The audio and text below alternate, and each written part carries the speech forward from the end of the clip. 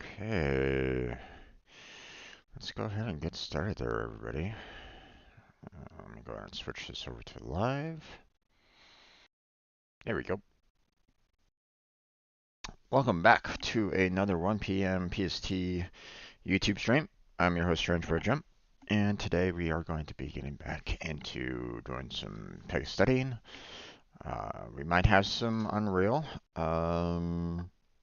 Not sure. Haven't heard anything from Blackheart yet, so but I'm gonna make the assumption that he will be able to make it today. If not, then we will obviously go ahead and skip that. Um, obviously no pressure on him. If he can't make it, he can't make it. Okay, there's no problem on my end if he's unable to be here. Okay, because he has a lot of real life events going on right at this moment in time, so it's perfectly fine if he is unable to, um, uh, step in for that 1 hour. Okay. Um, so no worries on that. Okay. Um, then we got some more videos to upload or to make public. And then we got some more Warframe later on tonight. So that's the lineup for today's stream. If you're watching this later on YouTube, uh, for this just for the Pega video itself, um, thank you for clicking on this video. I appreciate it. You're always welcome to come on by, for these live streams um, that I make. Um, and let's see. Uh,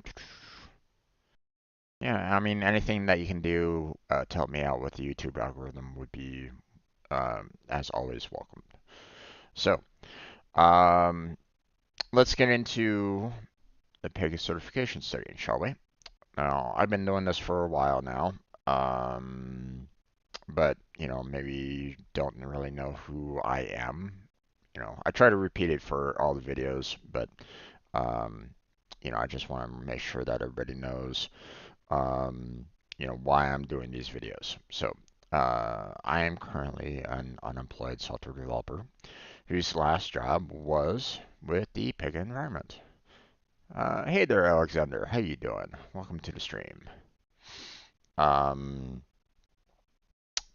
now, um, the um, the uh, training that I had wasn't exactly the best.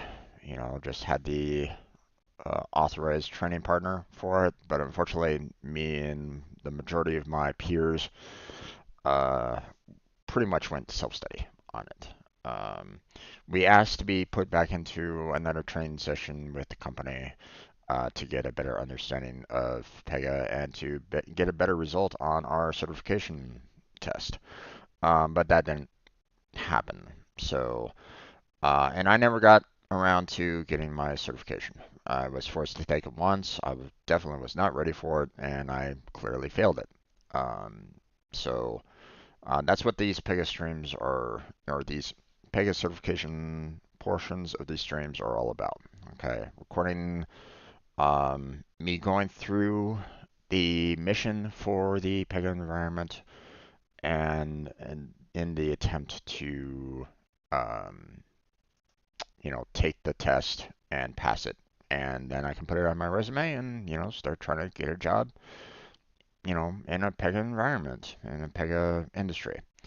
Um, so, um, now, for those of you watching that, maybe you're also trying to work on the certification, know that I am not an authorized training partner and this is not meant to be an instructor-led training.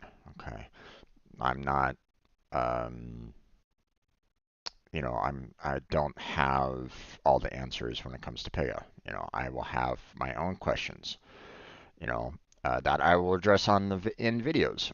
And I just hope that um, veterans of Pega, um, the academy leads, managers, years of experience of veterans might catch one of these videos and be able to answer the questions that I might have, um, on said video. And therefore, not only are they helping me, but they might be helping someone else that might also have the same questions. So, um, now, I'm already, you know, pretty far along in terms of the system architect certification study.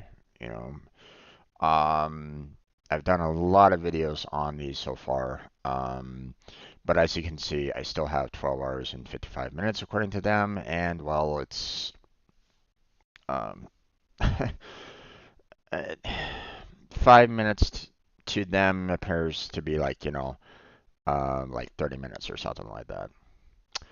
No worries there, Alexander. No, I wasn't quite sure exactly what you were um, saying there, so I didn't really pay it any mind. So no worries on that.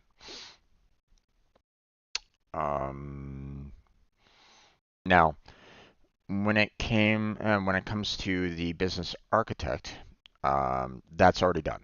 Okay, if you're here in the hopes that I'll be going over the business architect, it's done. I've already covered the two missions and two modules for it.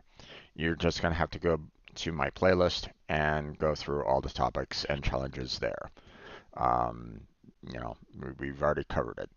Um, Now, I'm doing these in 8.7, so if you're studying this and you're going over like 8.8 or 23, I wish you luck on it. Obviously, there's going to be some changes, if not a lot of changes, but we'll see. We'll see what happens.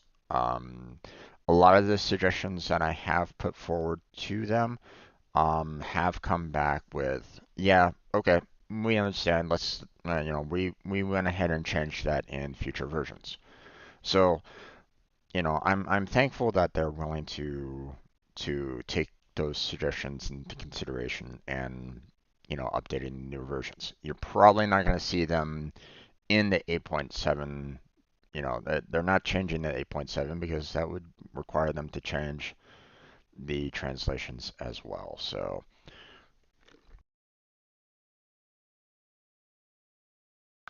but um, if you are trying to study for the business architect, then know that um, in these last two modules here are all about the Pega Express delivery. Okay, if you wanna know what you know, I don't feel like these two modules covers enough of the Pega Express delivery for you to know fully well when it comes to the certification test, and you're going to be saving 12% of the certification test all about Pega Express. So I would recommend taking the mission itself. Okay, go over through the mission, study all the 8 modules that they have on there, and hopefully get a better picture of what Pega Express is all about. So pass that 12% of the certification test with flying colors. Okay, get that 100%, or at least as close as you can for it, right? If you can answer the questions like this without any problems, without any hesitation, without like going, did they mean that or did they mean that? Then you're going to be golden when it comes to the certification. Okay. Um, but obviously, you need to also be correct. So, um, now we still got a ways to go for the system architect to be done on that one before I'm ready to take the certification test. And, you know, hopefully, if you're following along with me on this, then maybe you're also planning on taking the system architect certification as well.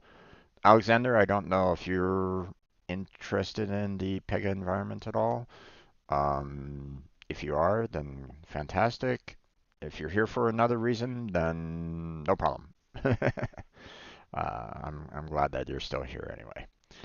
Um, okay, so the next module is the grouping fields and views, the layout groups, and the module quiz. However, I did get some uh, reply emails, and I should go over those actually. So let me bring those emails up. Obviously, I'm not going to show them because I don't necessarily want to like dox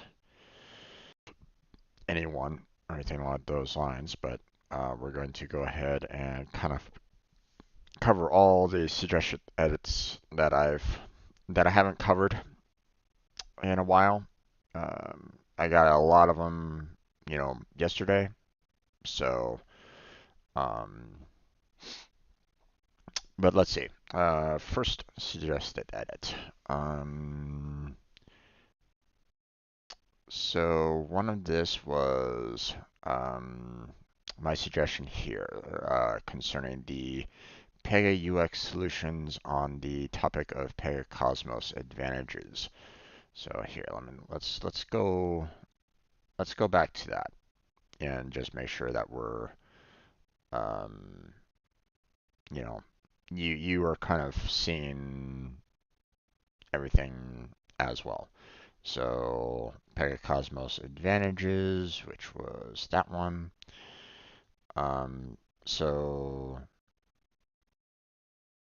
um, um, So I think this was concerning the last question here. Pega Cosmos helps teams to be more productive through the use of better multitasking, AI, modular design, filtering, unified activity, collaboration views with only Pega branded assets. I initially said yes, because you know, a lot of this stuff is something that Pega is doing by themselves. Okay, and they are trying to do more and more, with Pega, being only Pega branded assets. Okay, they don't really want anything outside. So I said, so with the fact that you're trying to add everything into Pega from SORs to rule instead of object, it really isn't that hard of a stretch to say that you're trying to design Pega to be self-sufficient. So when I see an answer that has no statement anywhere in the topic to refute previous statements about how Pega is building their own tools, how am I to proceed? The only thing that I could think of is that you could make the statement false was an external database. That's it. Maybe add a statement somewhere within the topic that addresses why it isn't only Pega branded assets. Maybe add in what Pega uses that isn't Pega assets. Because so far, I don't see a large list from where I sit. And they said, thank you for submitting feedback for the system architect mission. Your feedback has been added to the backlog for next released. So either they're going to change the question, or maybe they'll add, what Pega doesn't have or something like that. I don't really know. They didn't really state, um, what they might change. But I'm thankful that once again they're like, okay, you're, we understand your feedback. We'll consider it. So, so that's nice. Okay. Next one. Challenge, customizing a view at runtime. So, here, um, we're going back here. Let's see. Customizing a view at runtime. So, the, um, the suggestion I made here is there's no way that this is set to a 5-minute duration. It takes approximately 5 minutes to even get the instance to load, much less the 3 tasks that you have to work through. Please review the time requirement on this challenge and fix accordingly. Thank you. So according to this person's statement, thank you for submitting feedback for the system architect mission. As always, I'm thankful that they're like, thanking me. The time estimate has been updated in the latest version of the challenge. Please note that the instance spin-up time is not included in the time estimate. I mean, it should still be added, to be honest. Because if you're giving an estimate time on how long everything takes for the topic for the challenge or something like that, it really should incorporate everything, in my particular opinion. But um, we recommend creating the challenge instance before starting the associated module. I mean, not everybody, well, I mean, even then, it's like you're still going to have to take time to create the challenge instance. So, yeah. This ensures the challenge instance is ready to launch when you complete reviewing conceptual content. It's like no one's going to be. I mean, um, are you going to be looking through the tasks prior to it? I mean, wouldn't that also take time, to review and stuff like that anyway? When I've done these challenges, I don't really go and review. I want to try to, have a kind of a blind reaction to it so that I know, like, hey, this is my first time seeing it, and I need to kind of, you know, handle it, or this is how I need to kind of handle it when I first see it, right? Um, so I don't know. And it's one of those things where it's like, yeah, okay, you know, but we'll move on. Um, so um, okay, so next one is once again going back to the Pega UX solutions. So let's go back to that one.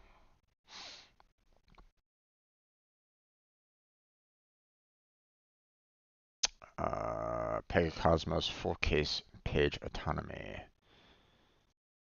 or anatomy. Okay, so here's that topic.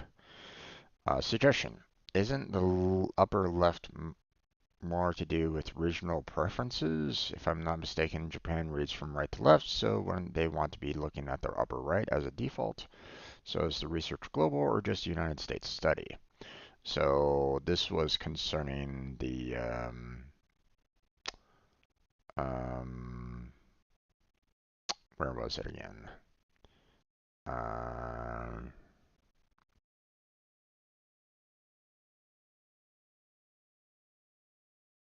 let's see.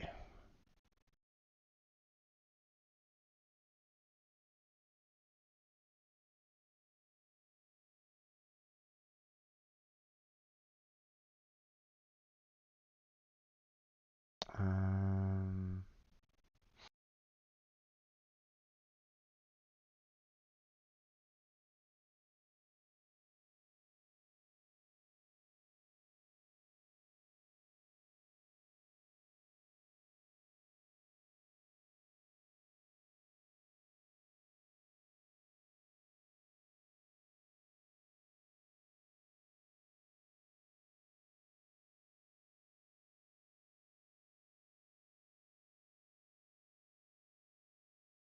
right. Okay.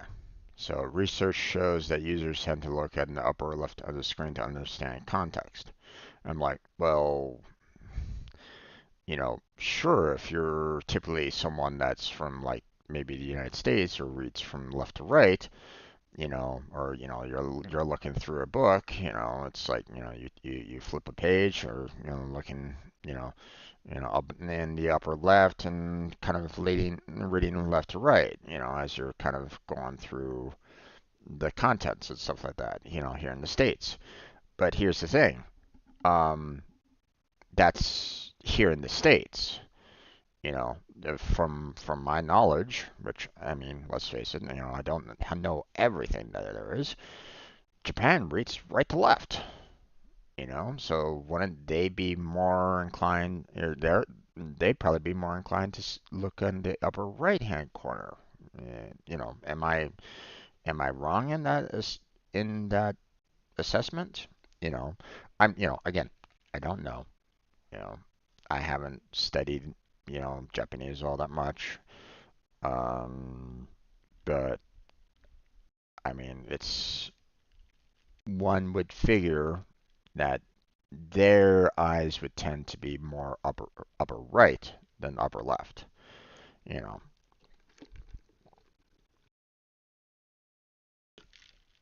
but again, I don't know. I mean, couldn't there be a culture that has some, writing from bottom to top? You know, on the right hand side. I mean, it depends on the culture, obviously. So, um, so it's like, okay, well, your research study is a little off, I would imagine. So, I got the reply back. Thank you for your suggested edit, as always. This is a language-based study. In the hotspot, it mentions users who read left to right instinctively look to upper left on the screen to understand the context and get their bearings on any new screen, which is true. However, again, it depends on the culture, it depends on the location. However, the knowledge check doesn't have that caveat. I've added this to our spreadsheet to investigate next release. So that's that's what they replied back to us. It's like, you have to understand your culture. And with Pega being international, you can't make that uh, you can't make that assertion for every single culture that's out there. You know, so um, so yeah. We move on. I have a lot of suggested edits that got replies back, so we're gonna cover them all right now. Um, so, um,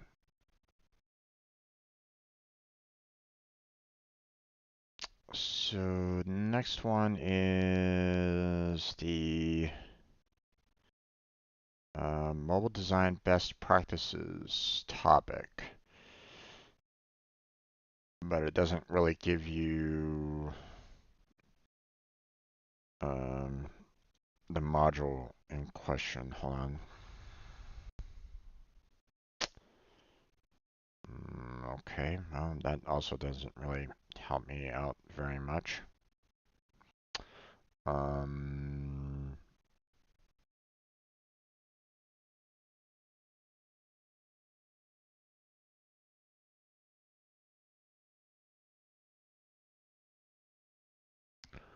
um,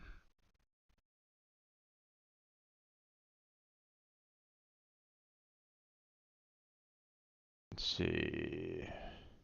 There it is, mobile design best practices. So, in this suggested edit that I make, in the design for device window under the first description, you have a misspelling. You'll see users access instead of the necessary users access. Should be simple fix without needing to change any of the other websites. So, um,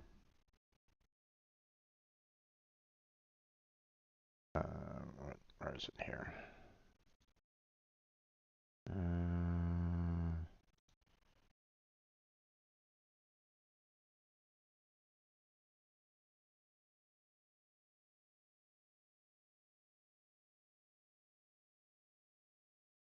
let's see.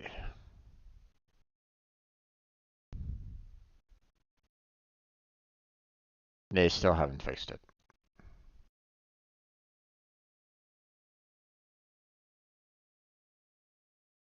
Um, So, hi Jim, thanks for the feedback to Pega Academy. I fixed the typo in the latest version of the topic. I mean, they didn't fix this version of the topic.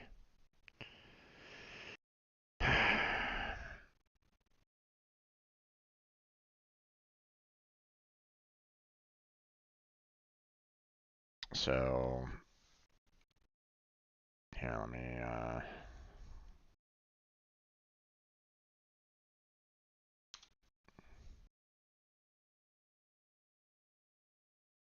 this is the version that they're kind of referring to. They have the user's access. So, this is their most up-to-date version, and it's like, well, why not just fix this one? I mean, this right here doesn't change anything for any of the translations. You're just fixing a misspelling. Why not just fix this version? Oh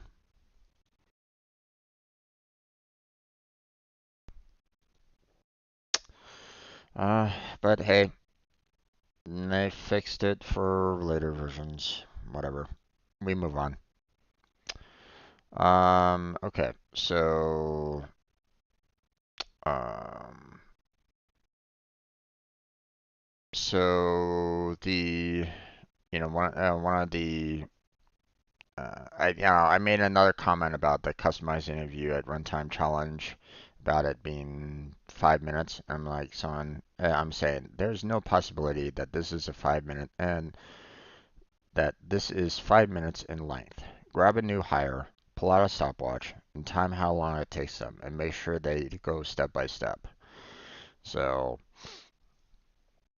you know, I'm I'm kind of like really hitting home on them about their times on some of these topics and these challenges because they are not in line with anybody brand new coming into these topics, into these challenges. Okay, it's not realistic. And I mean, don't get me wrong, I'm sure that they're trying to say, oh yeah, you can get this done in a couple of days. When in reality, it's a lot longer than that, you know.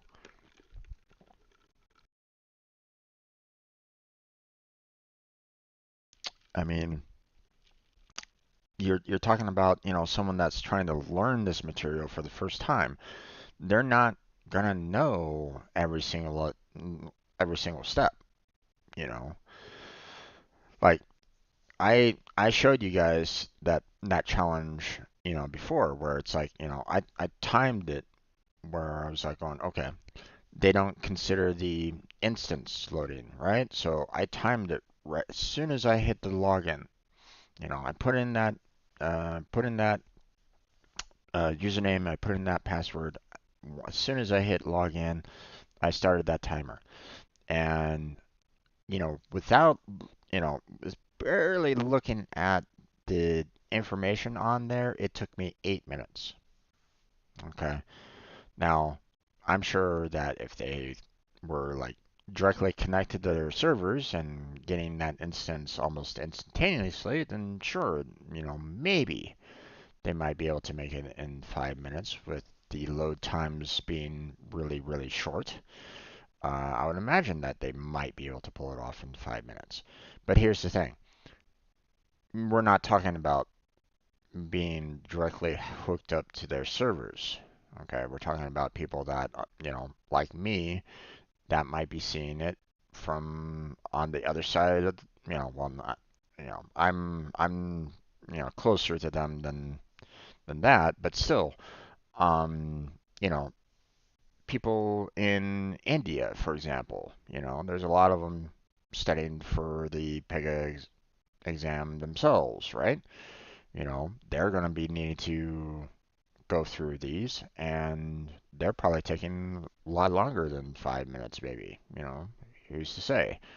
Um, but there's no way.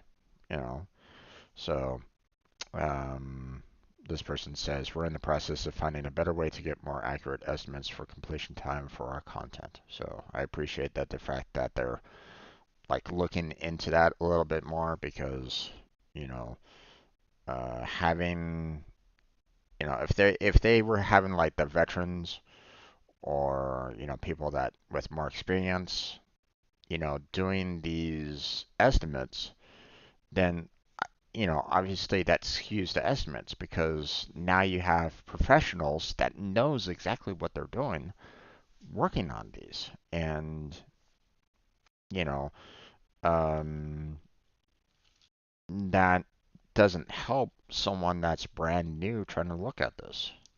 So, matter of fact, it kind of, if you're not careful, you know, if you're not careful on saying, like, oh yeah, this is done by like a veteran or something like that, you know, they might look at it and go, wait, someone could do it in 5 minutes, but it took me 10, or it took me 15. My gosh, I'm really terrible at this. Or, something along those lines. I mean, who's to say with that? So they really need to have better estimates overall. Okay. All right. So, that was a simple one about the estimates. So, okay. Um,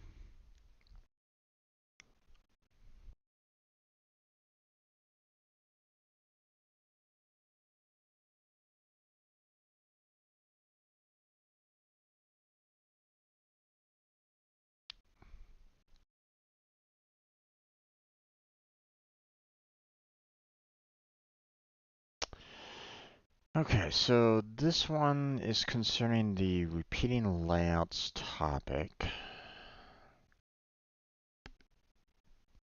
I don't know. Let's see, where was that one again? I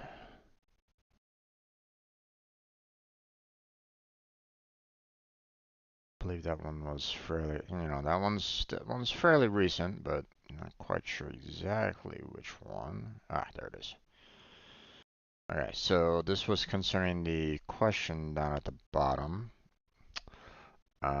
where my suggestion was a repeating dynamic layout, which is a repeating layout, has the same capabilities as a regular dynamic layout. So why is the answer wrong again in terms of the um,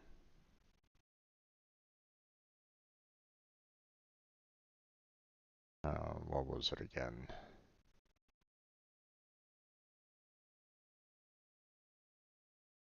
I think it was this one. Um, I was a bit concerned with the other answers, because it felt like I was seeing answers with one or two parts of the answer being incorrect. For example, repeating structures, which includes lists, but repeating layouts can be nonlinear. So I don't know. I feel like this question might need a review and update. That was my that was my suggestion. So their reply, the answer: repeating layouts organize non-tabular information and shift content as the device size changes, is incorrect. So that was this one. So, I tried to do that one, and, I was getting the dynamic layouts. I'm like going, well, repeating dynamic layouts is still repeating layouts. So, um, but they say because of the non-tabular information piece, typically use a repeating layout for tabular information or lists. But again, um,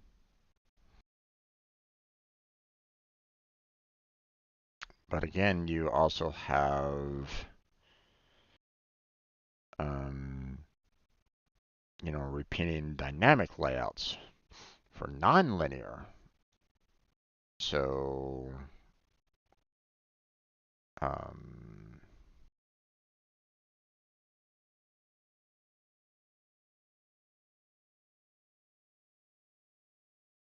so I obviously they're probably gonna, and they're probably ignoring that, but I mean, I'm just like, guys, repeating dynamic layouts, are stating that it can be nonlinear. Um,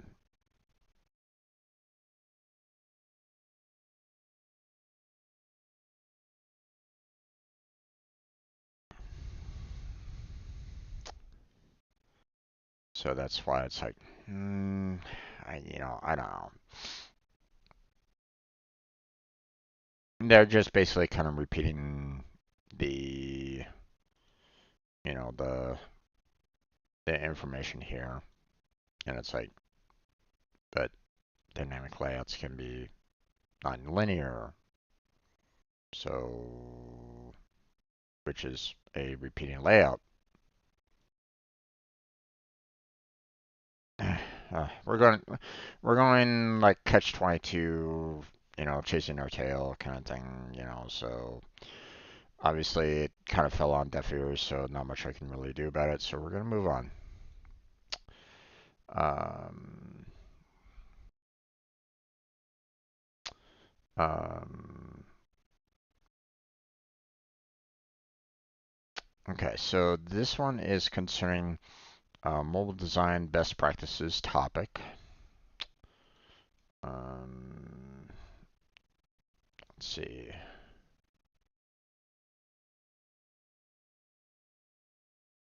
They're not including the module, so it makes it a little difficult trying to find the exact location. So, okay. So I was, um,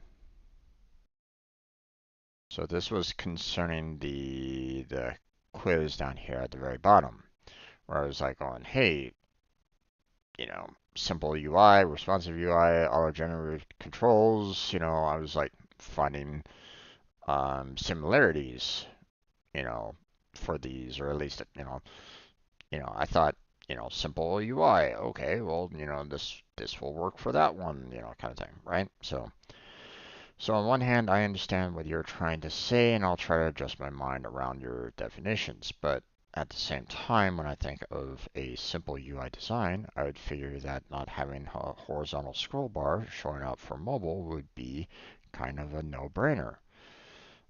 Figuring having a date change based on location would be something that would be considered responsive based on the location. And having a button or QR code display for a mobile user automatically sounds like like it would be auto-generated. But I guess I'm wrong. I'll try to remember these for the future certification, but it just feels off. So no reply. The knowledge check pulls from different sections of the topic. The use layout groups to take advantage of responsive UI best practice. The create simple user interface hotspot and use auto-generated controls hotspot. It you're missing my point there, um, individual.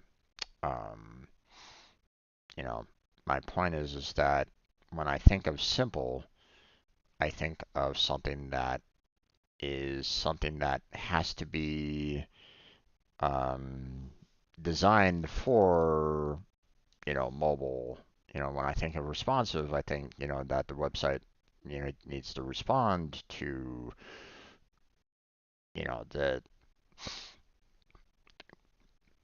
the issue at hand or whatever. I would figure that showing a button or a QR code would be considered an auto-generated. It's showing itself because the user might want it or something like that, right? Um, so that was my piece on it, but it looks like it kind of fell on deaf ears on that one. You know, they're basically saying, hey, this is coming from the information presented here and from above, so Um, I get what they're, like I said, I get what they're trying to say, but at the same time, the definitions of the words themselves is kind of shooting them in the foot as well. You know, because when I think of responsive, I think of something that, um, that needs to respond to the situation at hand, which could also, you know, apply to having, a date control, you know, being handled for a person's location. That sounds responsive to me, but no, what they mean by responsive is the, you know, scroll bars.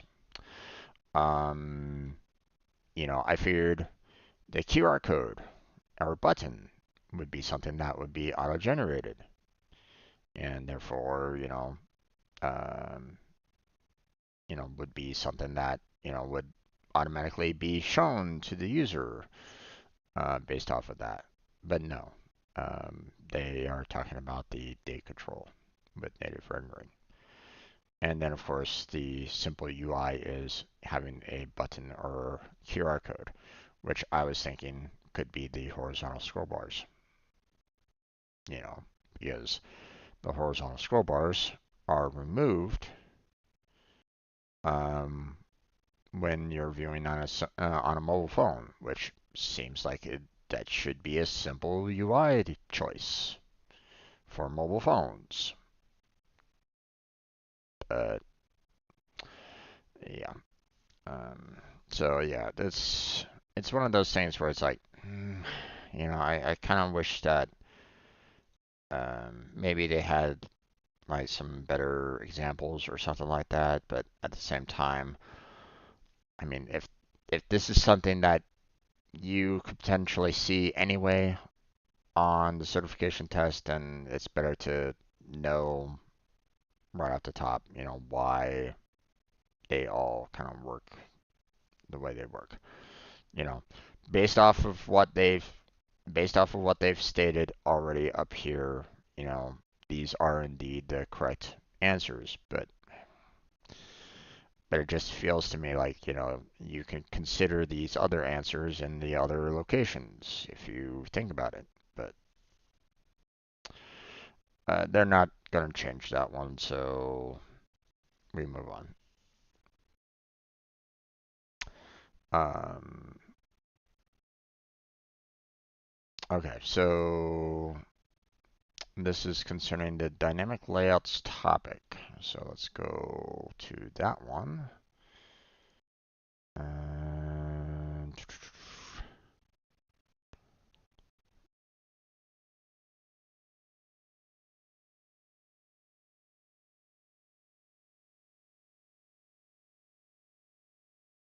all right, um, so isn't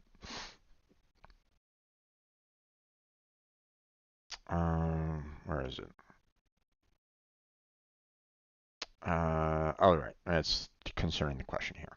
Isn't one of the possibilities that you can do with design templates is the ability to make your own? Changing how the template looks, maybe making changing what layouts, what columns, how they are arranged occurs. I thought that Dev Studio gives you those kind of tools, which wouldn't you say would fall under manual configuration? So I'm not sure the answer is completely incorrect. I know the answer is about forms, which is interesting that the keyword forms isn't really used much in the topic. Maybe consider changing that as well. And they answer you're not able to create your own design template in Dev Studio, which um,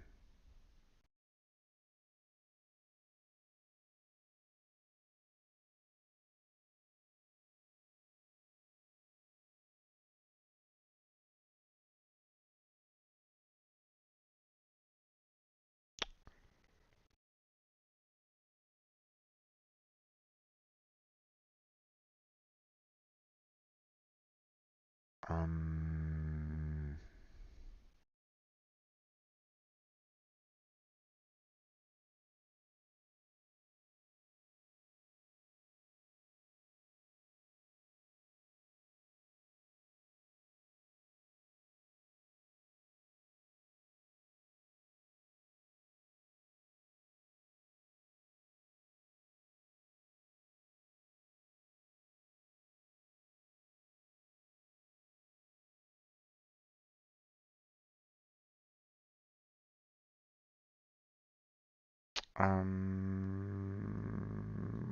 wait a minute.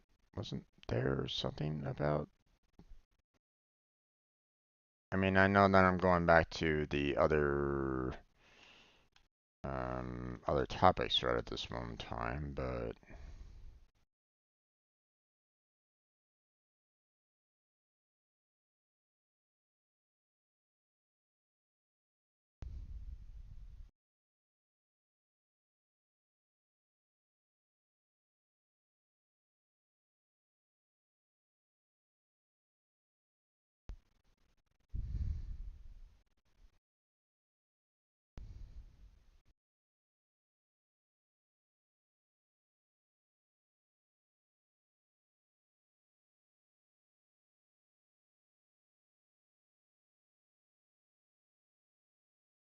okay, a layout template you can modify,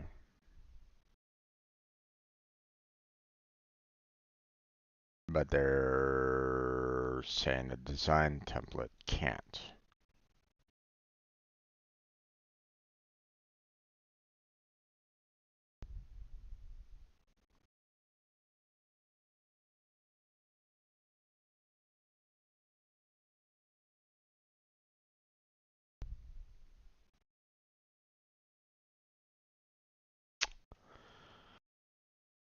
Aha. Okay. Pega platform provides out-of-the-box layout or design templates to use when creating views. You can apply an existing layout template to a view in both App Studio or Dev Studio, but only Dev Studio allows you to create or update a layout template.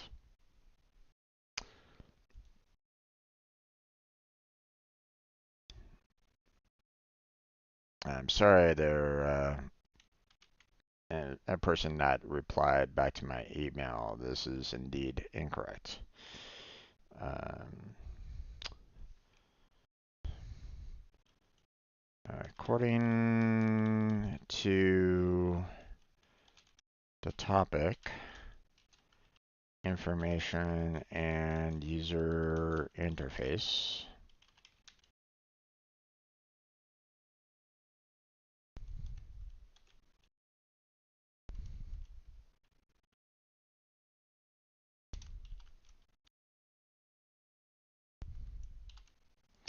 Pega platform provides out-of-the-box layout or design templates to use when creating Dev Studio.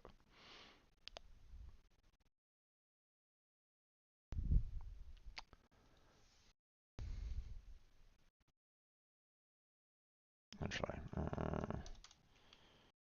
so according to a previous topic, you can create or change a design template.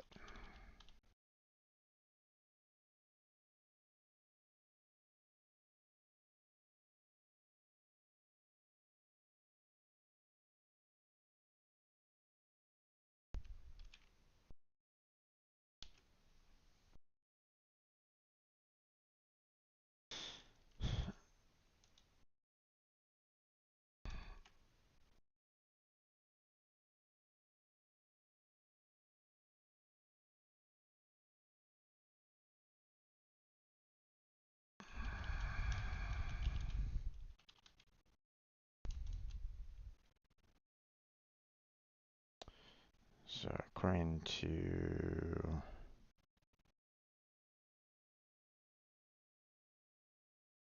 that topic, you can create create or change a design template.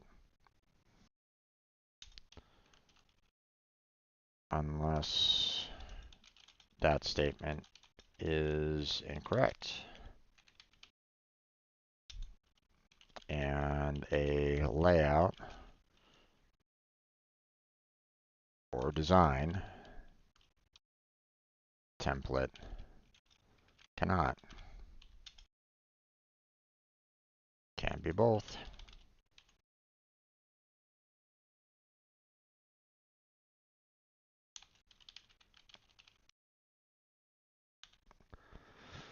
Uh,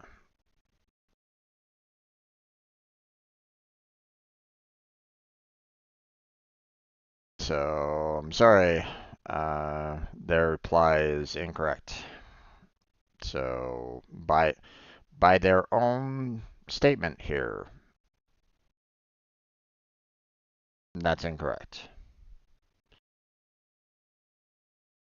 You know, so they are literally saying layout or design, which they're basically stating that layout has the same wording as design. Layout and design are the same words that they're using in that particular regard, and they're kind of mashing it together into a template. So therefore, when you go to the two topics away, you know, um, the you know design templates allow you to have complete control of the layout by facilitating manual configuration, which you can do with Dev Studio. You know, that is incorrect. You know, you can change your design templates. You can create a design templates. So no, this is, that is incorrect. So,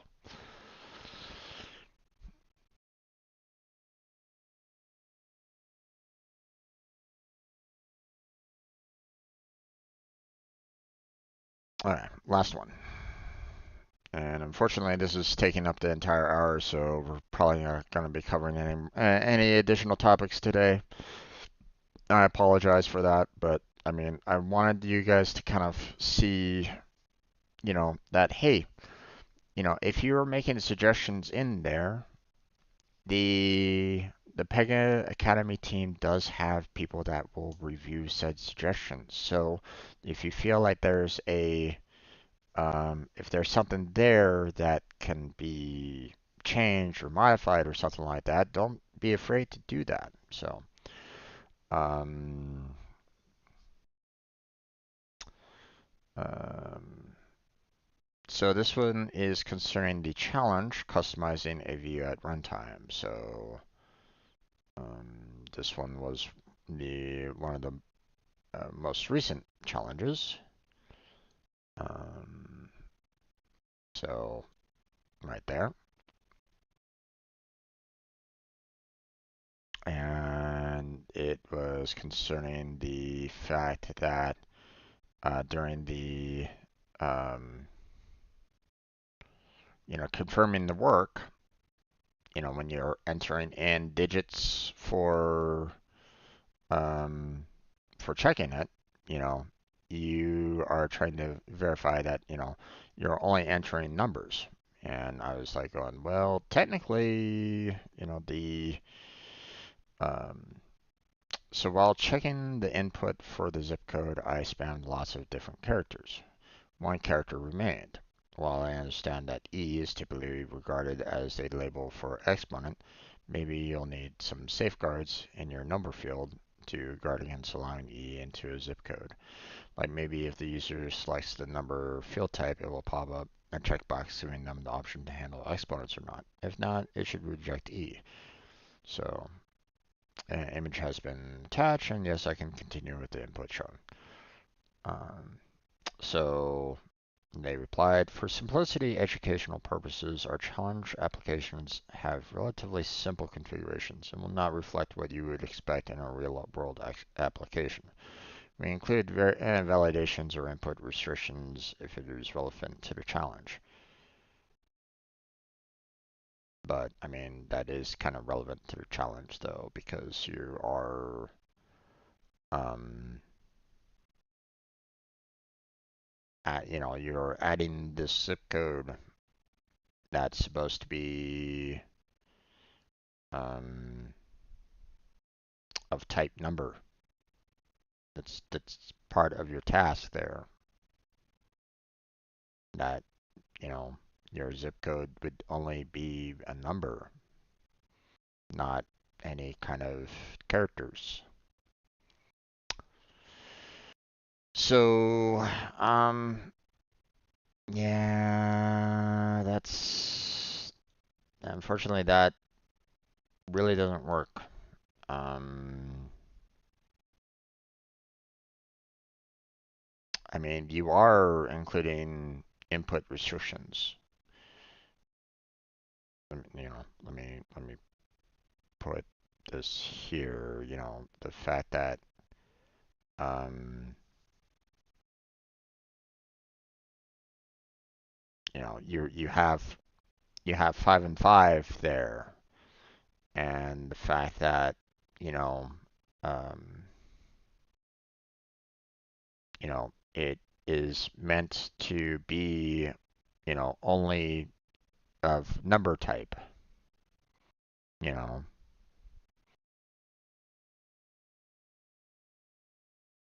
if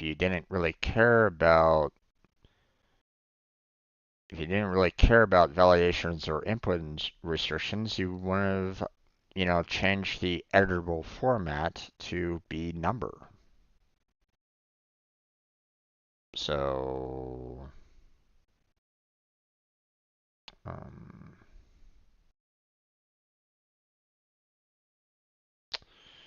I'm gonna have to um, kind of counter this a little bit myself. So um,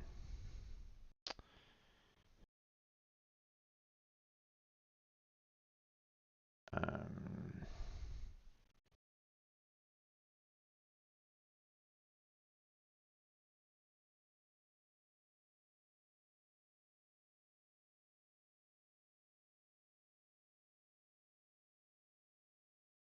um,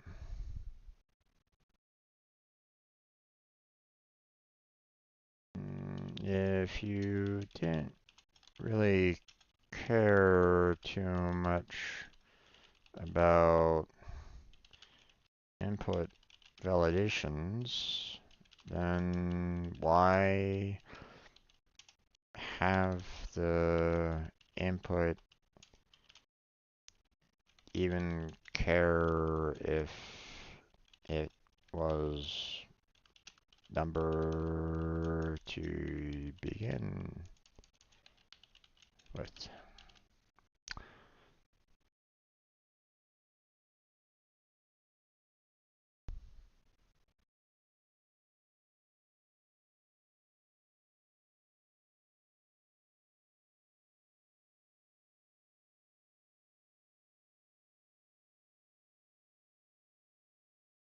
Um,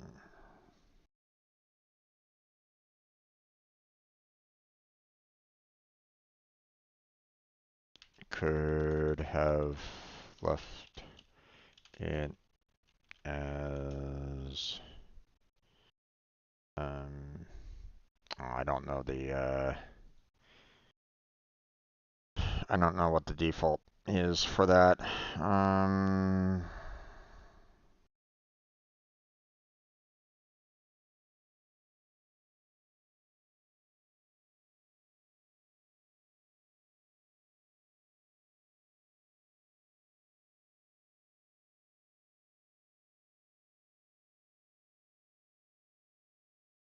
let me double check that real quick.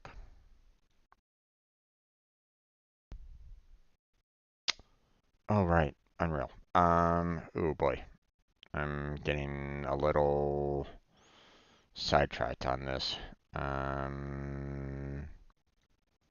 Let's see.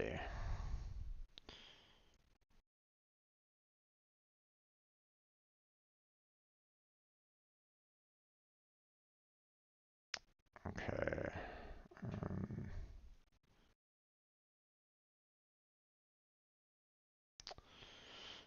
Sorry there, Blackheart. I'm gonna be running a little late on the on Unreal. We'll be getting to that shortly, but you know, if he's listening to me right at this moment in time, I don't know if he is yet, but um, I wanna I wanna kind of double check this real quick, and then set off the reply, and then I'll get to the Unreal in just a minute. So um, maybe do a little dance and a jig or something like that. uh, Damn it. Unfortunately, these Pega topics can sometimes run a little over, unfortunately. So, but I mean, if he wants to come on into the stage, then he's welcome to as well. Um, but I want to try to finish off this portion here, and then I'll switch on over, which means I'm gonna have to do like a quick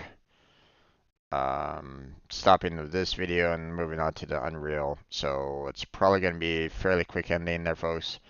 I mean, while this is prepping the instance, you know, help me out with the YouTube algorithm, you know, with the whole liking and subscribing and all that jazz. That would be fantastic. Check out the description for all my social media links, you know, links that help me out directly, Team Robot application, all that jazz. Check that out if you're interested in any of that. Check out my playlist for other, um, you know, Pega videos, or you know, check out the other playlists. You know, the gaming content, the coding content, the Unreal content that's coming up in just a second here on the stream, or um, check all that out if you're. Ah, damn it! It's not taking an exclamation point.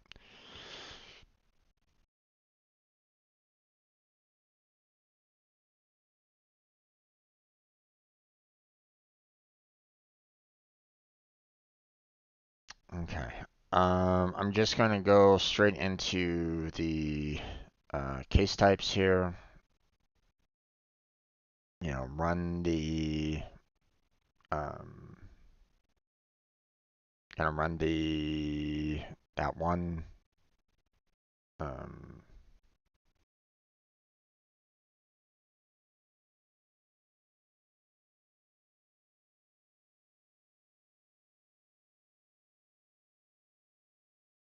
what was it again? Assistance request, and then we'll just take a random one that we can kind of modify.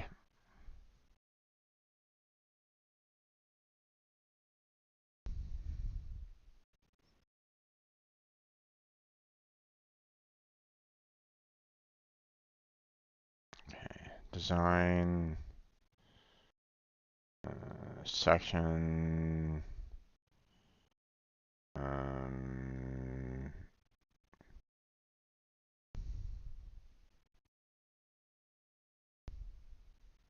let's see.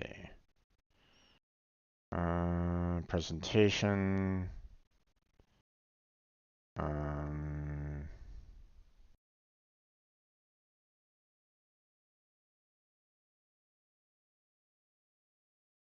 oh, the field isn't the same.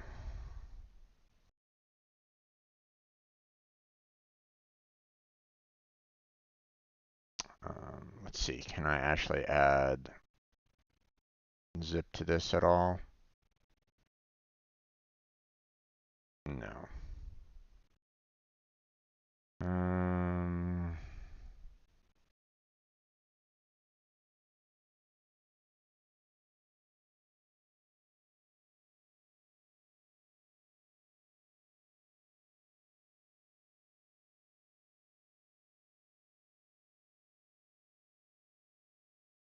Let's see.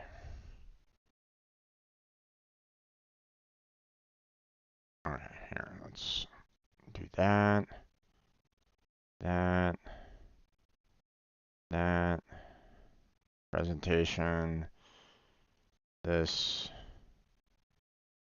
was set to none before. So, after it's none,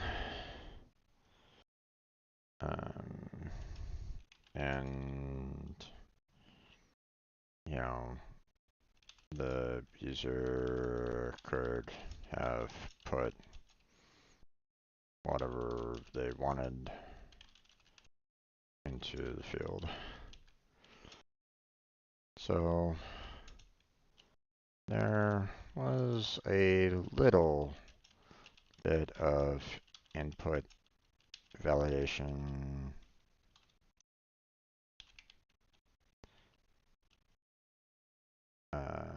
placed within challenge.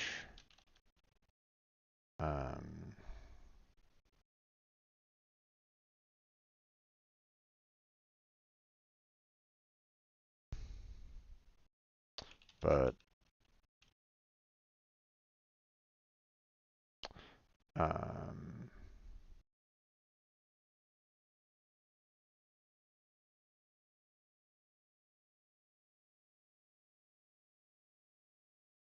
but as you said, you are trying to go for simple configurations.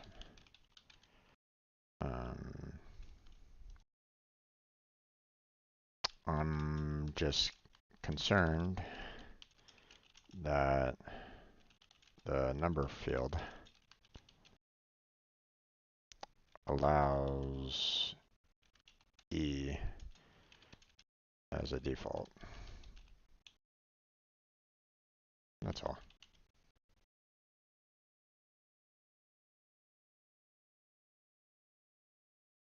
Sincerely.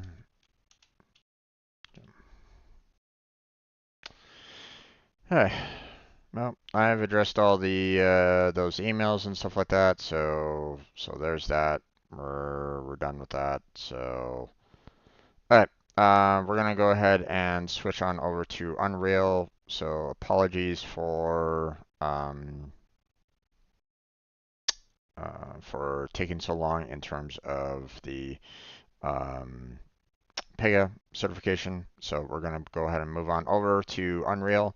So thank you very much for watching. I appreciate it. Hopefully catch you next time. But until then, take care. Have a good night. Stay healthy, stay safe. And catch you strangers next time.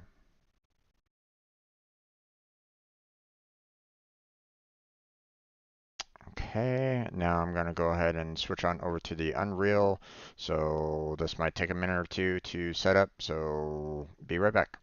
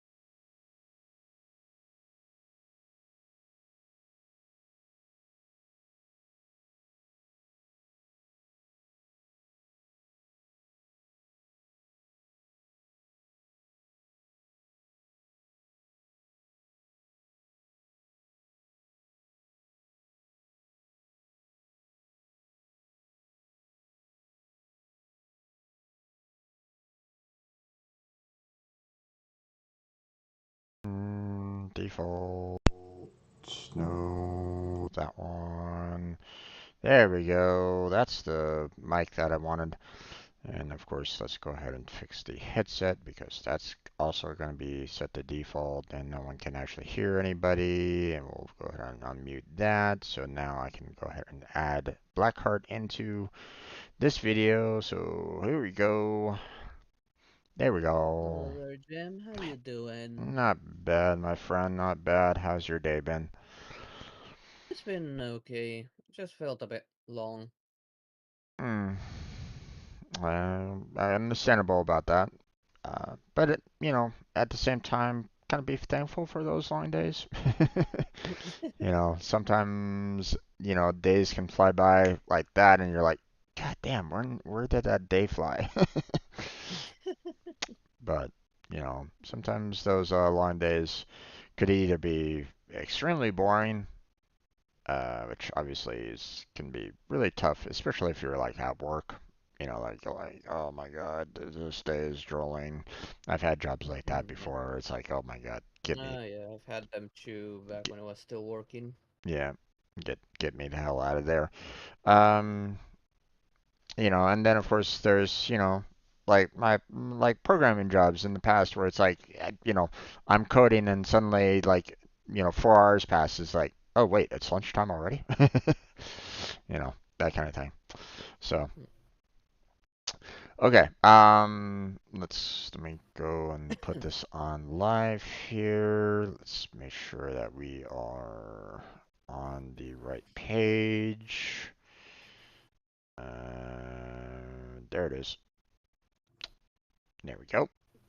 Okay, so um, today we're going to be going over the convolution reverb because we've already kind of covered the auto volume section. All the The different this, there's the shapes, ship the and shape. hollow. Yeah, we covered We through that. experimented a little bit with that. Yeah, I mean the only thing that we didn't really experiment too much with was the reverb.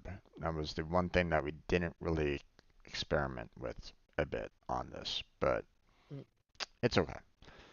Um, I'm guessing that through the lessons we're probably gonna end up touching on it eventually. And eventually, we're doing convolution reverb right now. yeah. Although, as you know, when we were looking at it the other day,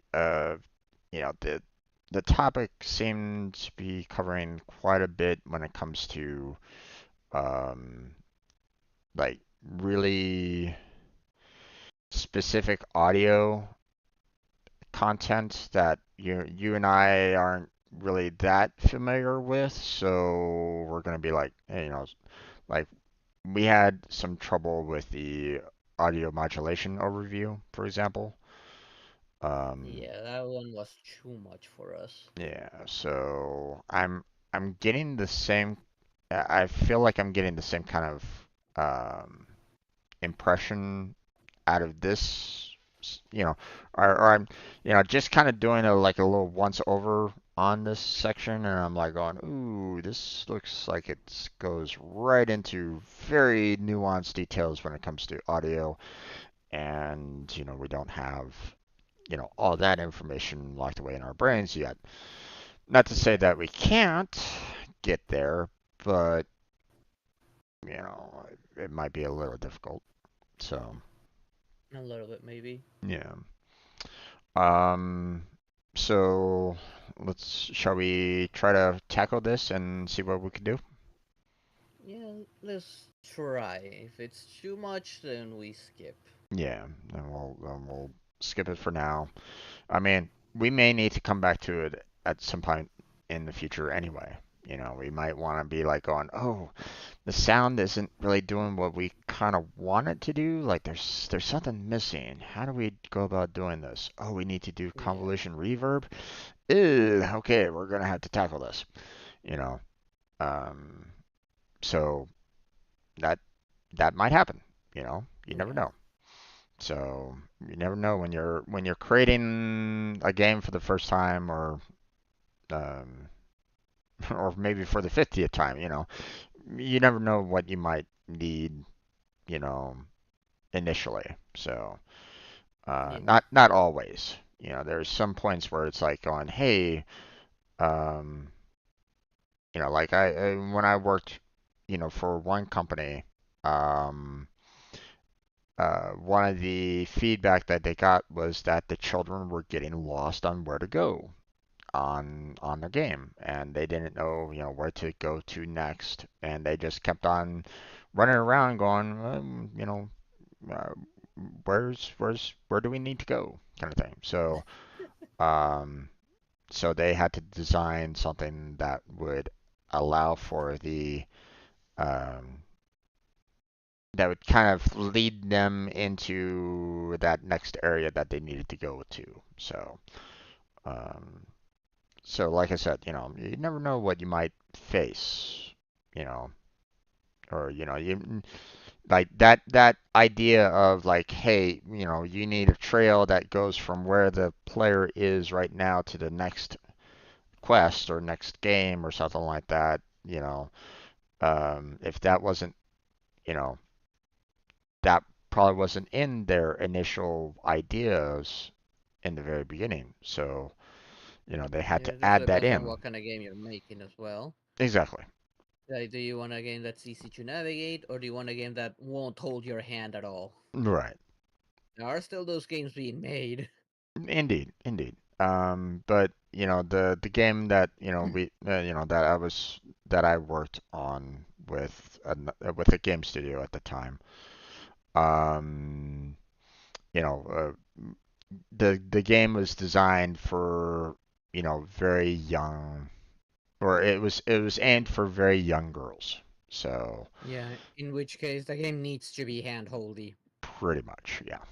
So um, you know, now obviously anybody you know older, like teenager or adult, might be able to get around perfectly fine. But for a very young you know, for a very young kid, they need that, guide. When making a game, you gotta take into consideration, okay, to what audience am I aiming this game at? Indeed, indeed. So if you're looking at, aiming in the game for a very young audience, then you may need those handholds. Yeah, and it needs to be an easy game to get by. Well, I don't know if To an easy's extent, that is. I don't know if easy's the right way of putting it, but um, you need to kind of show them like, hey, this is, um, this could be dangerous, at the very beginning or something like that. Like Super Mario Brothers, that didn't have any hand holding at all in that game, right? Um, in the very beginning, so there wasn't like any like instructions on how to jump or when to jump or how to jump, or anything along those lines. So it's like, Yeah, so the era when tutorials didn't exist. yeah. But the thing was that it still worked.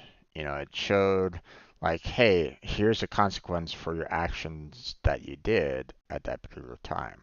Now, granted, it can be quite brutal in the fact that, like, hey, you just lost a life. Guess what? You only have 2 lives left. Good luck. You know. But here's the thing.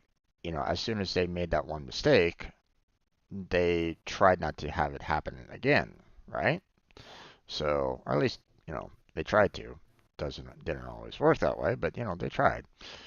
Um, but if you're talking about like an RPG or something along those lines, where you have individuals going from one part to another part and saying, you know, you need to find this particular person so that they can give you a quest, and you don't tell them where they are. What is a person to do? What is a child to do? They're gonna be Yeah, on you la need la la la some kind la. of hint system. Yeah. Like, an example I can think of a hint system is Wild Arms 2. You could contact the base, and they would tell you the general area of where you need to go. You need to go to this city in this region, Mm-hmm. and that it would give you that hint to know where to look. Yeah. Then it Well, was up to you to actually find the person. yeah. Another way of going about doing it is making sure that it's heavily on rails, meaning there's no way that you can kind of go off path very easily. You know, Not unless you break it.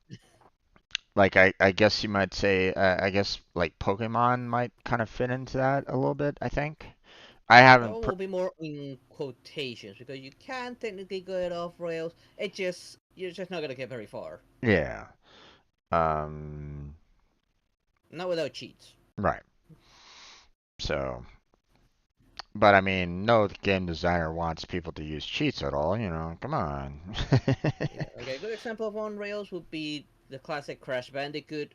You only have one way to go. That's it. Yeah, indeed. So, well, I mean, standard platformers tended to be along those lines for the most part. Yeah. So, all right, we kind of went off track. Let's get A back little into bit. our Yep. convolution reverb there. So, convolution reverb is an exciting technology that sound designers can use to capture the impulse responses (IRs) of any physical location, such as caves, churches, offices, or hallways, and process audio in real time as though it was being played at that location. Interesting. In effect, the IRs are capturing the reverberations of real locations, thereby allowing a new level of realism and immersion in environmental audio processing. Okay, interesting. Um, I believe, the fact that it's saying, capturing the reverberations is, you know, interesting statement there. So, like the Hmm. echoing of like steps in a very echoey chamber, like at a church or an office or something like that. So, unless there's something that like dampens those footsteps, for example, right? Yeah. It's like distance, direction, and if there's something in between. Yeah. So, in addition to capturing real life reverberations, IRs can be derived from any other sound source. Algorithmic reverb output, Foley, VO such as huffs and breaths, contact mics, and so on. IRs can be edited and processed like any other sound. They can be filtered, attenuated, reversed, chopped up, edited, and more. In this way, the convolution reverb feature introduces a whole new dimension of experimentation. Oh boy. That sounds more like for if you were to make your own sound effects in a way. In a way, I would imagine that it's like, hey, like you want this scream to kind of echo through the chamber, but maybe you want to change it like in real time so that it will like maybe when it echoes one way, it bounces off the wall and it goes in reverse in the other or something like that, and makes it even more like eerie or something like that, right? You Hmm. know, or whatever.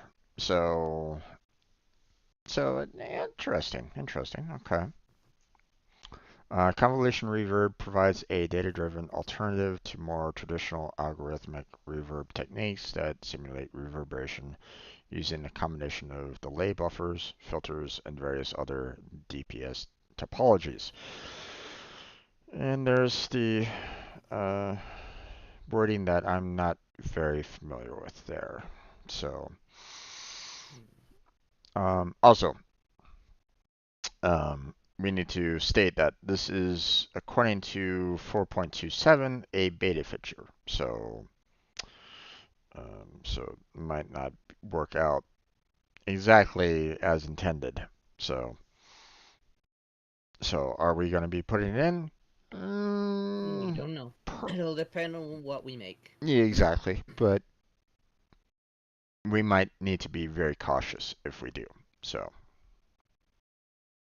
seeing that it is in beta. Now, it might be perfectly, like Unreal Engine 5 might have it perfectly enabled and it's working perfectly fine on 5, but obviously we can't do that yet. So I can't do that one. well, because you can't do it, I can't do it. I'm not going to be stepping up into Unreal Engine 5 without you, if we're trying to build a game together, my friend. So, you know, and when I say we, I mean we can't do that. So, you know, I'm not gonna do that because we're gonna have problems if I try to do Unreal Engine 5 and you can't do that, then we're gonna come up into um, issues at runtime, or I put in something that works for 5 but doesn't work for 4, and therefore it causes you problems. We can't have that kind of Yeah, probably difference. wouldn't even be able to open the file. Probably. Well, I would imagine a Engine 5 can, but an Engine 4.27 opening a 5 it'll No. probably have some difficulties. If not, No, if you open a engine 4.27, they'll probably update the files. yeah, it might try to convert it to 4.27, and therefore it might not recognize any like new functions that might have been added in 5. It might go, what kind of functions are you trying to add here? And suddenly, you know, there, now you have like hundreds of errors on your code that was designed in 5, and 4.27 it doesn't really work that way. So it's better to just stick with the same engine for everybody, and therefore not have any issues along those lines. So, all right, moving on.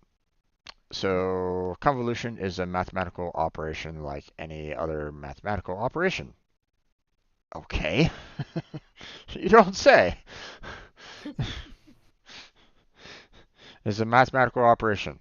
Okay, that's great. Like any other mathematical operation. How so? You already stated that it's a mathematical operation. It's like, okay, that's enough. Addition, subtraction, integration, dot products or cross products, to name a few. In the same way that dot products and cross products can be thought of as different ways to multiply vectors or signals, convolution is a third way to think of vector transformation. Interesting.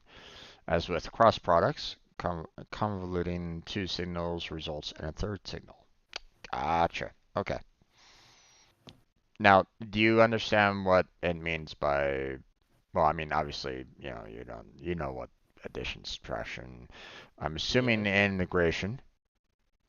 Yes. Okay. And I'm also assuming dot products and cross products. Yeah. Okay. I'm just making sure. Now, if anybody is like watching this right now and they're like going, "What the hell are you talking about by dot products and cross products?" You're welcome to ask if you're not sure. Okay. Um, this is a form of mathematics that programming uses to get jobs done faster. So uh, so just kind of bear that in mind. You know for those of you that are like on, I don't need math to program. Right there, guys. Yes, you do.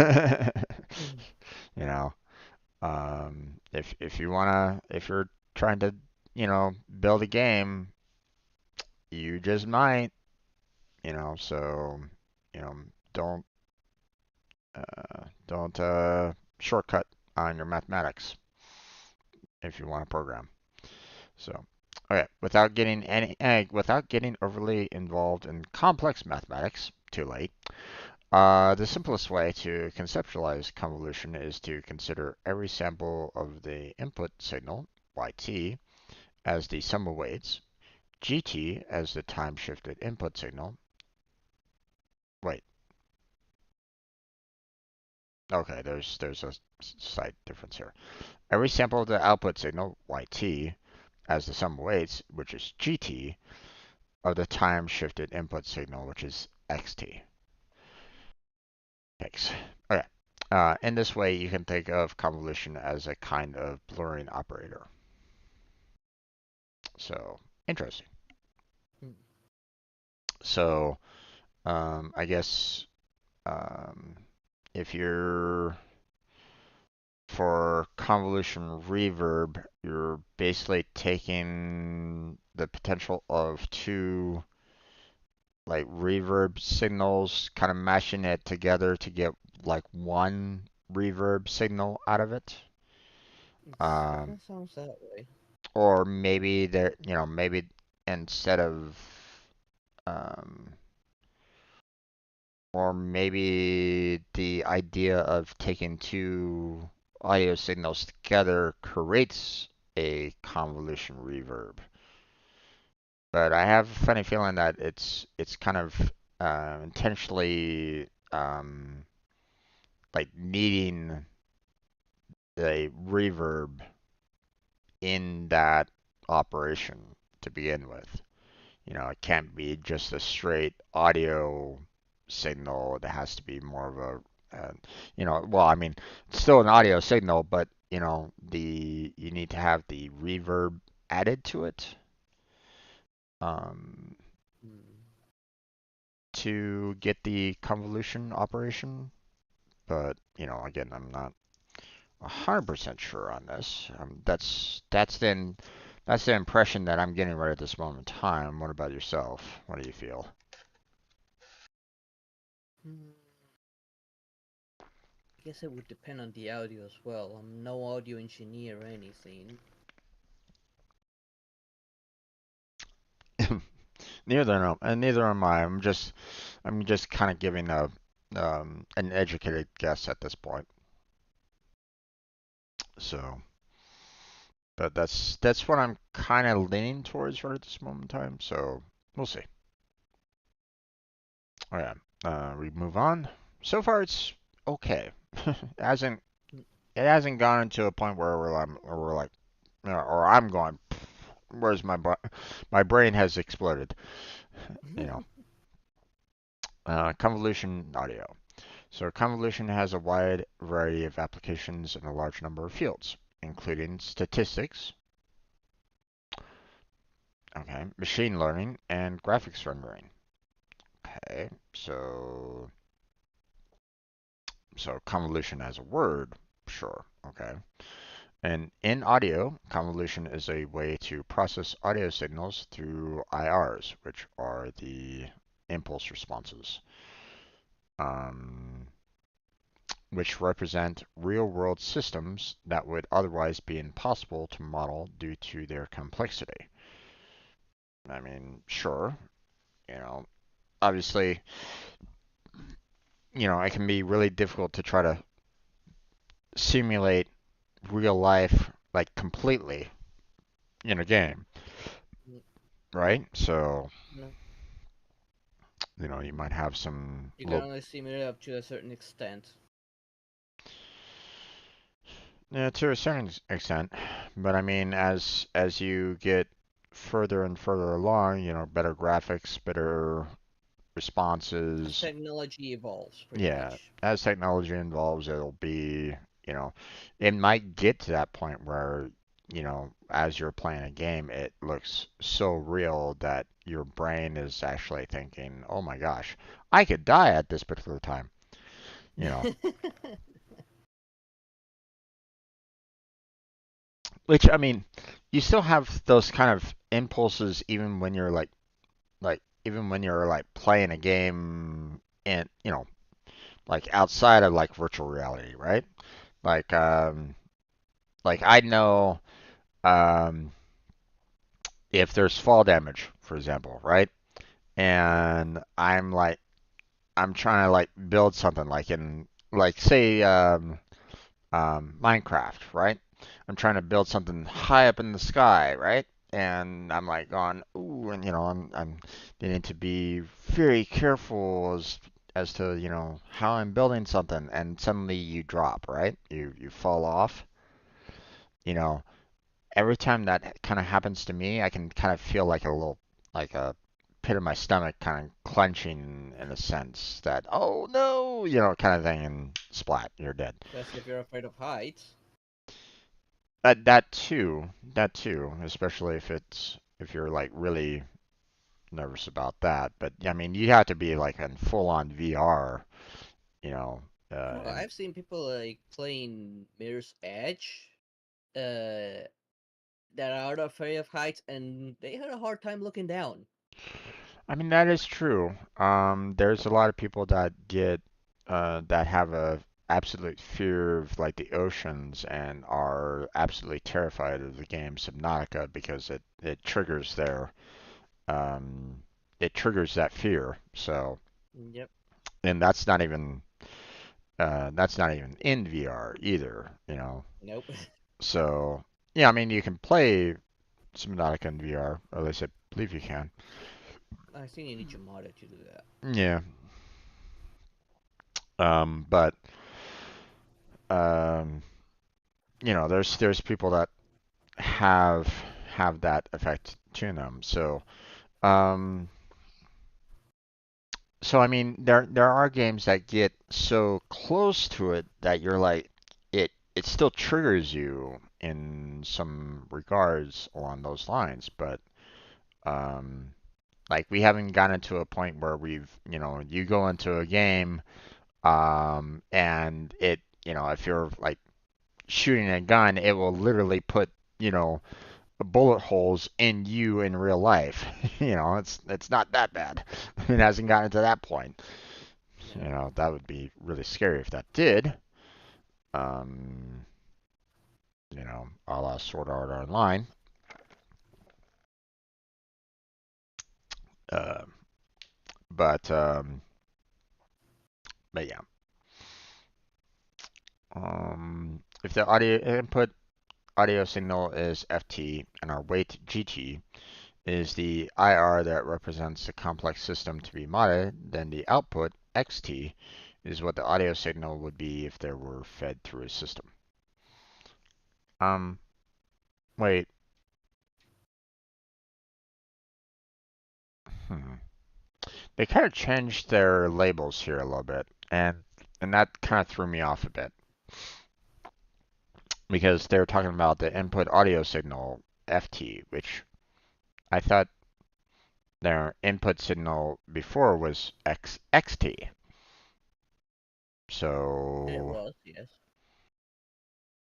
so are they saying that XT is the time shifted input signal and FT is the input audio signal? I And play two separate things that we're not aware of. maybe, or maybe this part with the FT and GT equaling XT is the time shifted input signal, maybe. Like like FT and GT here is a combination that will eventually go into the time shifted input signal above, maybe? I don't know. Si Well, but that sounds fit, maybe.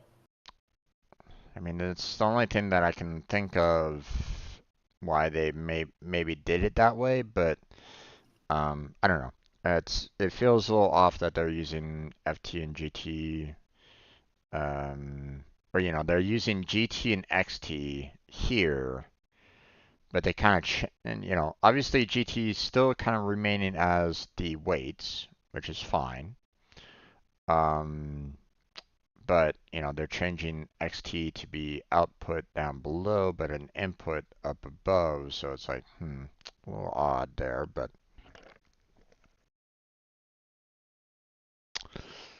maybe they'll explain a little bit later. So Hopefully.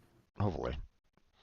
Competition considerations. Convolution is fundamentally an expensive mathematical operation. Understandable that. Every element in the input signal, ft, is multiplied by every element in the convolving signal, gt. GT was weight, so are they changing it again? I don't know. Yeah, I don't know either. And added together to produce every element in the output signal xt. For large IRs, which represent large reverberation spaces, this gets very expensive. Performing the convolution operation directly is usually too costly for a real-time scenario. Luckily, there is a symmetry that can be taken advantage of that speeds up convolution significantly. Convolving two signals in the time domain is identical to multiplying signals in the frequency domain. The frequency domain of a signal can be produced by using the fast Fourier transform, FFT. I have heard of that before. I'm not remembering exactly what it was all about, but um, we'll move on. Like I've heard of that before. I just can't remember like where exactly I heard that. So it's been a while. Hmm. I don't know if you're familiar with it yourself at all. It rings a bell, but I'm not entirely sure. Really, I Yeah. don't know if I've actually heard about it. The fast Fourier transform, as the name would suggest, is fast. Really, you don't say. Um, by doing this step for the input signal and the IR, convolution reverb can be computed on the CPU in real time. Take care, however, as it is still usually more expensive than traditional algorithmic reverbs. So, alright. So, um, yeah, I think the fast Fourier transform is a mathematical operation, I think. It's just it's a certain calculation that you have to um, I can't remember. I think it might be like a matrix based um, calculation, but I'm not. It's like right there. I'm like, oh, Jesus! It's like I've heard it, I've seen it, but I just can't put my finger on it right at the moment. So it's like, god damn it. Oh well. Hmm. With new CPU capabilities and hardware acceleration of convolution operations, convolution reverb is becoming a more viable option in game audio. In this way, convolution reverb has been traditionally a next-gen audio technology, which I mean makes sense. Obviously, if you're talking about something that requires a lot of calculations, a lot of mathematics, that And the take CPU would be the dominant one there. right. But that if that's taking up the majority of your processing power, then it leaves nothing for handling anything else. So, you're trying to run along and suddenly it it stops or glitches or something like that to wait for like a convolution reverb to catch up with it or something like that, right? Yeah. So, so I can understand why, hey, maybe not necessarily use it because you're going to be basically killing your CPU and hardware to try to involve it. So, which again makes sense. So how to use the convolution reverb?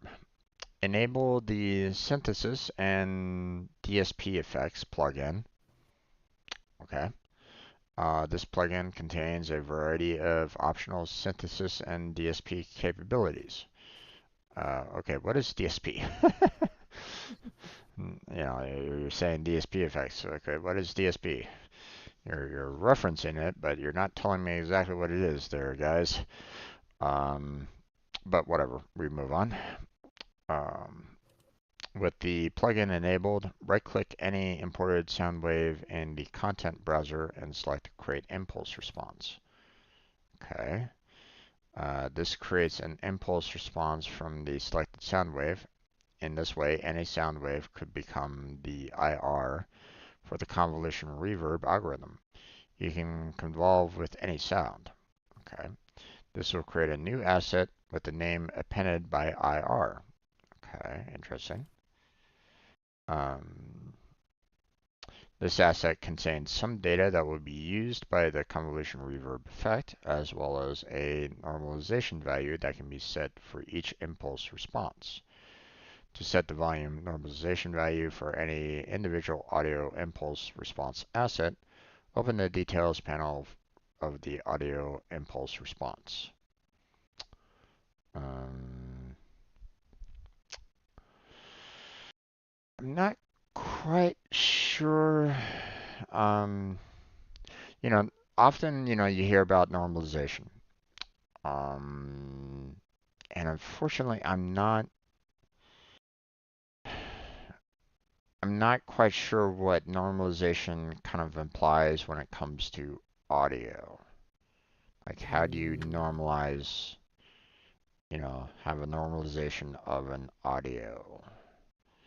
That let me have a quick look at it. so that's where I'm kind of, this particular paragraph here isn't really setting well with me right at this moment in time because I'm not quite sure exactly um, what they're trying to do in that particular paragraph. So, um,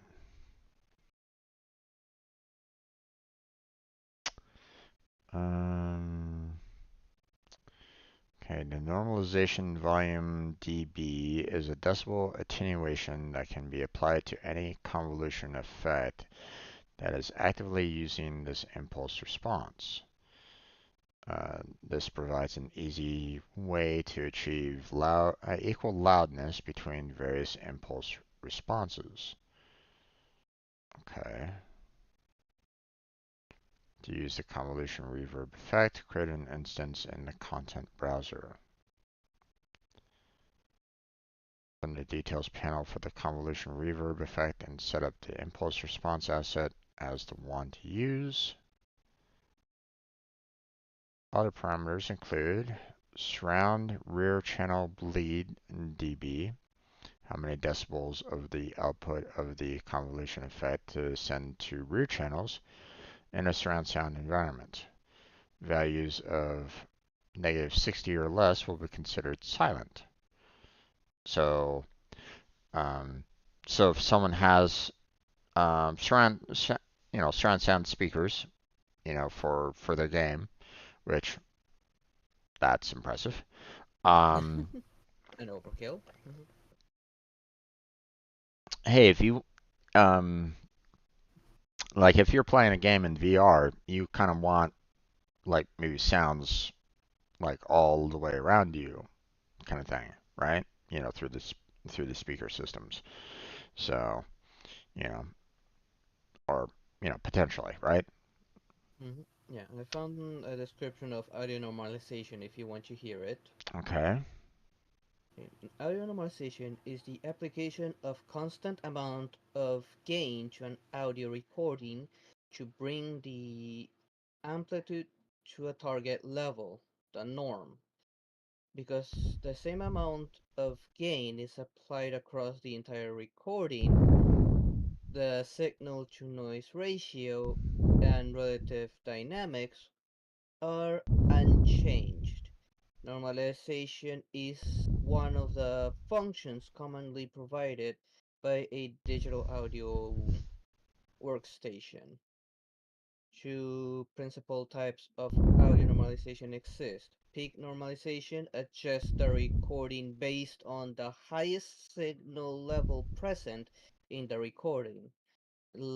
loudness normalization adjusts the recording based on the perceived loudness.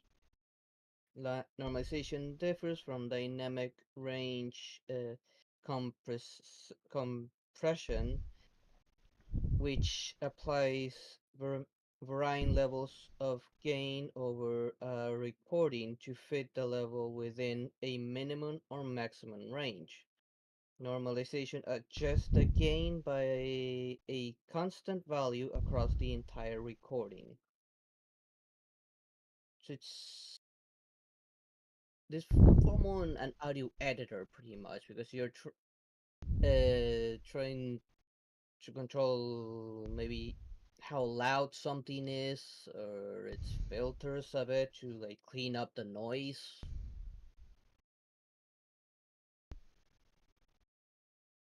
Okay.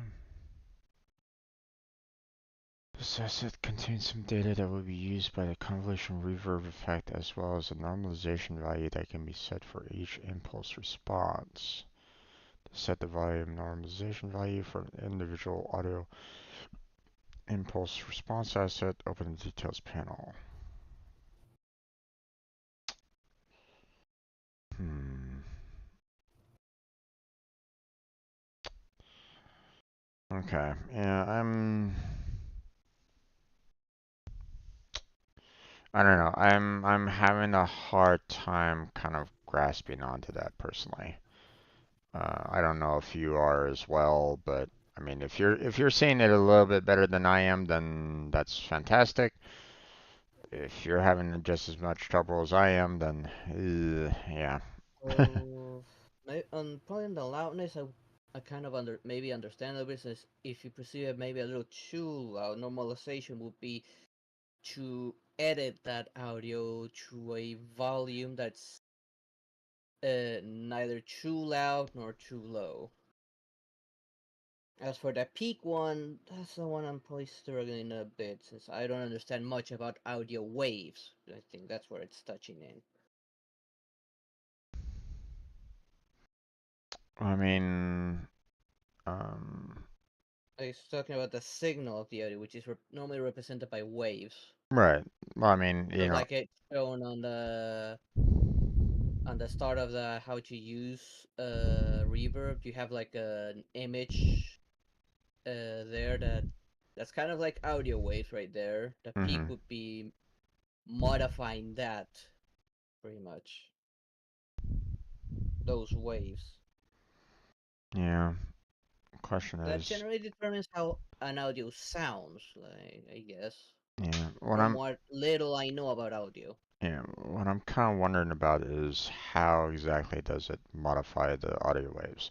Now, obviously, whenever you're looking at an audio wave, you consider it like, any like a standard like sine wave, cosine wave, whatever you want to kind of consider it, like, just think of it like a sine wave, right? It has the ups, it goes down, it comes right back up again, and typically you have it, at the same, if you're trying to do like the same loudness, for example, you keep the wave, constant, right? It's, Yeah, peak doesn't alter loudness according to this. yeah, Looking at the peak normalization and loudness normalization, peak normalization doesn't care about the loudness; it just care about the wave. yeah, um, The loudness is not the same as the frequency of the of the sound. yeah, um, you know, normally you have like the height of the wave. I believe that's typically regarded as like how like loud an audio is typically, from what I understand. And the width of the sine wave kind of determines how often that sound um is kind of played. or it's how often you kind of hear it for the most part. Um, like especially if it's like something that um has like a long duration or something like that, or well, maybe not necessarily long duration. Um, you have something that is um like if you hit like a like a bell or something like that, and you hear that kind of, then that length might kind of change or whatnot. I don't know. I'm putting a lot of thought power into this one. Mhm. But all right, well, I'm yeah, I'm pretty much kind of gone on that, to be honest. Yeah, I feel like this falls more on someone that knows how to edit audio, Yeah, and that is not much of our field. yeah.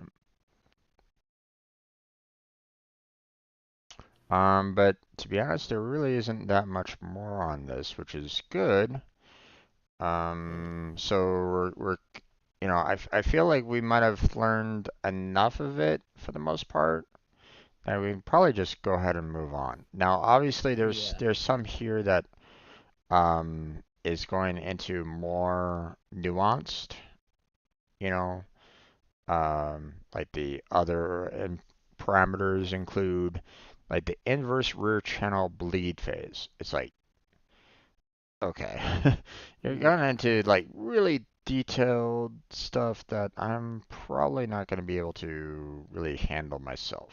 We'd probably want to No, have someone that actually knows a little bit more about sound design to get into yeah, that.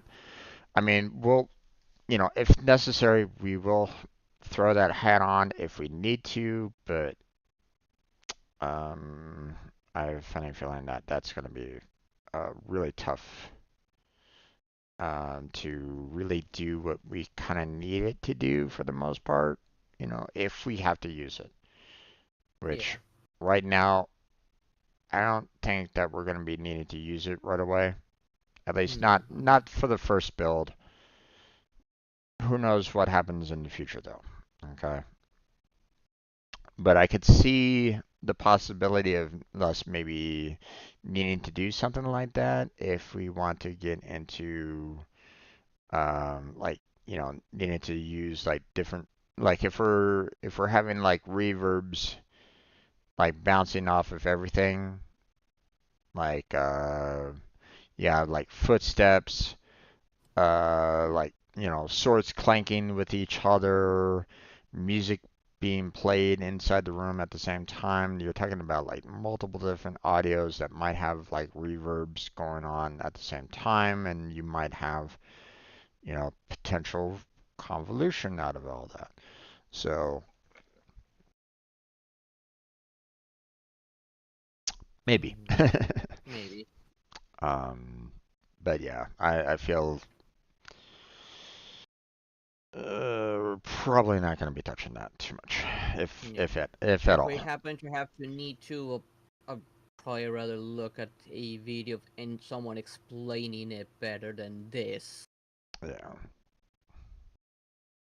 So and even then, unfortunately, sometimes the video doesn't necessarily explain very well.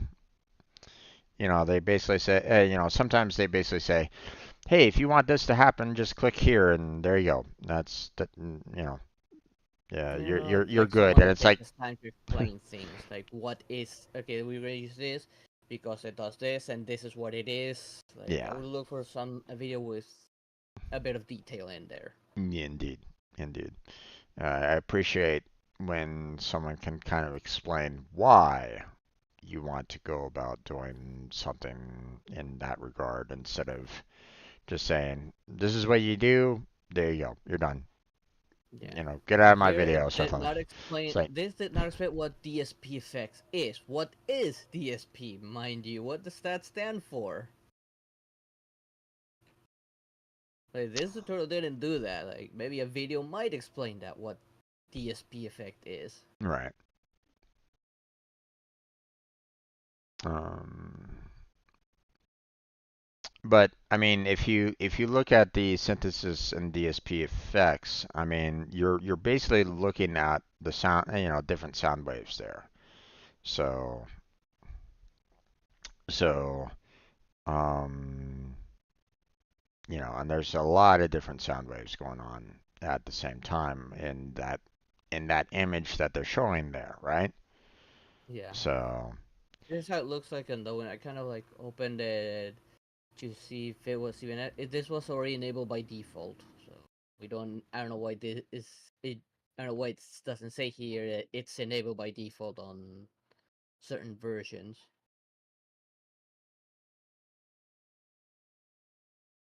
well, I mean, if you go with a blank project, it might not necessarily be enabled. So they're just basically saying, hey, if you want this, you're gonna need to make sure that it's enabled. So, you know, if you're using a blank project, like nothing is there, no starter content, nothing, then it might not necessarily be enabled. But um, but yeah. Oh yeah, my friend. Looks like we are kind of out of time on this. We're gonna be, Fortunately, we went through the whole thing. yeah. But I mean, we're gonna be moving on to how to import audio, which I mean shouldn't be. I think it's the same as when you import an asset or a geometry, textures, or whatever. Yeah, It I definitely looks like it's the same. Yeah, it's the same deal. yeah. Although I am kind of interested in. I mean, there's talking about referencing the multi-channel audio extension table, which is interesting. That is, if the Um, sound effect itself has multi channels. yeah. So there's that. Um, Importing multi-channel audio. So that's interesting. Aha, okay. I see what that's all about. Um, so I guess the multi-channel has the potential of being used in like surround sound, I guess. Just based off of the naming conventions that they use, maybe. Maybe. Just a educated guess, but you know. But to be honest, I don't. Yeah, I'm kind of looking at this. I'm going, you know what? Probably don't really need to cover this all that much. I mean, obviously, if we do need to import audio, then we can try to go about doing that. But at the same time, um, we might. I mean, we can probably cover that, when we absolutely need to. Which we will later on. If we want to add some like default, you know, audio to our game, like some grunts or some sword clashes, or maybe we need to add in some um, um, non-copyrighted music or something like that. Then obviously we're gonna need to go about doing that. But I mean, like you said, it doesn't look like it's gonna be that hard. So I feel like we could probably go ahead and skip that. Yeah. Okay. What about MIDI and Unreal Engine? It's apparently beta only and apparently advanced, according Oh, to this them. is the advanced one. I don't even know what MIDI stands for. Um, MIDI is Musical Instrument Digital Interface, meaning that um,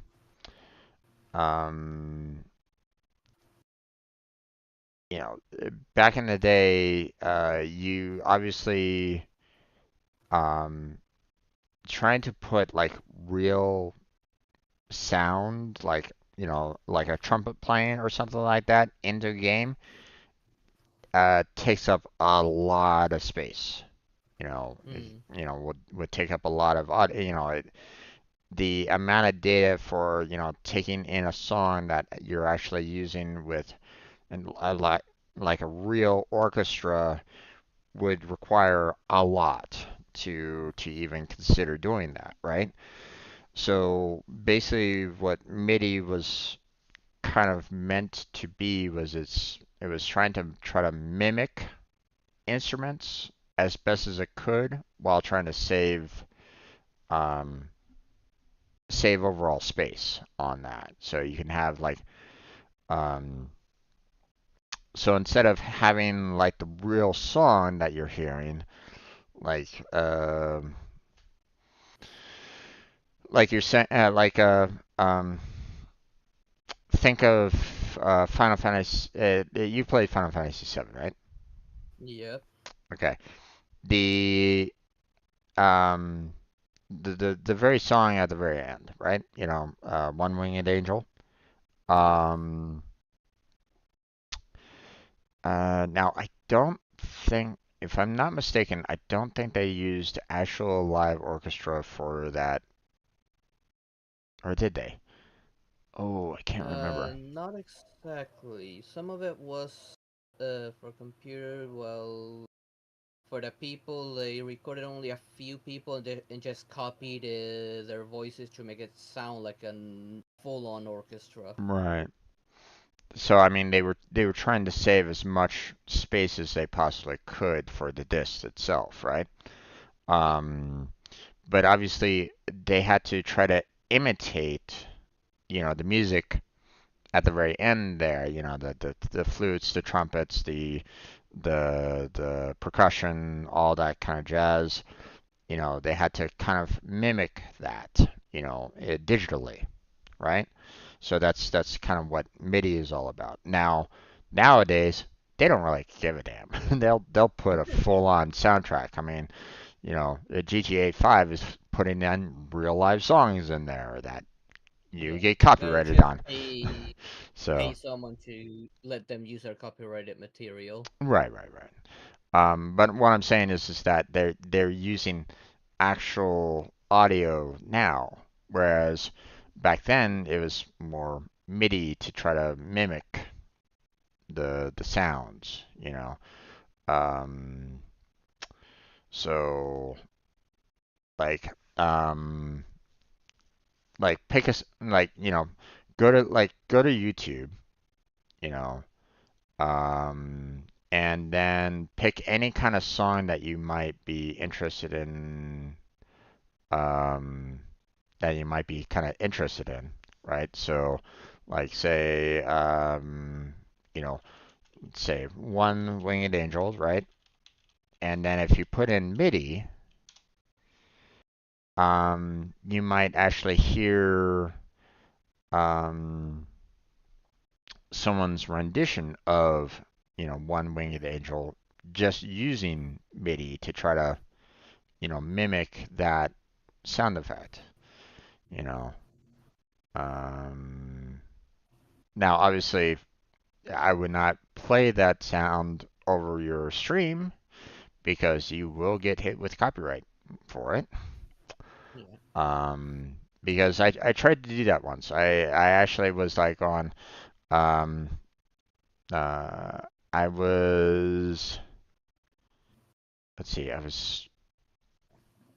was on Twitch at the time, and I think I had just gotten my affiliate status, and I wanted to do a full-on celebration of it. I was like, going, "Hey, I got the affiliate, yay!" kind of thing.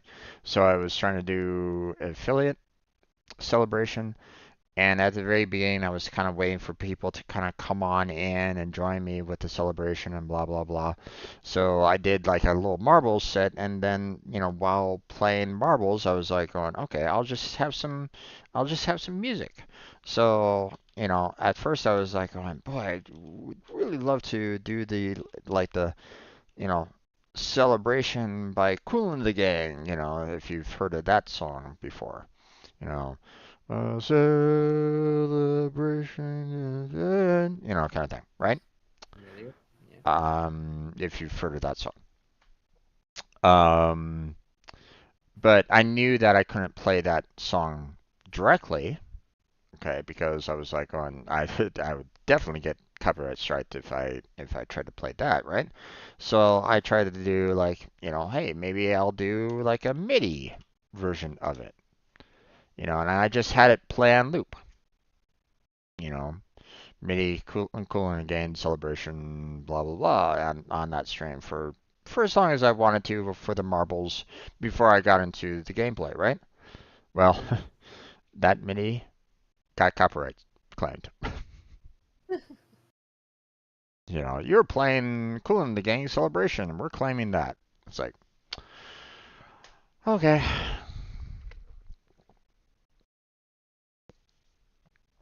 So even that will, um, that isn't possible. you know. So, okay.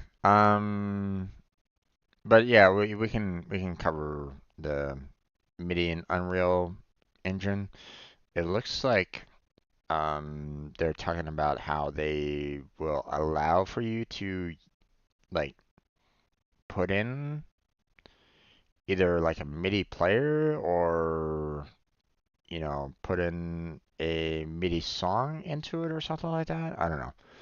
Well, I don't know. we'll cover it. We'll have to be careful anyways if it's just in case. Yeah, but well, I mean, obviously we're not going to be playing any kind of you know sounds in the tutorial, um, but still, it's one of those things where it's like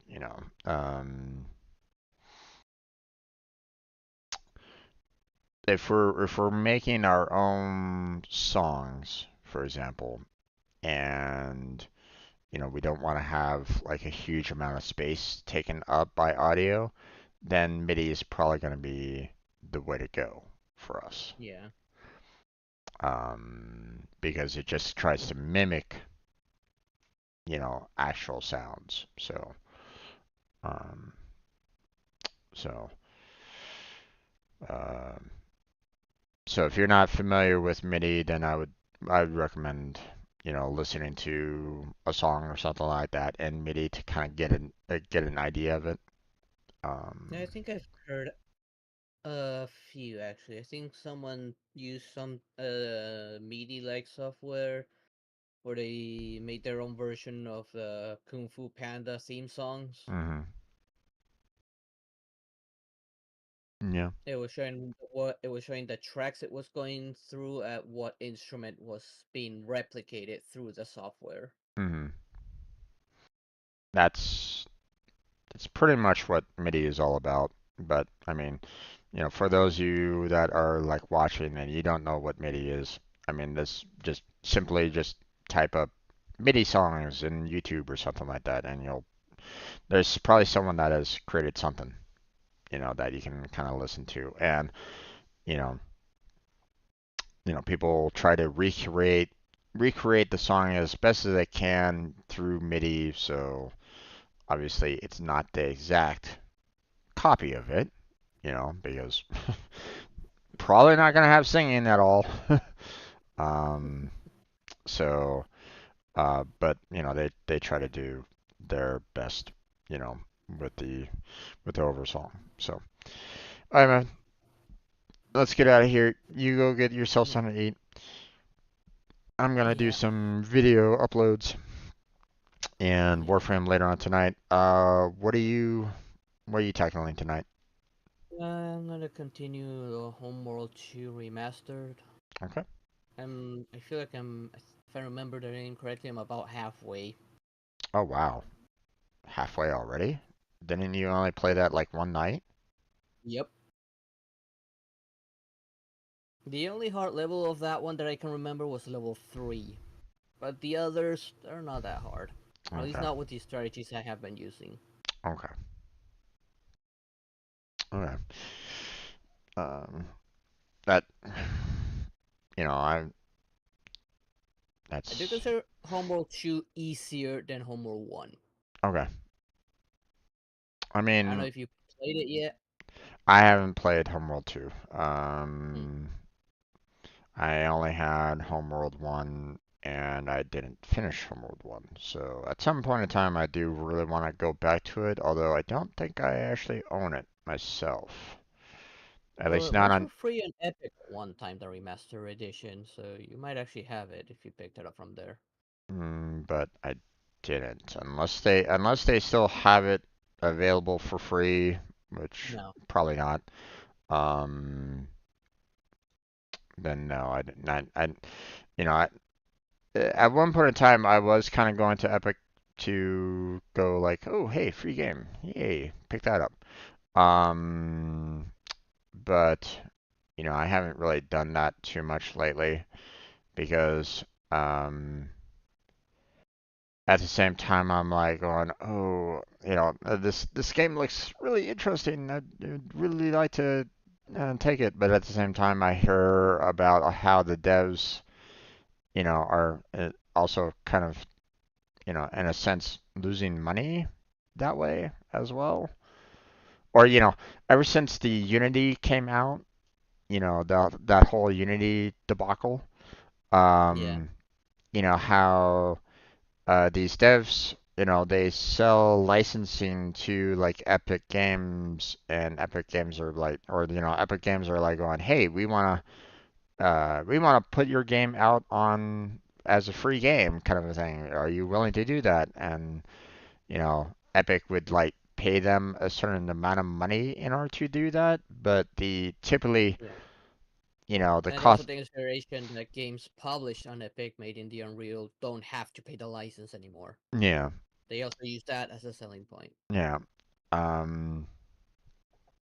But it's like, typically the amount of downloads that happen during those free game, you know, is like a lot.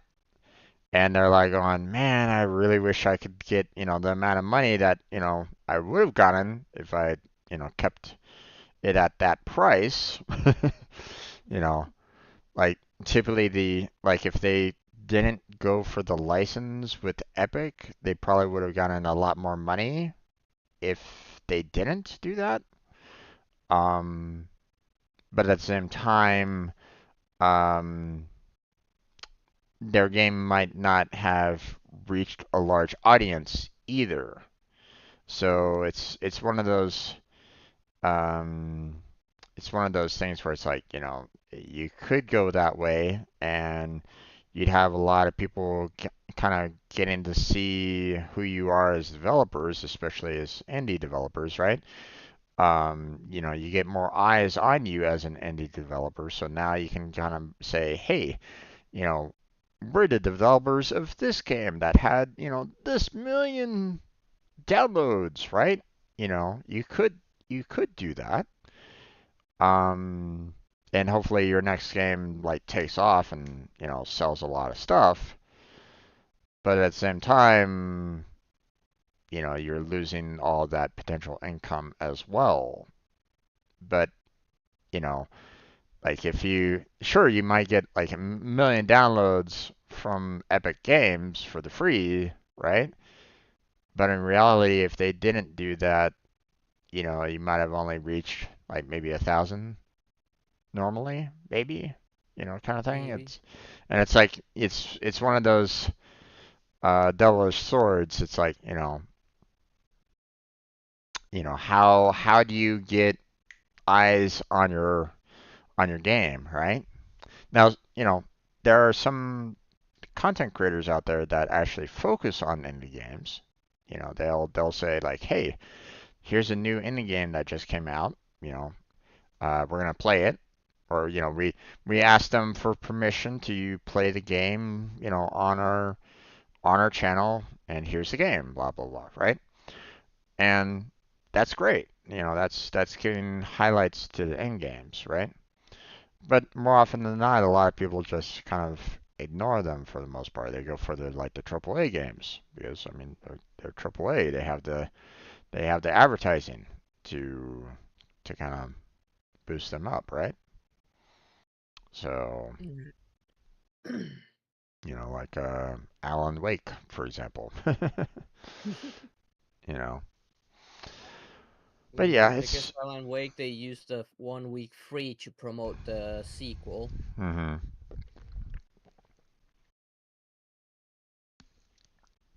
They're like, the sequel is coming. Here you have the first and American Nightmare available for free to catch up to it. Yeah,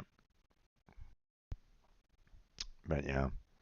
So it's one of those things where it's like, nowadays I'm like going, ooh, should I really, and in some ways it's like, man, I really want to have this game, but at the same time it sucks for the developer too. So, um, but at the same time, hey, I don't have, I don't have, especially don't have a disposable income now. Um, but I mean, when I was working, I didn't have all the funds in the world to justify buying games at full price sometimes. So like the Yeah. Steam summer sale, winter sale, so on and so forth. Those I saved a lot of money, purchasing games through those sales, but kind of sucks for the developers of those games too. So I mean, it is what it is, you know. Yeah. Um, when we get to that point of you know putting out our own games, then we're gonna have to kind of consider that ourselves. You know, like if Steam comes up to us and says, "Hey," or, like if we're selling a game on Steam, if we're selling a game for Steam, like "Hey, our game is 99 cents on Steam" or something like that. What happens if Steam comes to us and says, "Hey, uh, are you willing to put your game up for sale?" You know, are we gonna do that? Something for us to kind of consider later on. Yeah. So, and obviously, the more we get, the more we have the game bought, then the better off we are, right? But Yeah. um,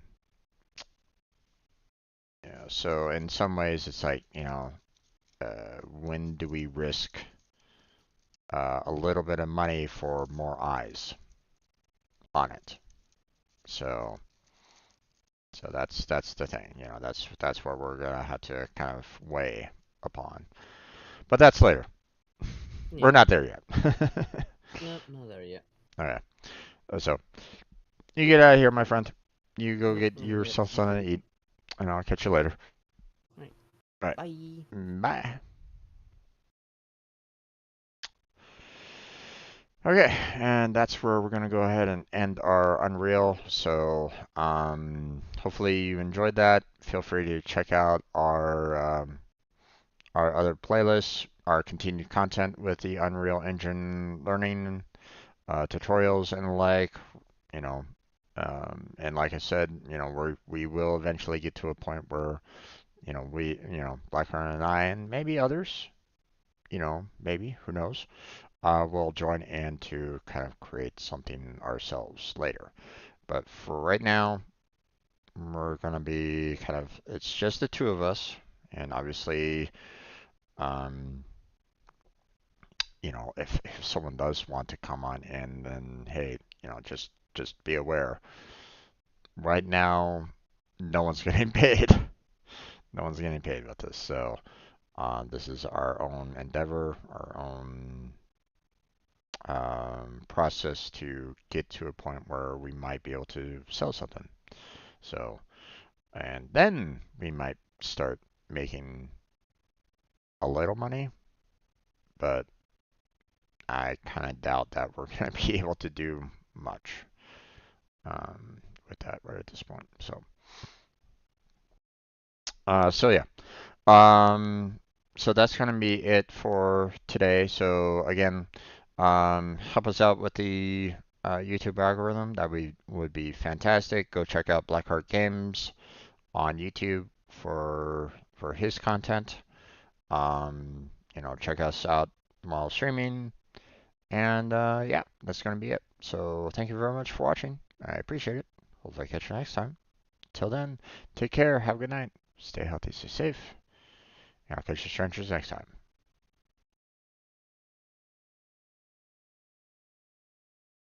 Alright, and recording is done. Let's see, I'm gonna turn off headset audio so I can actually get some radio going again.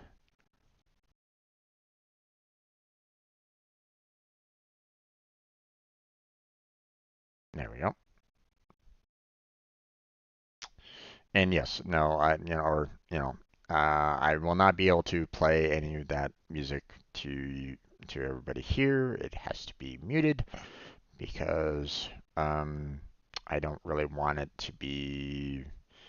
I don't really want this live. Um,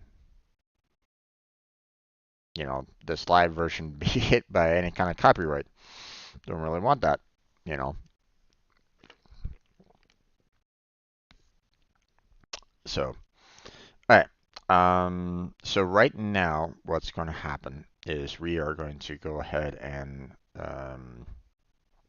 work on um, getting some videos out to everybody. Um, so um, I've been doing a lot of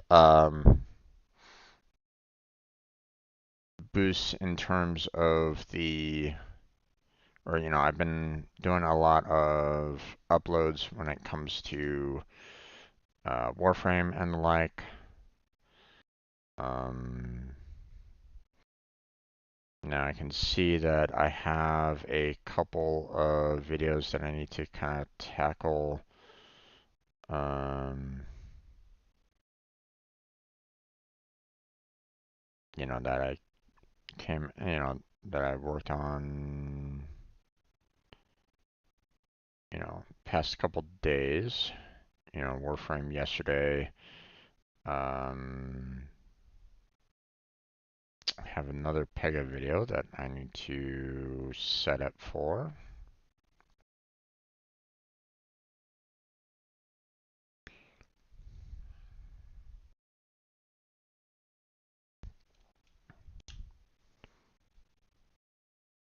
So, okay, already it's looking like it is the challenge. I closed out the Pega uh, um, my Pega tab. So let's see.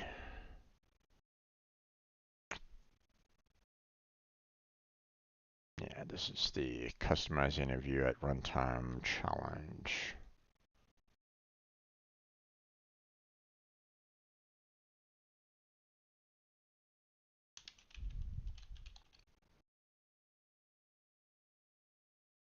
Okay. And let's modify the tags. It's not a module, it's not a topic. Not a module quiz, remove that topic. Customizing view at runtime, and it is a challenge. There we go.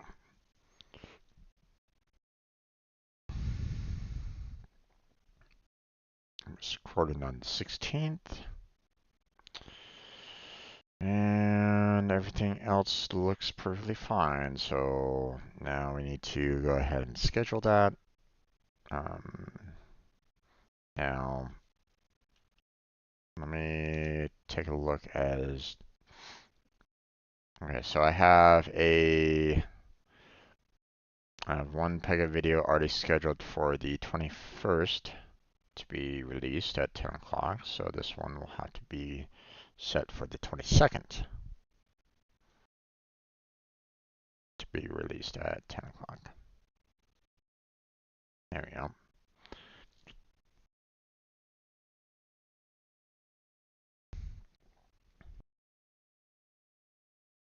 There we go. Let's see. We got some Star Rail. So let's go ahead and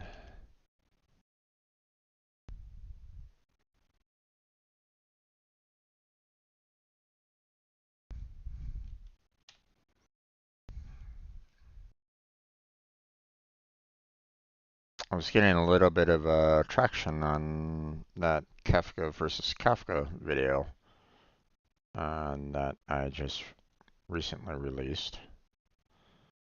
Um,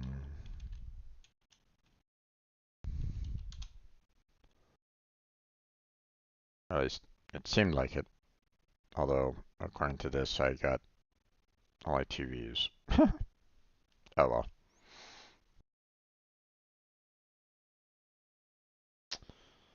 Um,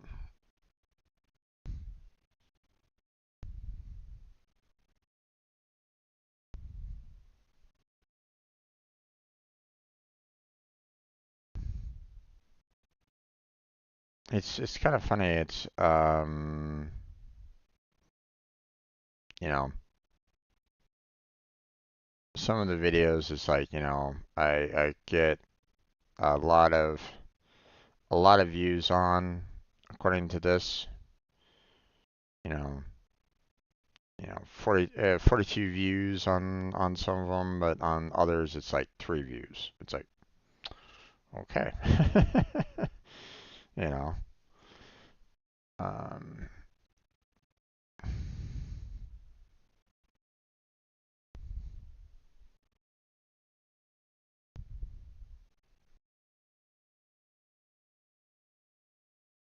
um, okay, let's check out the videos here. Oh, I need to move these videos over to the other folder here. So let's go ahead and take care of that real quick before I forget to do that later and go, oh, hey, I haven't uploaded these. I need to upload them. It's like, no, you already have. You already had, Jim. Don't do that.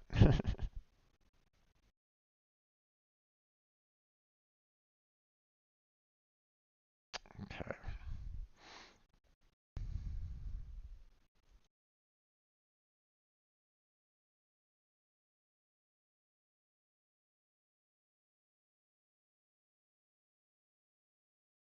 Let's see.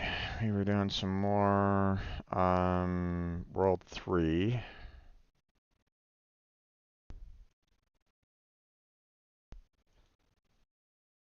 Um,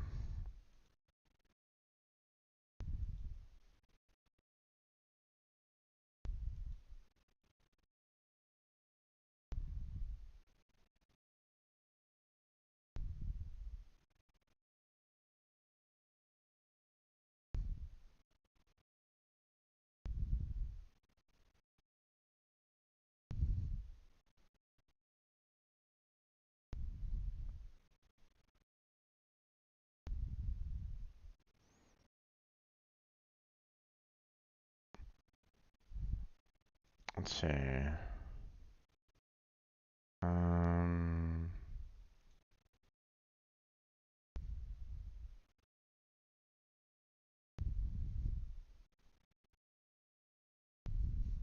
oh wait, hold on.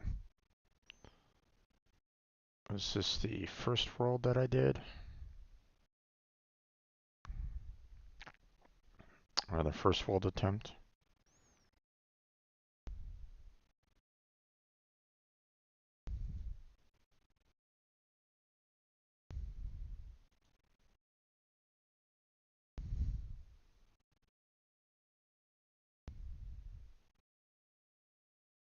Yep, it was the first world attempt. Okay, so um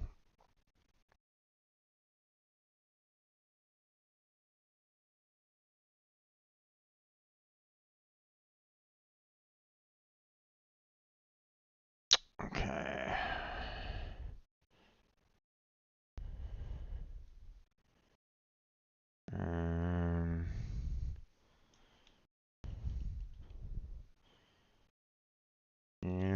Universal Simulator giving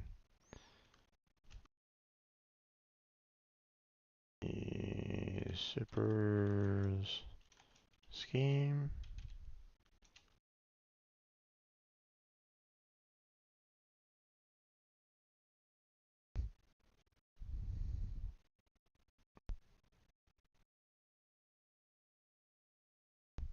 First time playthrough.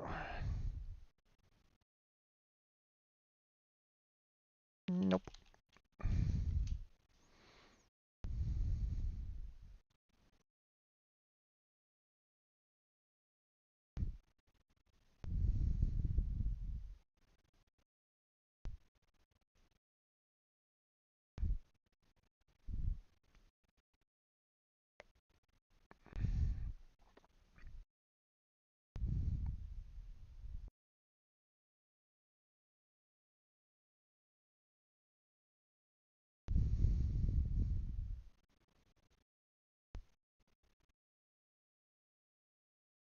Okay.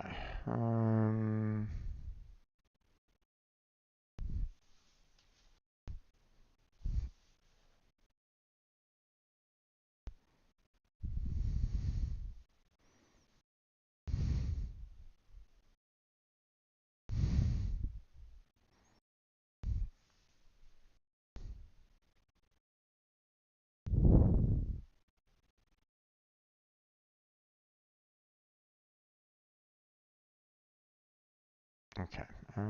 Let's see. When was the Star Rail video kind of set for release, or was it already released? Okay, it was already released on the 16th, so this one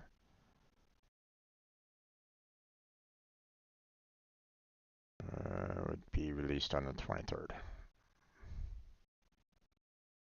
And of course, we'll set that up for a 3 o'clock release.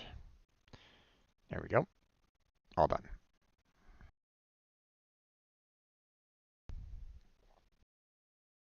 Okay, now, what exactly was I kind of talking about in this one here? I mean, this was yesterday, but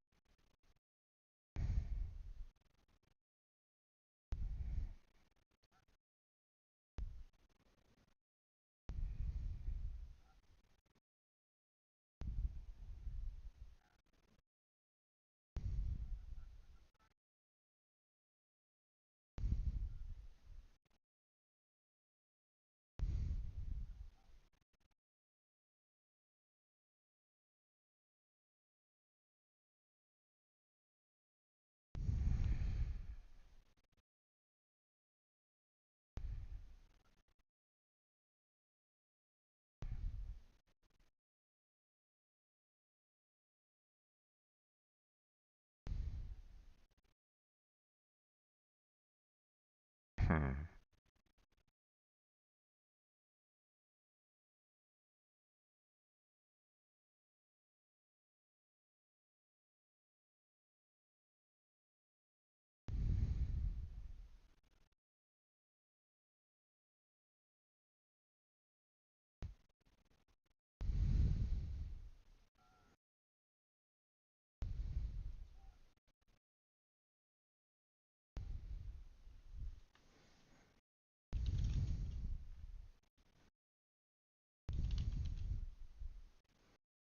Hmm.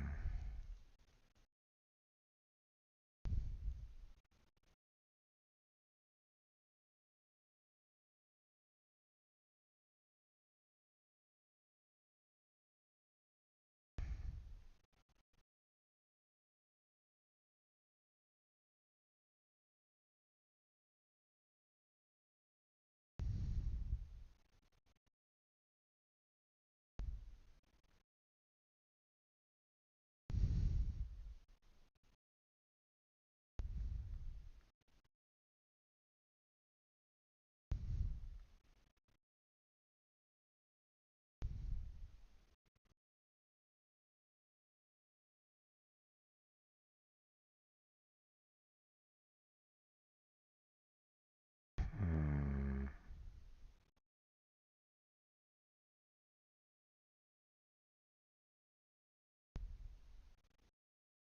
Interesting that I have this old one, you know.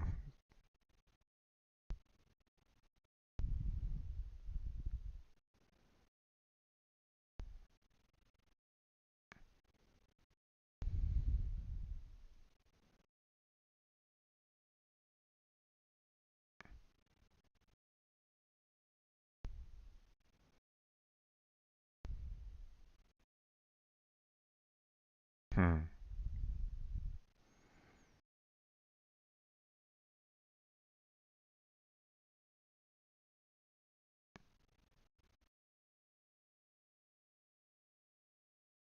Let's see.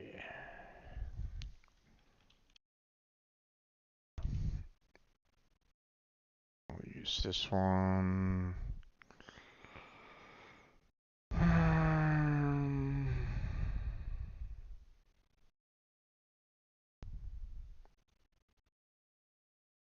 Okay.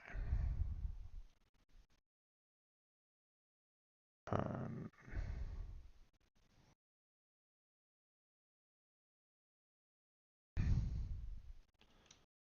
don't go solo if you are working on a group project.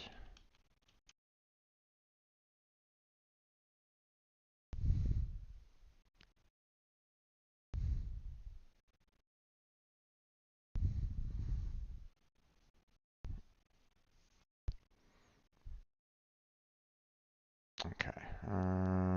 Need to fix this.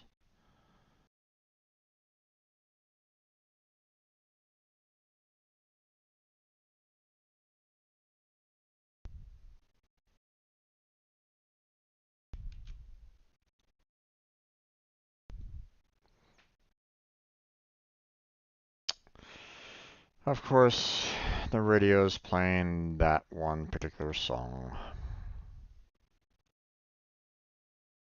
All I want for Christmas is you. Guys, it hasn't even hit Thanksgiving for me. I'd prefer more. I'd prefer, kind of ramping up to Thanksgiving first, and then Christmas here in the States. But that's me. Set up for Christmas after Thanksgiving here in the States. That's my mentality. Not to say that Christmas isn't fantastic. I love Christmas. Um, love the uh, I really love the family spirit of it all. You know, but still, you know, like give Thanksgiving its own time. So okay. Um,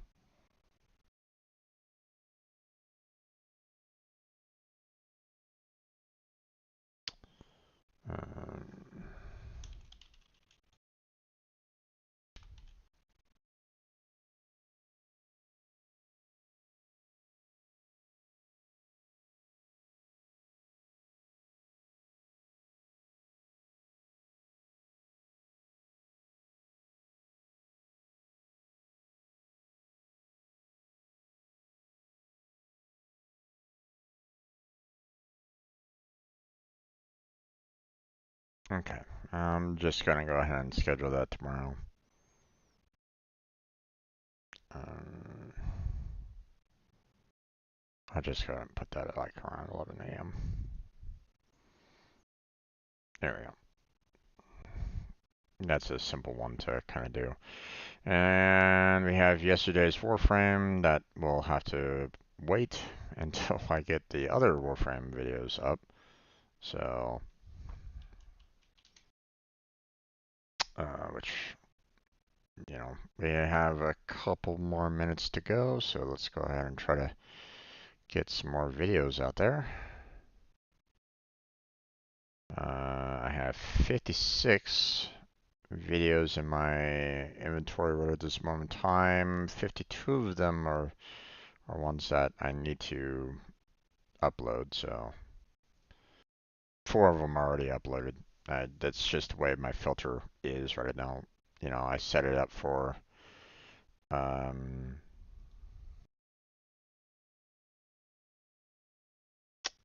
I set it up so that, I look at, you know, this year's videos, 2023. So, let's see. Okay, we can close that out. We have, um,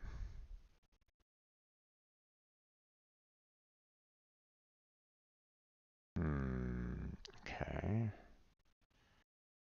Nope, not that one. There we are. So, let's see. This was definitely a World of Warships video, so it's fairly lengthy.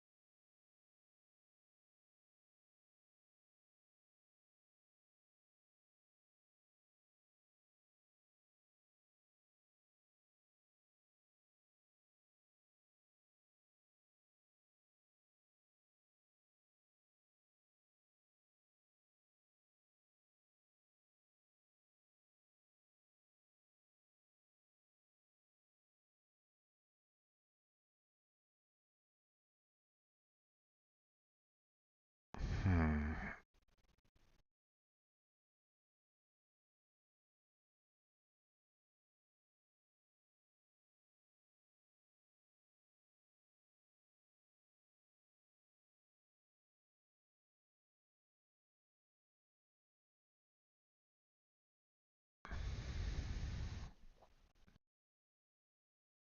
Okay.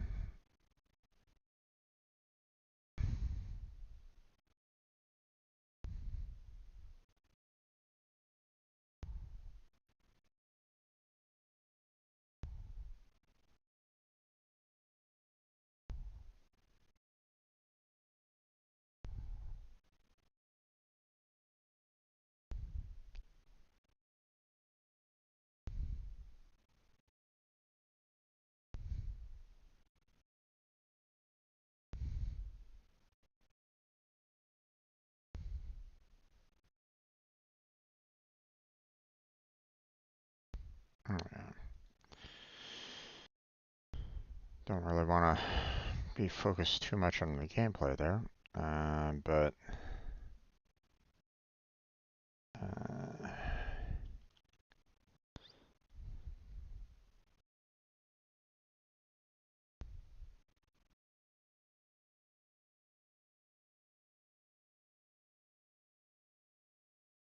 sand ships travel over me as a tier 5 destroyer.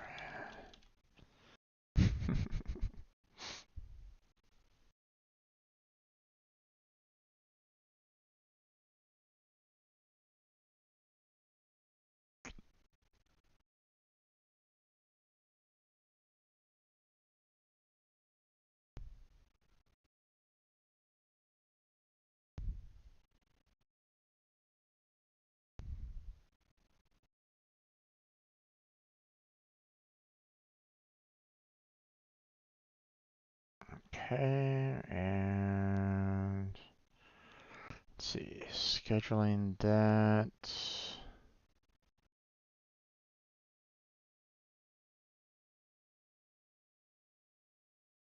Setting this for the 28th of December.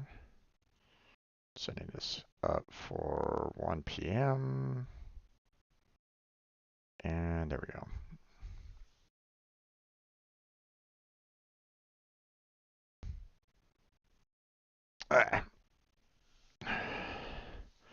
I think that's gonna be it for video uploads. Didn't get through nearly as much as I wanted to, but then again, I was kind of watching some of that content as well. Kind of watching what I was doing and stuff like that. Okay, so we are going to go ahead and switch on over to Warframe. So I'm going to go ahead and get uh, that stage up and running. So, but what am I going to do today in terms of Warframe? Hmm,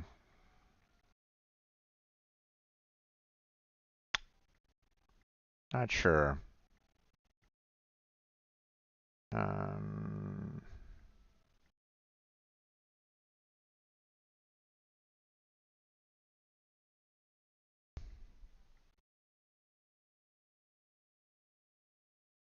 hmm, not sure what to go after. Okay, but I mean it's in the Warframe stage, so we'll just kind of let that go. Um, okay. So what's going to happen now is I'm going to switch on over to Warframe here on stream. We're going to switch it to the starting screen to kind of keep with the tradition of the um, the video openings and the like. So that's going to kind of flash up on screen. So, don't panic. I'll still be here. Um, and we will get started on Warframe in just a second. So stay right there. I shall return.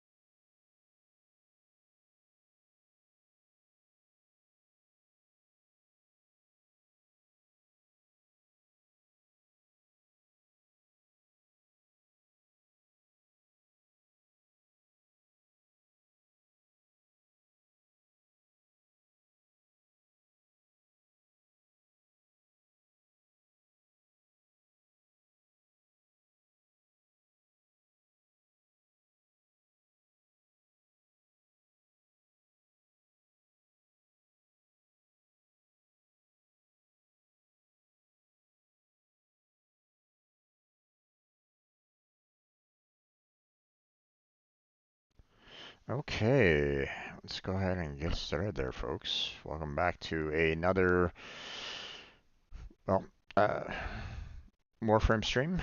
I'm your host, Strangebird Jim, and today we're going to be getting into,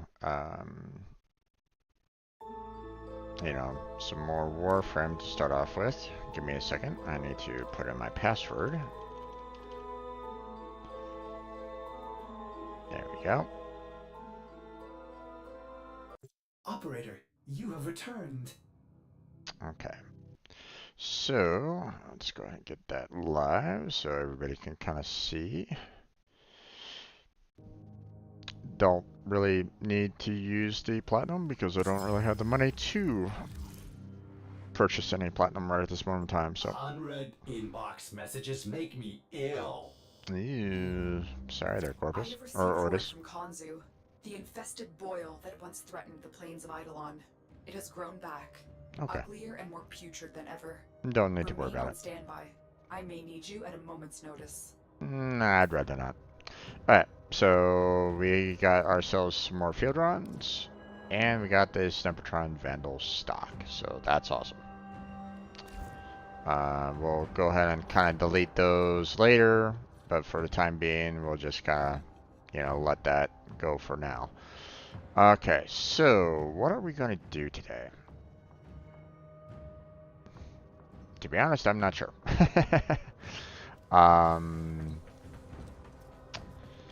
so let's see. We got the Snappertron, which we just got that all taken care of for this moment in time. So now Knock, knock. I Now, can go why and would build they that. be knocking all the way out here? Operator, I don't think you should answer that. Indeed. Um, so now that's gone. That's going. We got some field runs there, but I mean, obviously that's not, um, you know, that's not enough to satisfy that per se, but we can look to see um, if there's anything else that I can maybe build with the 3 field runs that I have right now, which, yeah, nope. Nothing at this time, so, um,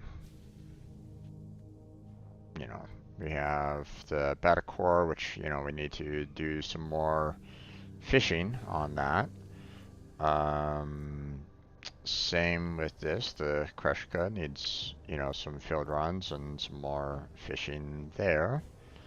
And the lens, needs 7 more field runs. So yeah, we got ourselves some work to cut out for us on that one. I might maybe do some fishing to try to get, the long winder and the Tromazon maybe. That's an idea. Um, uh, we now have enough chaotic to build this citrine chassis there, so let's go ahead and take care of that. So that's being built. So tomorrow we'll be able to. Well, not tomorrow. Next week we can build up on the citrine Warframe and pull it out. So.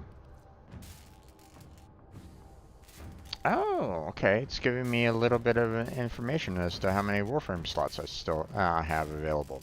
Nice.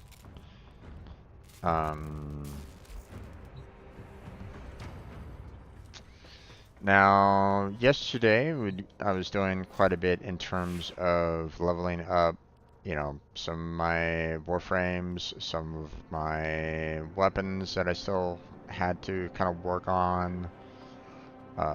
So there was that.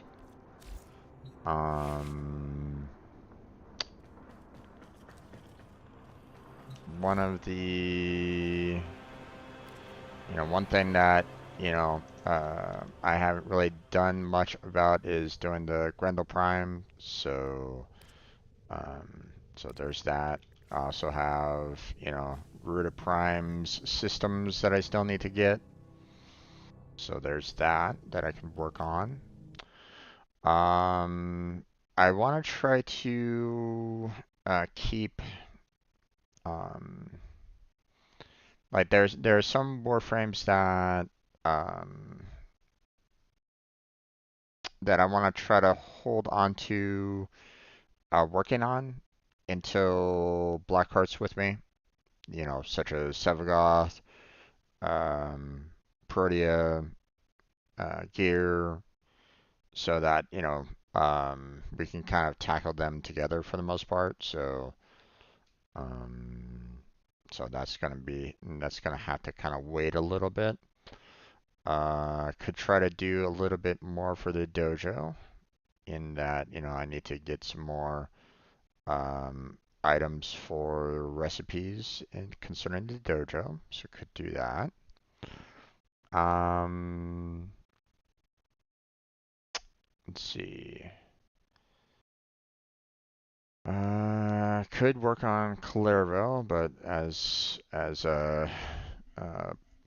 Blackheart mentioned, you know, Clairville's uh, kind of easier when you have like multiple players that are kind of aiming for it, but um,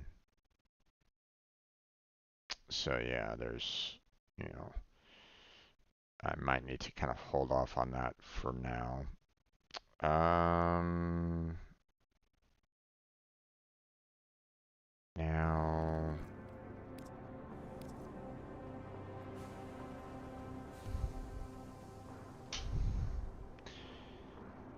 I have Ambassador barrel stock and receiver built.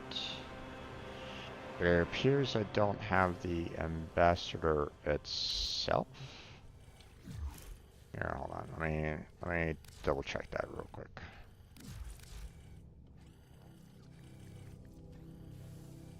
Yeah. So, not quite sure where I can get the ambassador itself. Let's see.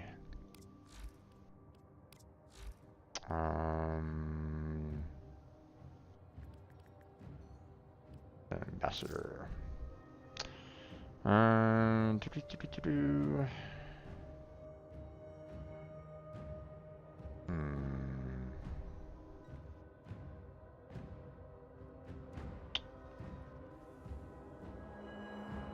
Okay, it doesn't tell me where I can get like the main blueprint of it. Let's Navigation has see. been updated with new invasions. Oh, Chaos is spreading. nice.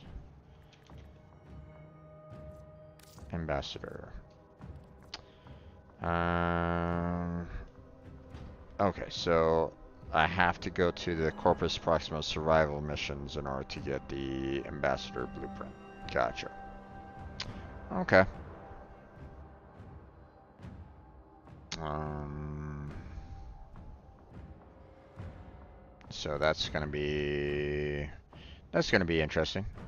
But we can kind of work on that a little bit. We can work a little bit more on the railjack because I kind of need to do that a little bit more. Which reminds me, I was building some weapons for the railjack to kind of test out. So I might want to check that out a little bit. You know, see how much I can do in terms of that. Now, concerning the invasions, what do we got here? Don't need that. I mean, I could work on that one just for more field runs, but... And I could work on that one for more field runs, but again, um, I I could really use some more medium masses, to be honest. Um, but I mean, but at the same time, you know, should still probably work on getting those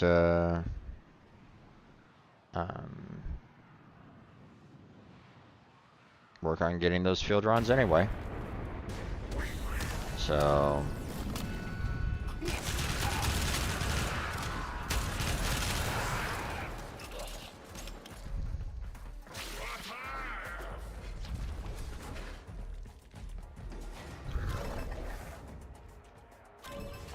The hostage is almost out of time.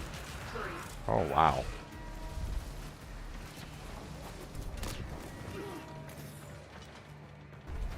Come on.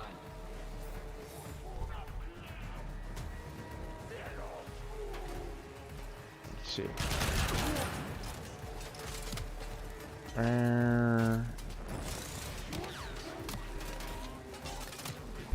Subject found. You need to bring the captive to safety. Protect them at all costs. Oh, ow.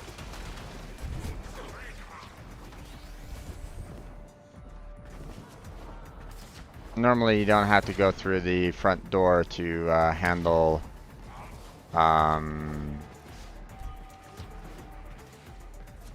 you can go through a little side passage and it will allow for you to kind of get through.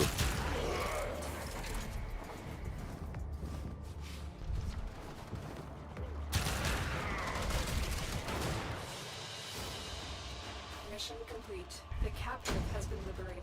You will be rewarded for this, Steno. But I guess there was really only one way to get in there. You would think that both sides might actually have a path to go inside, but whatever. Alright. Let's see, I'm gonna go ahead and leave squad, repeat the mission. There we go.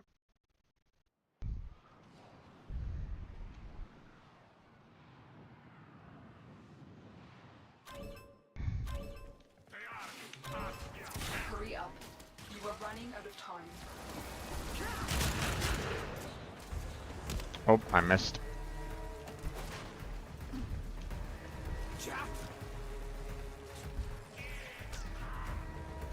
The captive will be in one of these cells. Search them.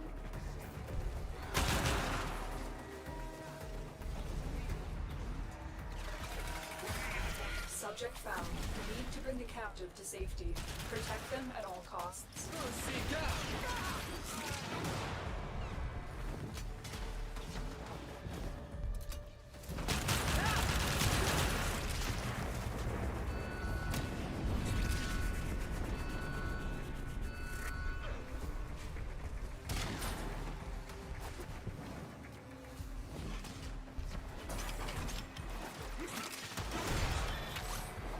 Oh, nice sword control.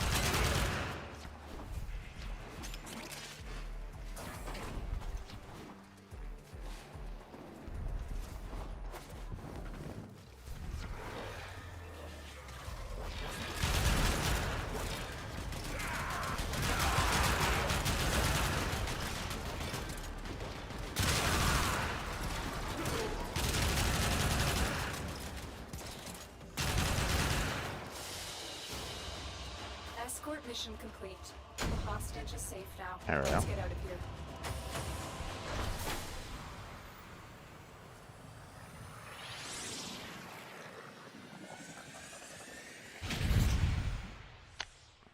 here. Easy peasy. Moving on.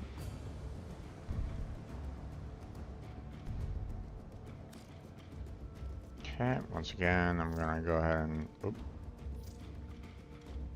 It's fine. Leave squad. Repeat mission. And one more time.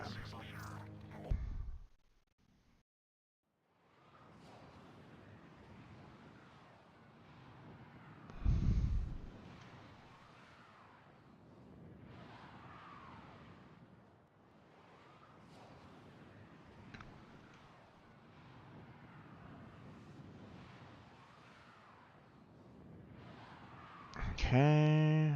The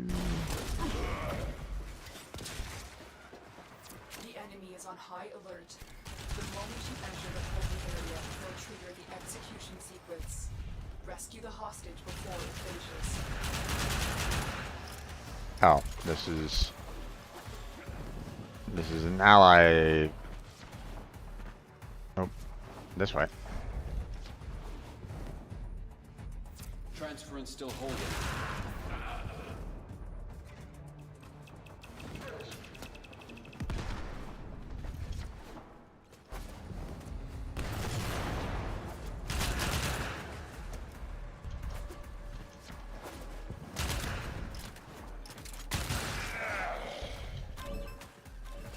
Hurry up. You are running out of time. Come on, damn it.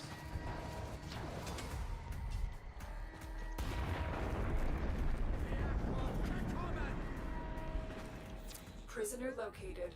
We Ah, need to damn it. get them back to command Okay, in one well, piece. they already, Find your way to the exits, and don't leave the subject behind.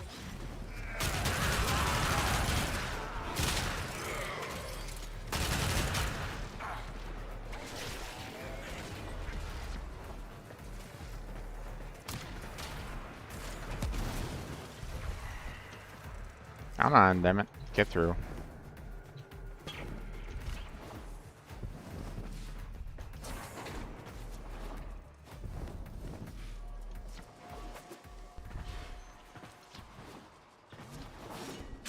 There we go.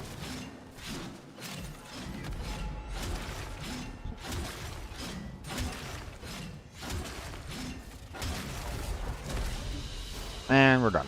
Escort mission complete. The hostage is safe now. Let's get out of here.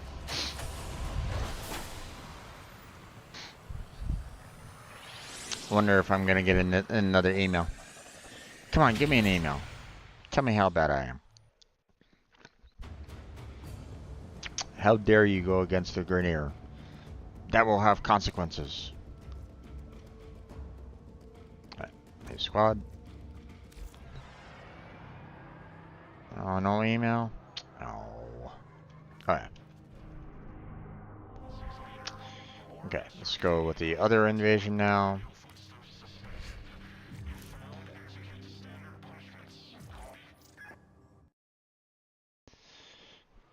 I mean, there's another side to this, so it's like, you know, hey guys, if I select for the invasion, maybe, you know, I can, you know, like, get started on doing the invasion. Creature is incredibly agile for a deformed Oh, quadruped.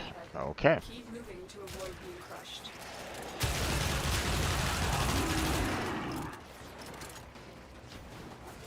You've located the VIP. Time to go to work.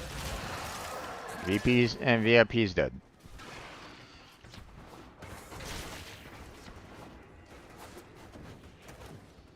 Nice work taking down the VIP. Now get to extraction. Stay focused. There's a heavy unit approaching.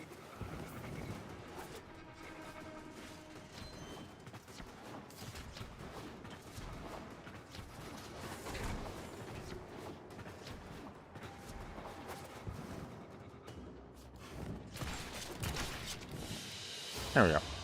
They won't be bothering us anymore. Let's get out of here. Next chassis. Don't need it. But obviously I have to do the assassination multiple times in order to get the necessary field runs, so. But I don't know if these guys are going to be doing it again, so I'm just going to go ahead and do a quick, well, they already left, so. Okay, game. I mean, I was already kind of out. You didn't have to do that again.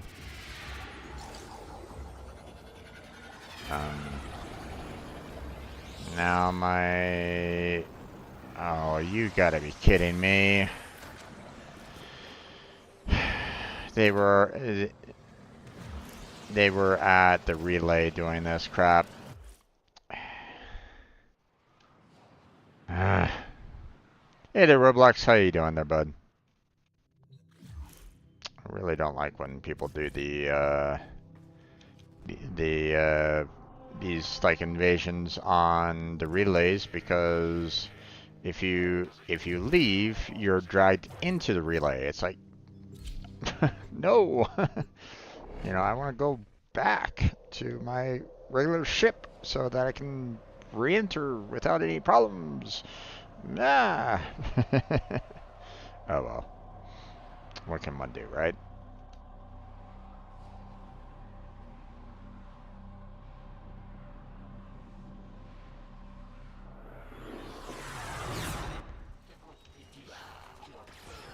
We've contracted you with a mark. You are here to find your mark and eliminate the assigned Of course. target. Can What a mess. there Let's we go. clean it up. Thank you. This place is crawling with Nope, infested. not one. Unfortunately, something That far way. more ominous awaits. Make your way deeper into the base.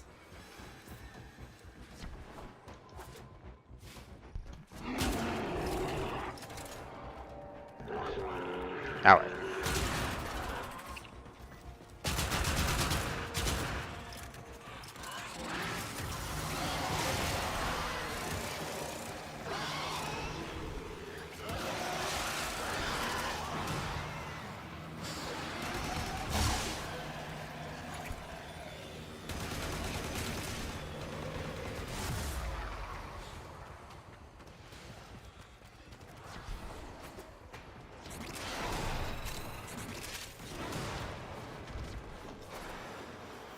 Listen for its screams. This will mean you're getting close.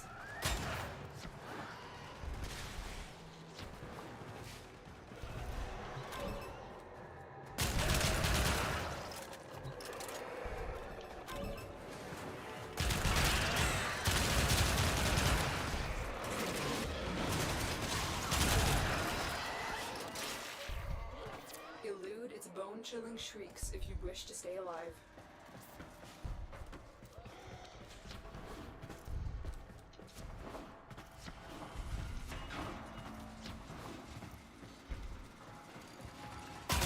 Stay focused. There's a heavy unit approaching.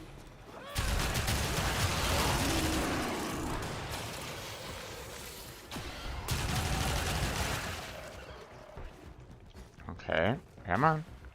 I'm here, guys. You've Started. located the Thank you. VIP. Time to go to work.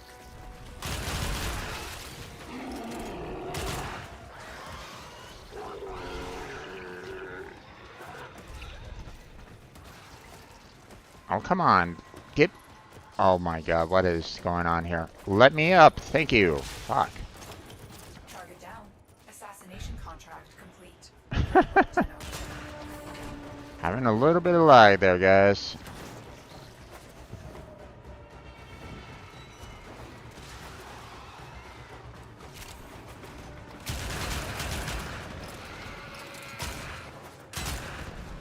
Oh, come on.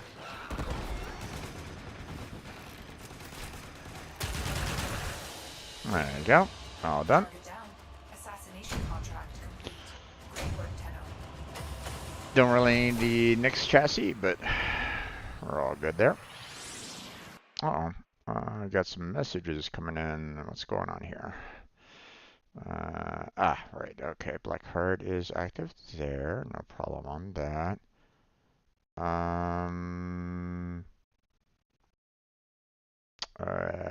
Tachi, don't know you, so I'm gonna ignore your friend request. Don't know if that is someone that is watching the stream right at this moment in time, but I'm sorry, you're just gonna have to go through normal means. You know, maybe go into my Discord or something like that. If you're watching the stream right at this moment in time. Okay. I'm gonna leave squad real quick because I don't know if I actually need that. I can't remember if I needed it a third time or not. I did. Okay. So.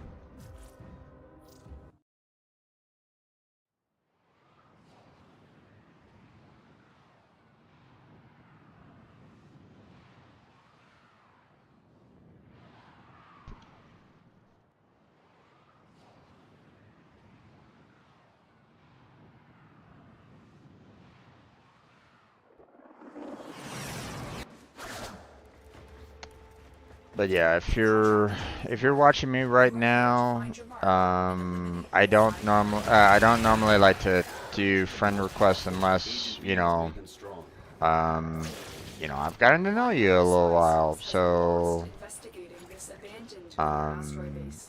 We need you to locate and eliminate whatever is responsible. Elude its bone-chilling shrieks if you wish to stay alive.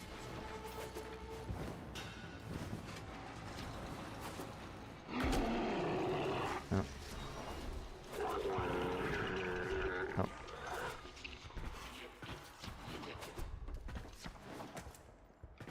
oh, okay.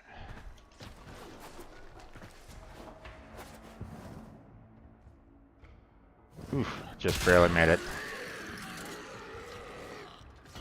Move and strike. We have to win this.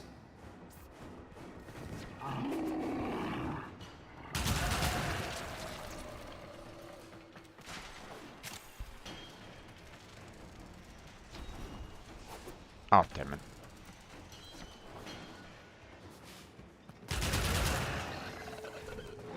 Avoid the creature's spine strike. These razor-sharp quills will rip your warframe to shreds. Okay, you know what? I'm gonna wait for these guys to kind of get in here. So.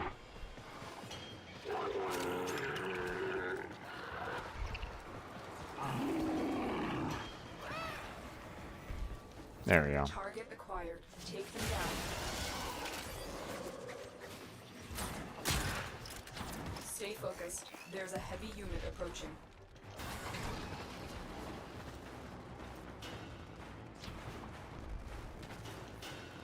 Oh.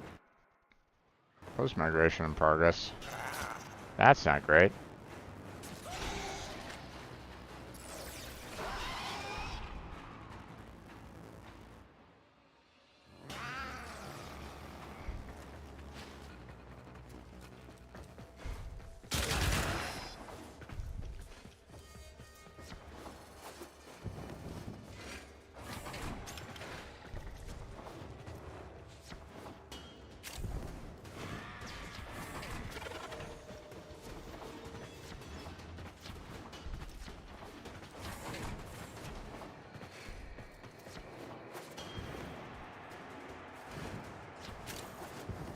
There we go.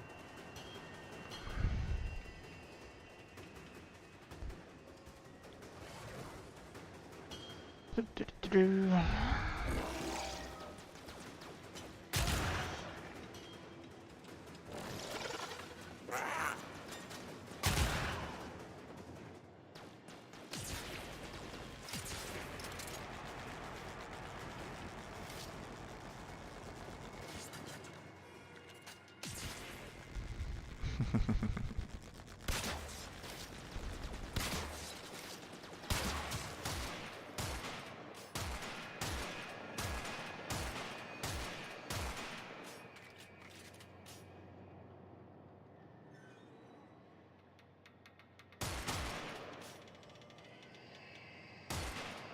There's Ghost Kick. Ghost Kick. There you go. They won't be bothering us anymore. Let's get out of here. Okay, and we're all done with our assessment. We're all done with the invasion. So, awesome. Uh,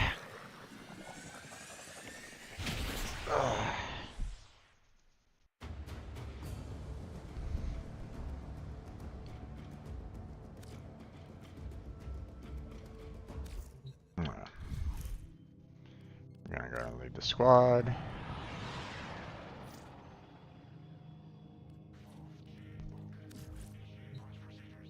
Okay. And I'm not gonna worry about Nightwave at all, like I said. There's not much necessary, and not much I really need to do at that point, so we're good on that.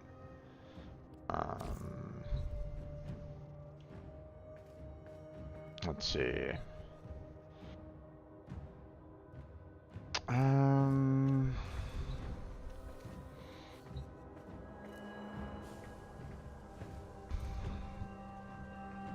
Okay, so we got our invasions all done. Let's head on down to the dojo and try to get some like construction done. So we've been kind of modifying the dojo quite a bit lately. And I don't really want to lose out on working on that a bit. You know, I want to try to arrange it so that we're you know, we got everything kind of the way we want it to. So, you know, like for example, over here, we need to remove all the rooms because, you know, we don't need this, you know, particular, you know, section anymore. So, you know, now thankfully this is only a 2-hour cooldown, so we can actually build something at the very end of the stream, so that's going to be good. As for over here, we started this up last night, so we should be good to build another extended hall over here. So there's one, there's two, but we're gonna need a third. So connector, extended straight hallway, and build.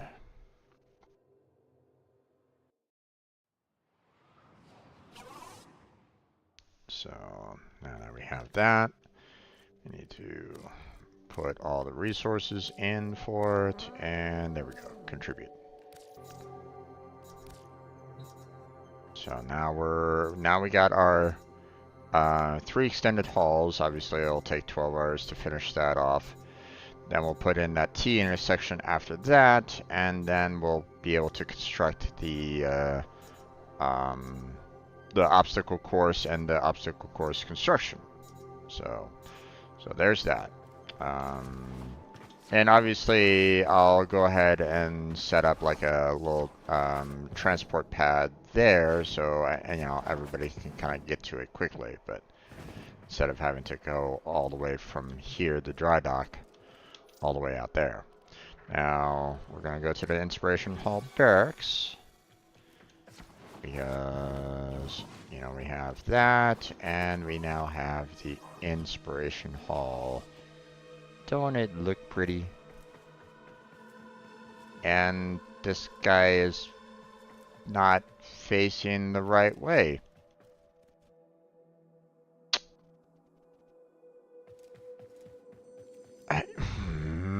Okay, well, I don't know what I can really do about that right at this point in time. I don't really know how I can,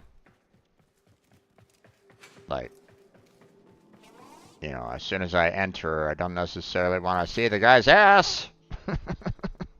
The first thing I see, it's facing me, damn it. Okay.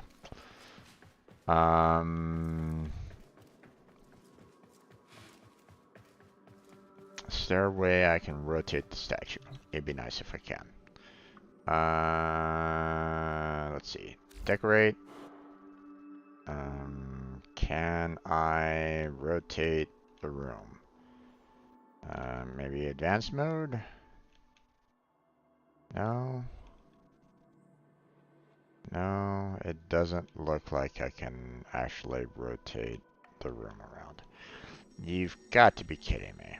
There should be a way that you could rotate the main statue, I swear.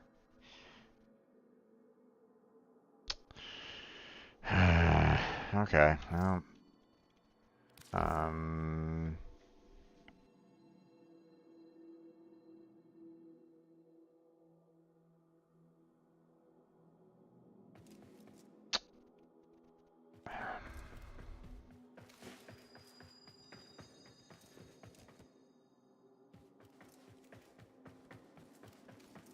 here's the problem. Here's the problem with this, is that, you know, I would have preferred, you know, like I said, that, you know, I could see this guy, you know, when I walk in, you know, like, hey, I'm coming from this direction. It's like, you know, oh hey, that's kind of cool. You're kind of facing the guy, but you know I'm coming from over here. And it's like, well, you know, that's not that inspirational to me. It's like, God damn it, what? What? So in other words, if I want to have this the statue facing me, I have to rotate it twice? Is that what I'm gonna have to do? I'll have to like destroy the room, build it back up again, and have it rotated twice in order for the statue to face me? Is that what's gonna have to happen?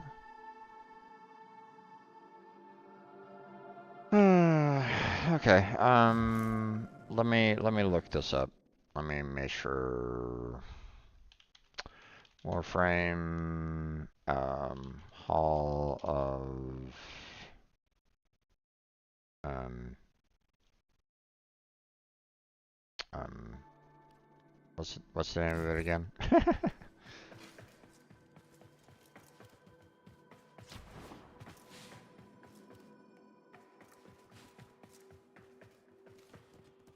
It's like even this right here. It's like, you know, you have the room options, but unfortunately it's on the other side there. Temple of Honor. That's what it was. Temple of Honor. Um, Temple of Honor. Does the Temple of Honor do anything other than just be connection halls for people with a small station? Um, uh,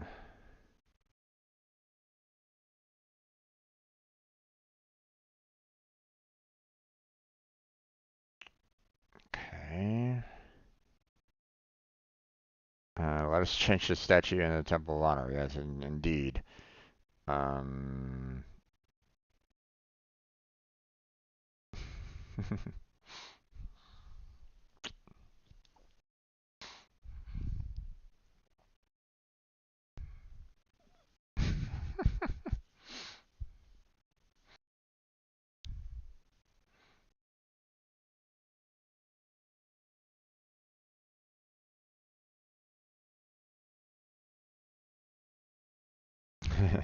It's ironic that the frame known for being invisible all the time, stealing enemies' weapons, forcing them to literally bring a knife to a gunfight, and being named after the Norse god of lies and trickery, is featured in the Temple of Honor. Indeed. Indeed, I like that comment. Um, Built the Temple of Honor, and for some reason Loki is facing away. Very annoying indeed. Rushed it for 15 platinum. Can you just not turn the room afterwards? Can turn it after it is built, but can rotate the room when adding it to be built. Good news is plat you used rush isn't gone, but now is tied to your dojo, so you will get it back when you tear that room down and can use it to rush other rooms. Um, yeah, but still, it's kind of okay. So here's what um here's the problem. Here's where I'm irritated with this is that they didn't give me any means of knowing which direction the statue is facing when I first constructed it. I was thinking to myself, hey, you know, here I am constructing it. Um, you know, it should you know, I should automatically have the you know, this you know, console closest to the door on which I built it, right? But no, that's not the case. Also, you know, it should kind of give me a notification like, you know, what direction is the statue facing? Like, okay, let me kind of show you what I mean here. So like if I go over here, right? I'm not gonna build anything, you know, directly, but if I was to go here and do Temple of Honor, right? Um, it doesn't show you where the um, statue is facing. So if you rotate the room, it it it doesn't tell you crap. You know, like where's the statue facing in this regard? You know, so it's like um, maybe show me where the statue is facing in this as maybe a suggestion. Maybe. Um, so so that's kind of unfortunate. Now I have to wait another 2 hours. I have to build it right back up again. And then I'm gonna have to make sure that I rotate it twice so that it's facing me. Or you know, it's facing in this direction towards the inspiration halls and grand halls and stuff like that. So although again, um, you know what, I should probably put that as a suggestion to the, like, you know, feedback in the forums. Um, let's see, feedback. Uh, da, da, da, da.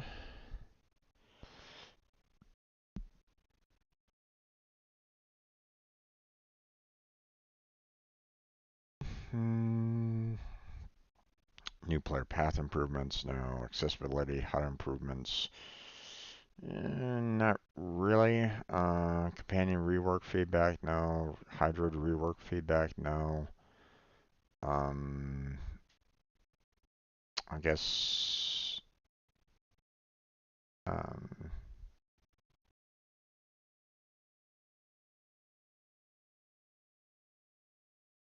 hmm.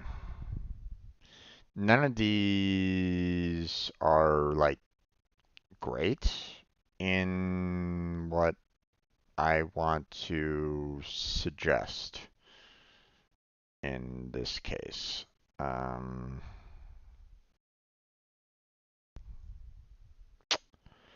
I guess it's more of a HUD improvement feedback than anything else, but I'll go ahead and put in the suggestion here anyway, or you know, I'll see what I can see if it works. So, let's see.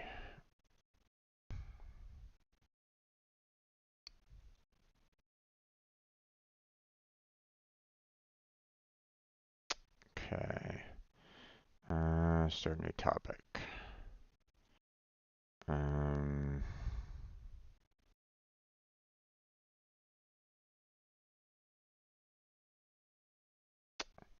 let's see.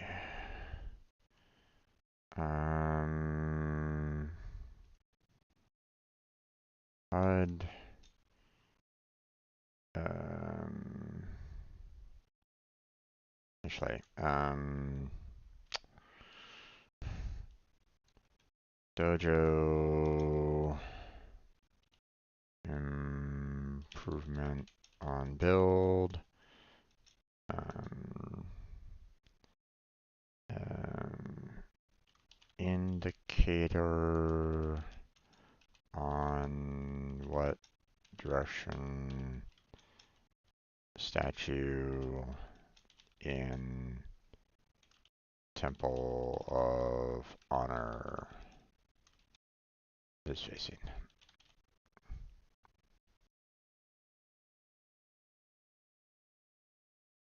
Let's see. Huh. You're not really giving me a whole lot of good text to choose from there.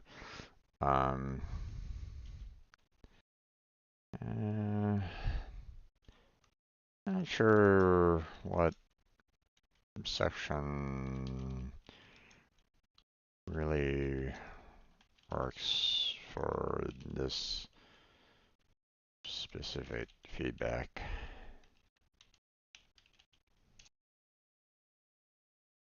Feel free to move it if necessary.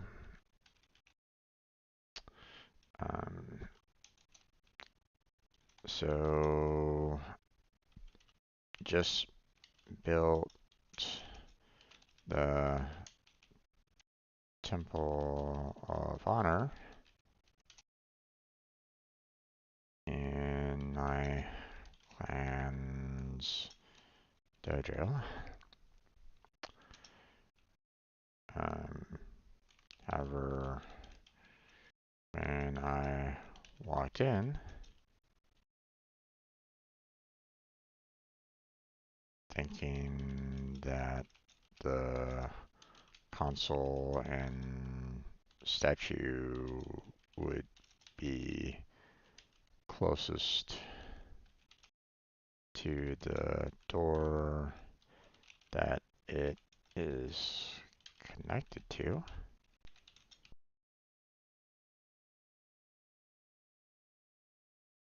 I'm faced by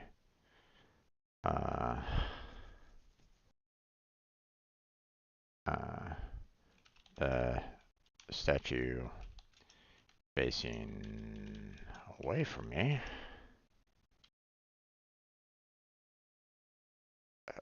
Upon entering the room, and the room console is on the other side.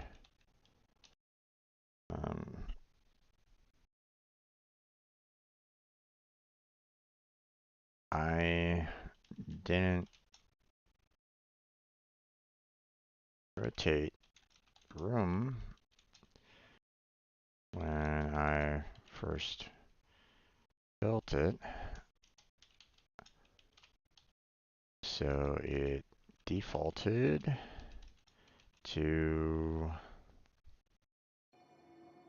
Need to make sure that my headset doesn't go away. I need to refresh the sound from time to time. So it defaulted to facing away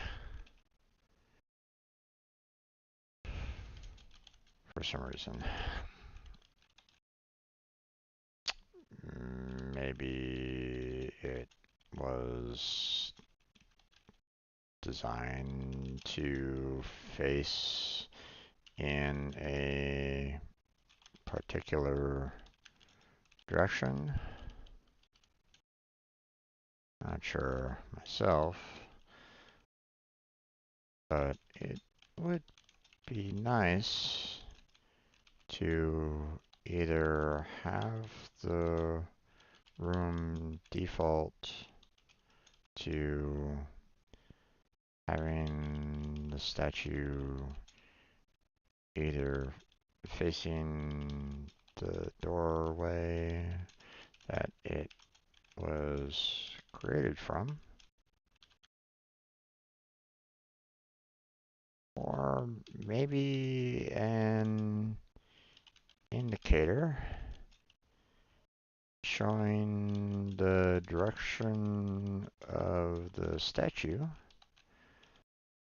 so that I could decide myself on which way the statue is facing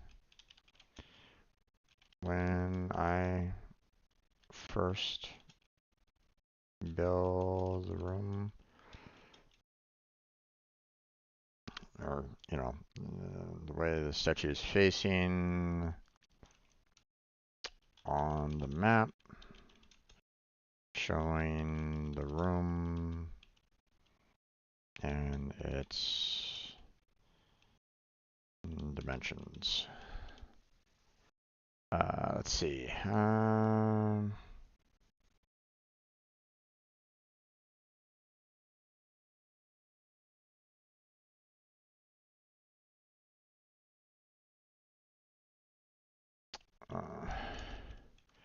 Personally, I feel a little statue direction would be great for all dojo creators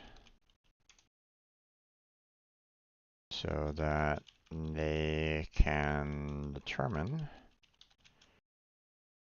which way the statue faces when they first want to build it.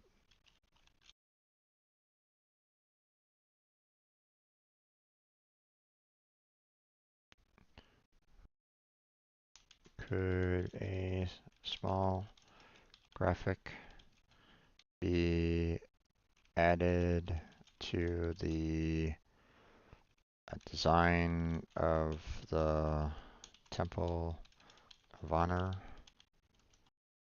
showing the direction of the statue? That would be fantastic. Thank you, devs.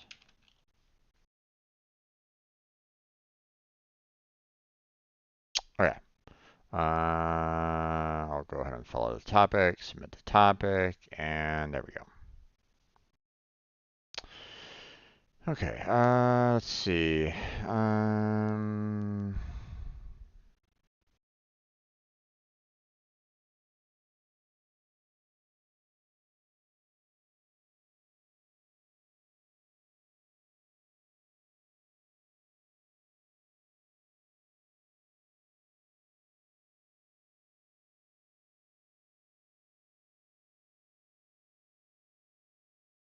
Okay. So we are done with the forums, so I'm gonna just go ahead and close that down. Hey there, Eyeball. Sorry about that. This is definitely live. Sorry for ignoring your conversation there, but or your chat, but I needed to. I kind of wanted to focus on the forums, so apologies on that. I wanted to kind of get that message out to them so that they can try to, you know, you know, I need some kind of indicator because you know, I'd really love to have something on the, you know, on the map showing me what direction the, you know, that hall is facing, but it is what it is. I don't think there's anything else that I can do. I mean, I have to wait for that hull to be destroyed in order to try to rotate. So there's that. Um, we're still kind of working on you know, breaking down that one hall, building up the other hall. So probably gonna be waiting another 2 hours. So probably around the 3 hour mark. Of this recording, I'm gonna need to kind of remember to come back here and try to do some more work on the dojo, or like maybe at the very end of the stream or something like that. I don't know. So we'll have to hold off on that for the time being. So okay. Well, let's go ahead and leave the dojo.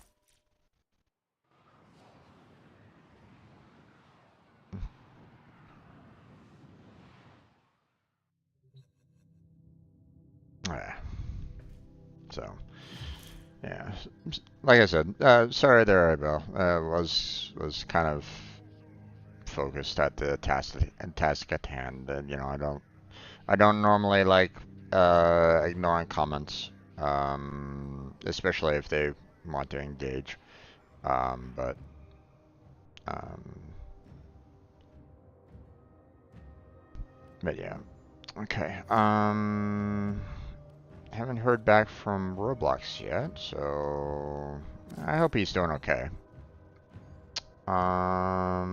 Let's see. I don't think there's really anything else going on here right at this moment in time. Or at least, trying to think of what I want to do now. Do I want to... Well, Orders has been counting stars. first off, I Operator. want to make sure I am showing everything, right? Yeah, okay. You guys are actually hearing the sound? Yep, you are. Okay. That's awesome.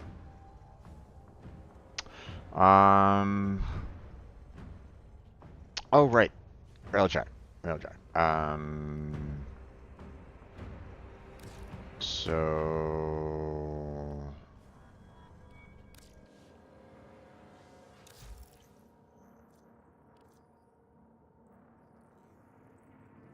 Hmm.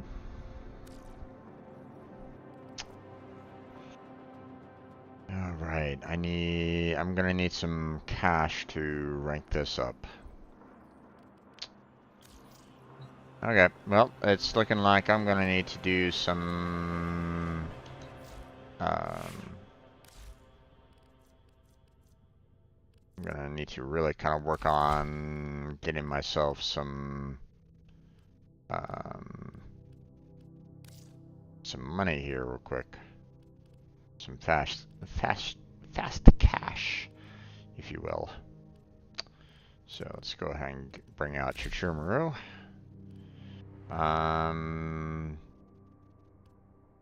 It isn't exactly the best location, or, you know, it's not the best location to be doing any kind of, you know, grinding for, weapons and the like, so,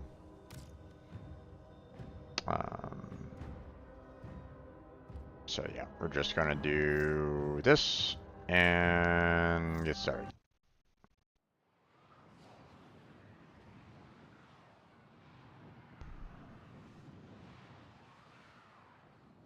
Points in the open. Okay. Got him. Right in the finances.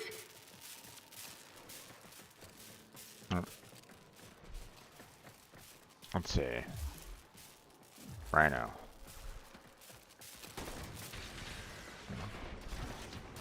Investors are eyeing those dropped points. Restrained enthusiasm for that capitalization. Oh.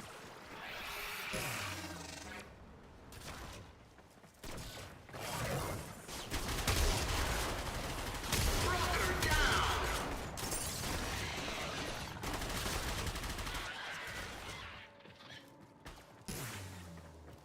More points in the vault. Investors smiling on that capitalization. Broker down.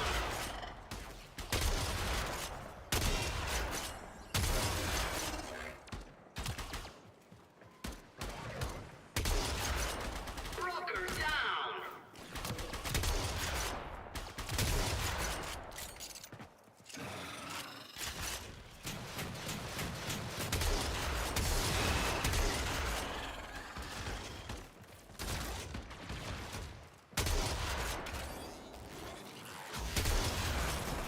Bad day for Annual and his investors.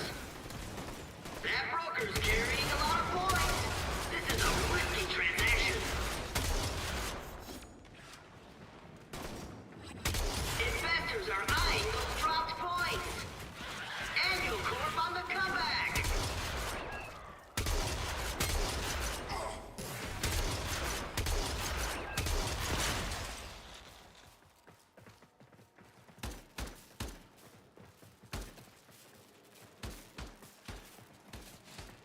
Tenno rally on the index. Dramatic. Points in the open.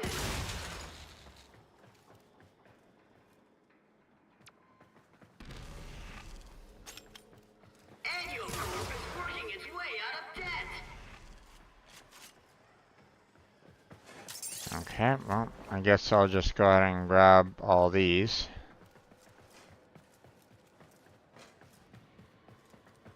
Points in the open.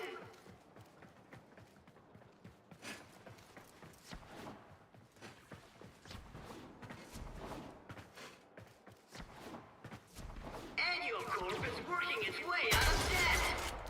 Broker down.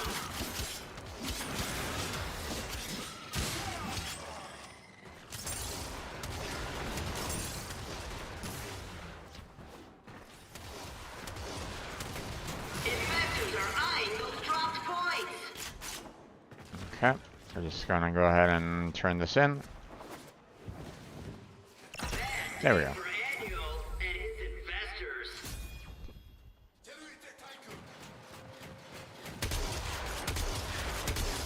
Points in the open.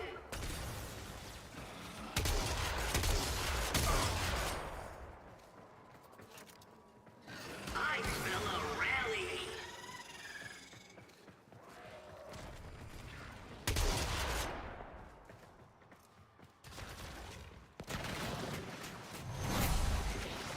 Shocking turn of events. Appropriate expression.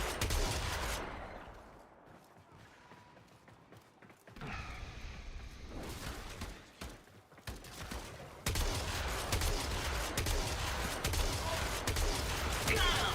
Right in the finances.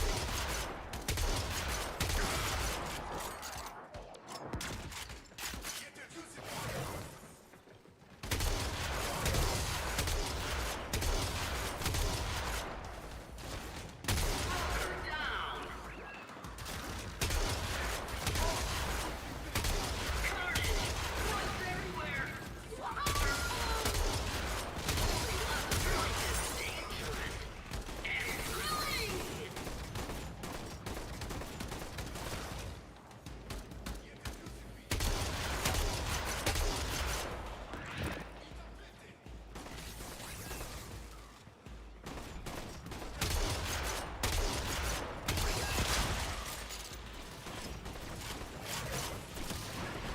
The index is up. Index points up for grabs.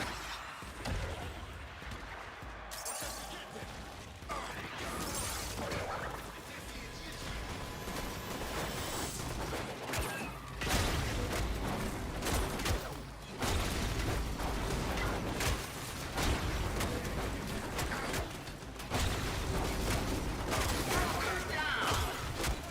Brokers holding many points look like shiny bait.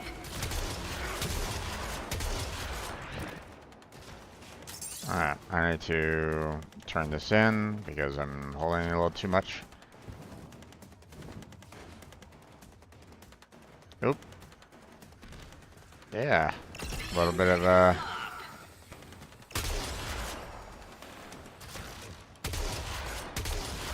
Investors are eyeing those dropped points.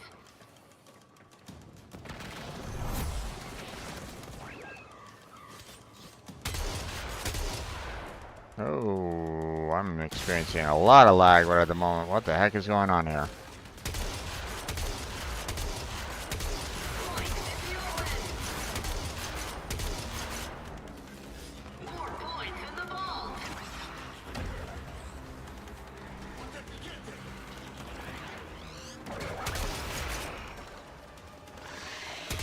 Oh, come on now. What is going on with this? Corp on the comeback.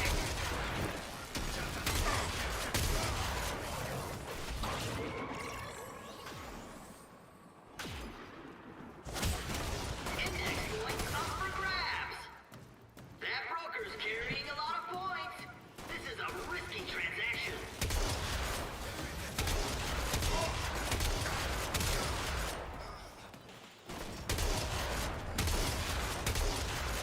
Investors are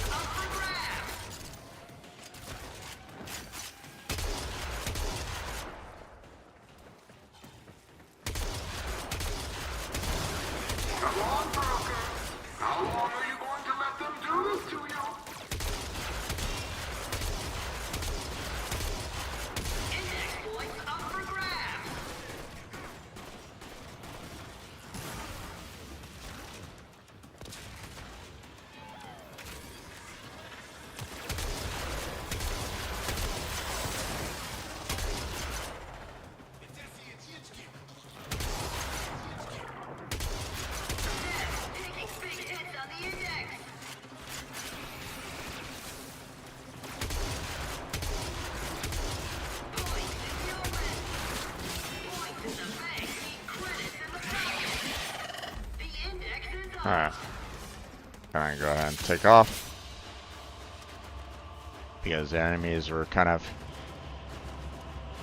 doing a little bit. Oh yeah, it's all the Black Friday sales causing lag. Okay. Probably, maybe, who knows. I'm gonna go ahead and take off on that one. How you doing there, Vinny? Long time no speak. What you been up to?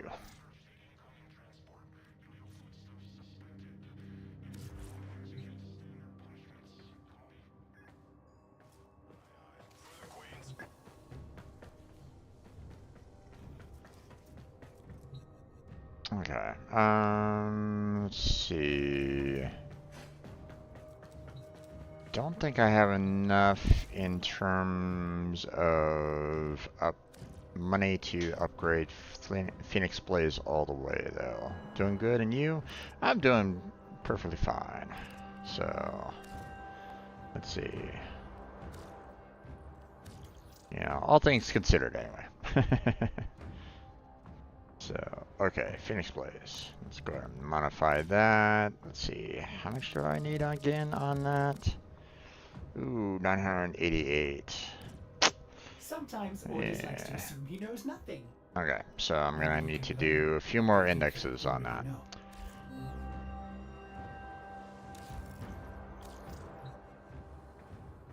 Alright, well, going back in.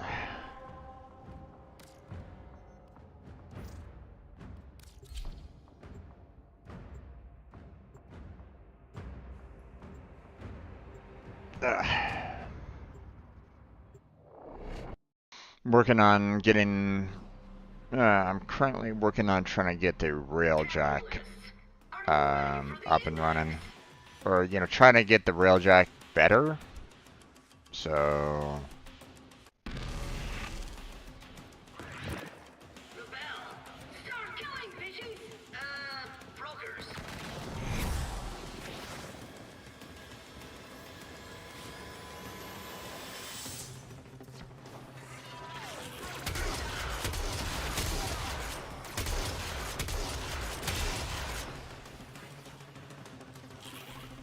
Come on.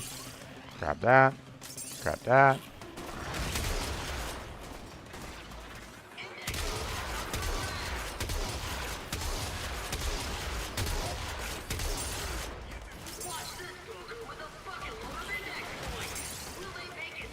What the heck is grabbing me?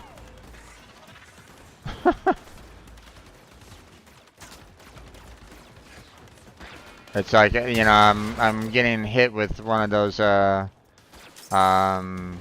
know, one of those traps, but yet I wasn't, you know, actually seeing it or anything along those lines. So it's like,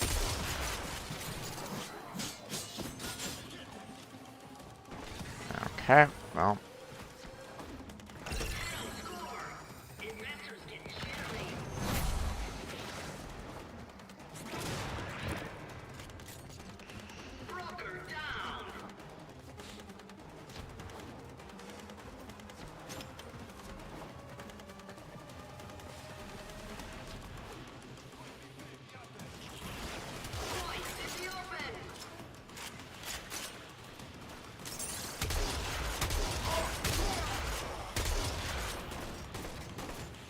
Where is it? There it is.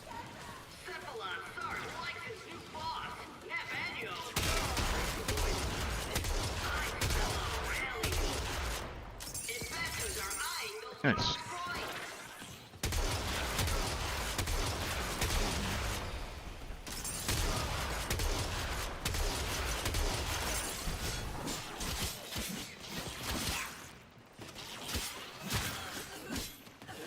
Okay. Got quite a few tokens. I need to get out of here. There we go. Because I want to get my clone out.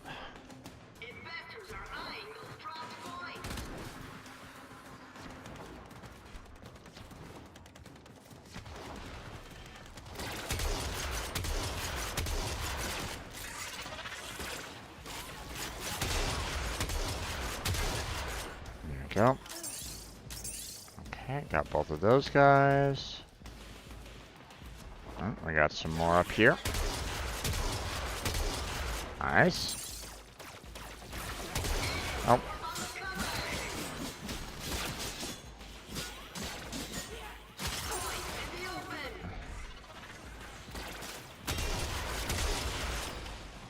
Grab that. Grab that.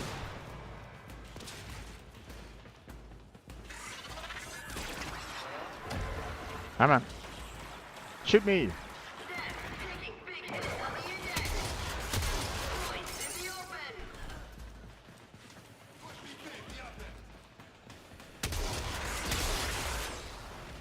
Alright, that guy.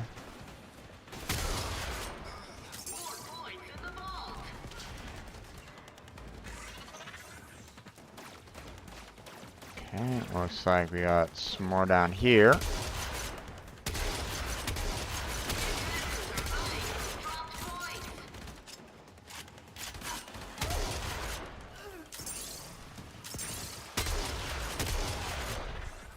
Break that. Oh. With all these, break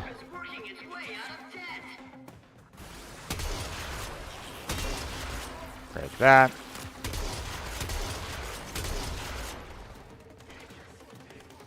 Oh, come on.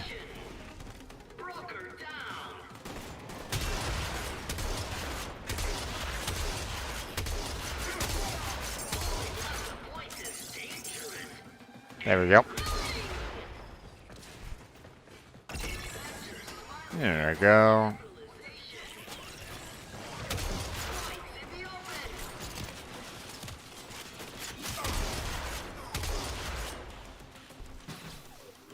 Okay.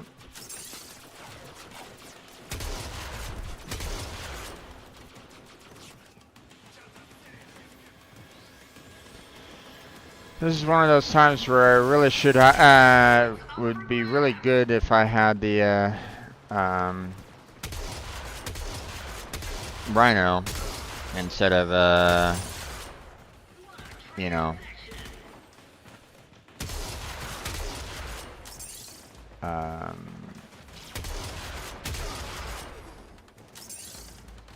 you know.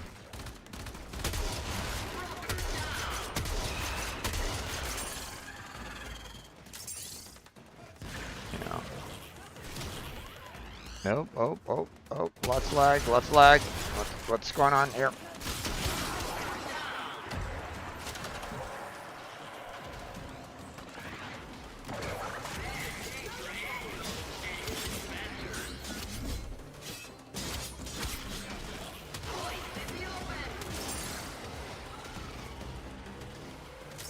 There we go.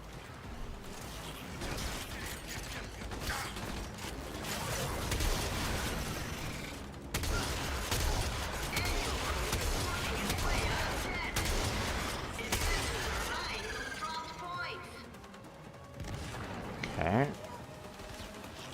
Oh, did you guys already grab it or something? Get rid of that thing, please.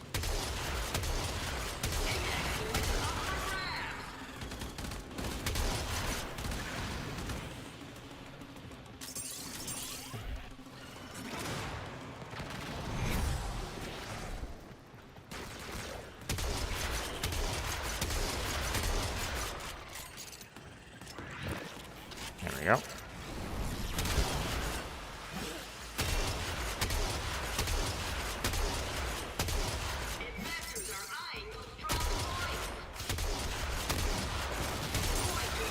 Oh.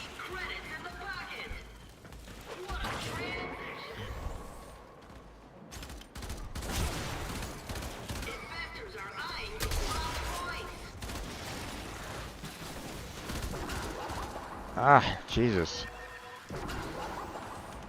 What is holding me right at this moment in time? What the hell? What is... Huh? That was...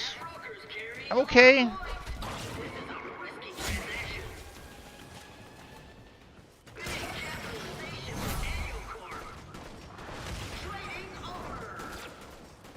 Wait, what?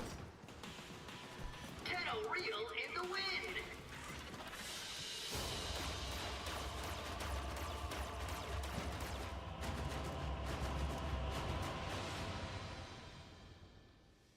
Okay, so I didn't get the money back, did I?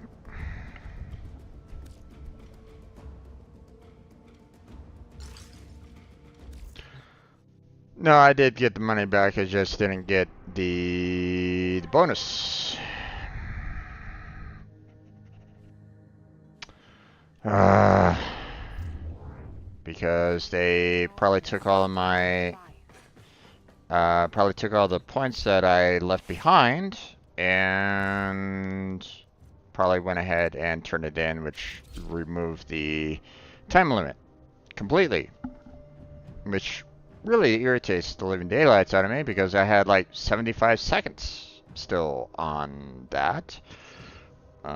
So that's kind of irritating, but you know, oh well, what can I do?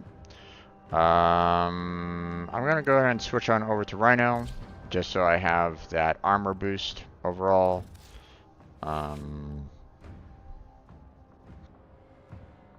Now, one of the things that I got at one point in time was being able to,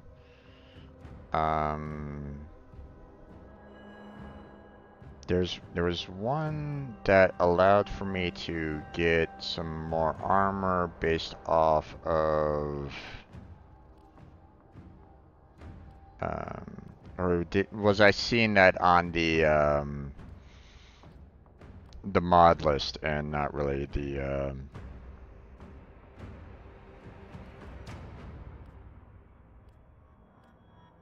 it might have been on the mod list. I didn't actually have it. But I was like going, ooh, this looks really nice to have. Otis finds it odd that humans only get a few years to live, yet spend Yeah, most of you that know, time the mod in question was basically where you could, you know, for every health orb that you got, it increased your armor up by, what was it, like 45 or something like that, I think. So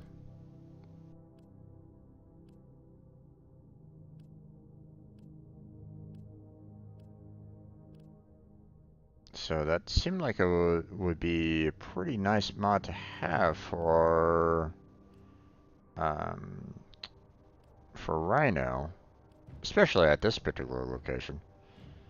Um,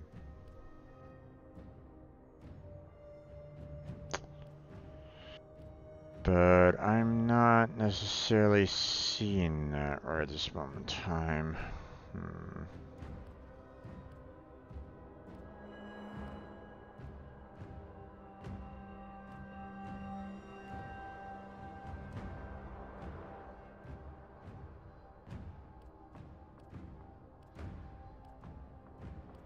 So unless, yeah, actually, let me just go ahead and search for defense.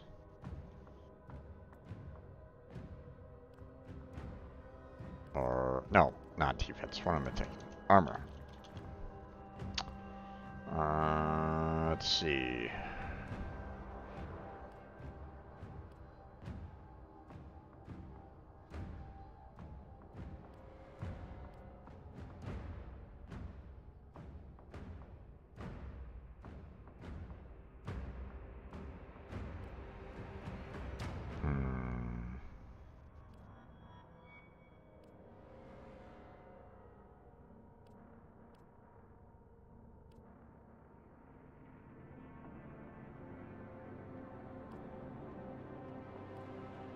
Guess I don't. I guess I didn't get it myself.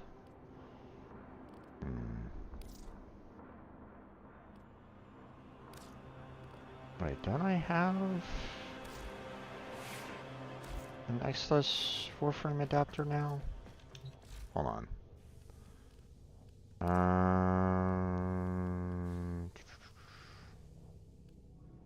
No, I need Argon Crystal to make that one. Right. Okay. I already have 2 of those owned. Let's see. Let's go ahead and keep on building some additional forma there. You don't happen to want to join me on this there, do you, Vinny? Or are you still playing some Diablo 4?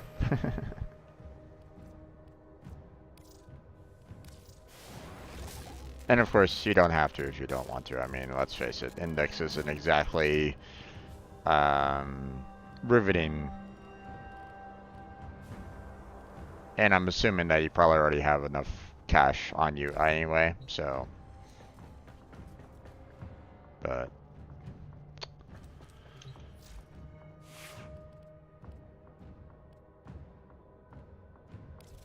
If I may say, operator, your chosen Warframe suits you.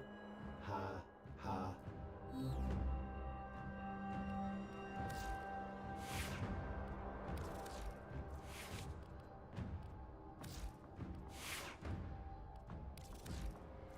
Just got my bonus and switched to D4. Gotcha. No worries.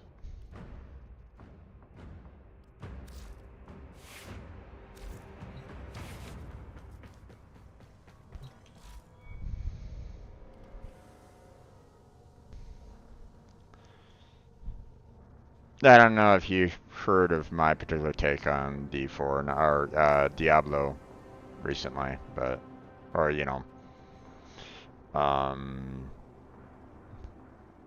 I played 1 but never beat it. I played 2 and got decently far, but I never went all the way through like the nightmare levels or anything like that. I couldn't play it often enough to really go that far anyway. Plus it got kind of boring after a time, so I was like going, I'm kind of done with this. I want to play something else. And I bought 3, but I never played it. Mainly because I got really tired of the whole online, you have to be online in order to play this game. And it's like, I'm single player, it's like, can I just not deal with that? I'm one of those that is like going, hey, if I'm single player, I shouldn't necessarily need to sign into your online anything to play the game. So if you want to make Diablo a World of Diablo, like World of Warcraft, then perfectly fine. Go ahead and do that. I'm not going to necessarily buy the game, but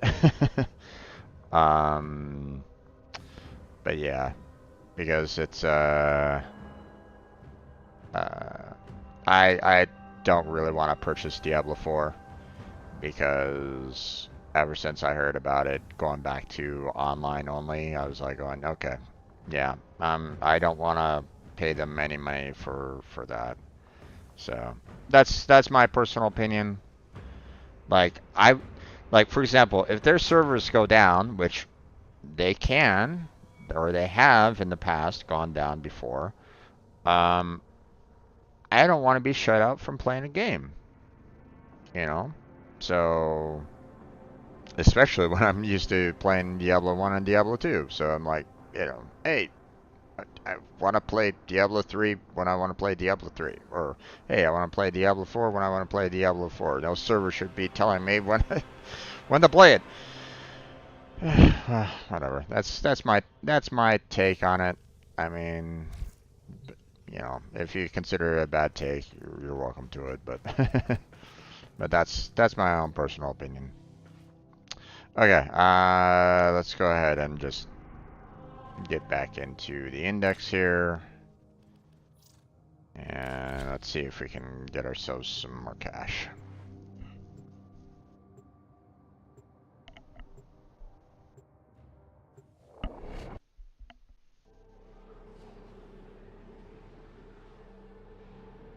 Investors nervous.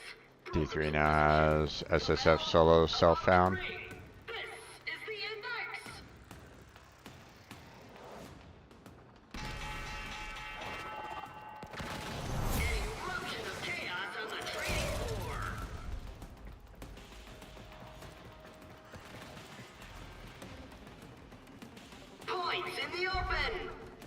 Oh, we got a couple of people in.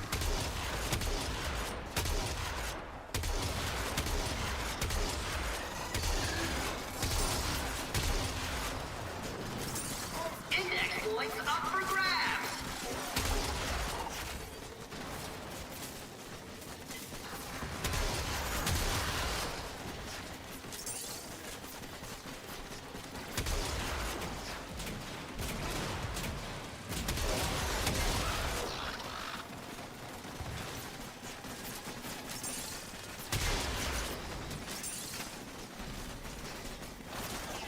Index points up for grabs.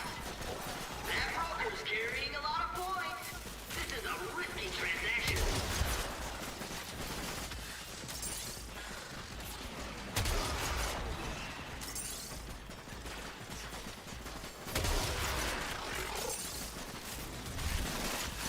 This guy's playing, and this guy's trying to be a carry as well. And it's like, come on, guy. That's what the rhino's for.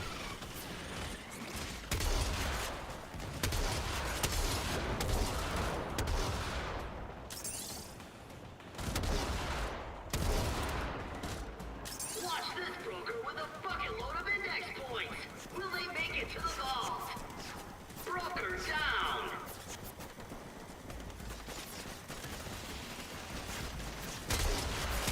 Not a good day on the index for Neff and his brokers.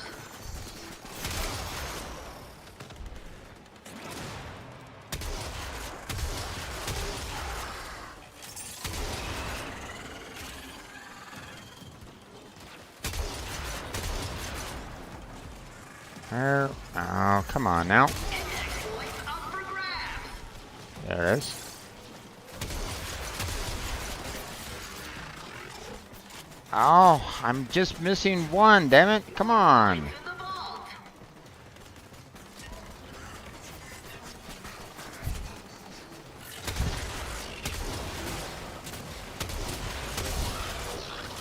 There we go. Points in the open. You need to turn this around. Your livelihood and life depend on it.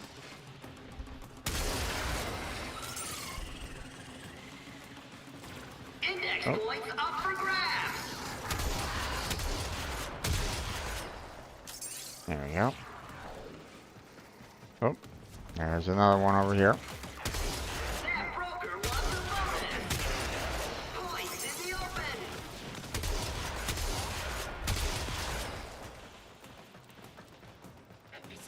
Where is it?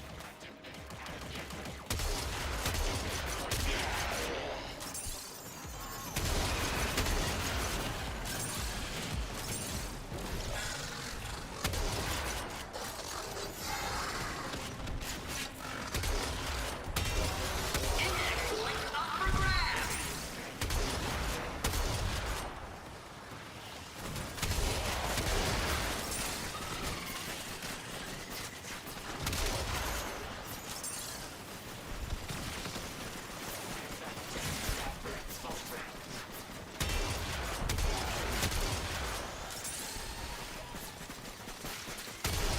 The 10-0 score. Investors get jittery.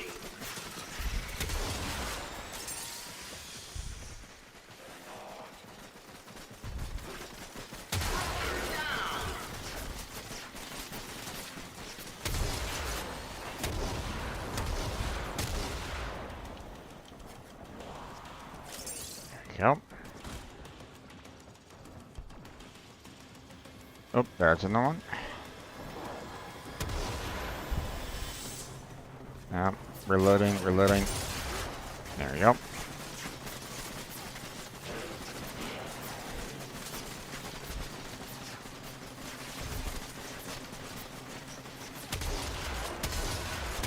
Brokers, you need to turn this around. Your livelihood and life depend Yeah. Investors are eyeing those dropped points. Oh, Eyes on broker with many points. Risky move. Index points up for grabs. there we go. Oh, got 17. Didn't really want that, but Index is up.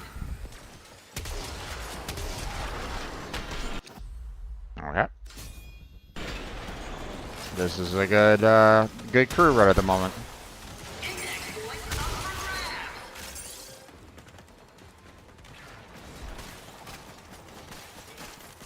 Oh, we got one over here.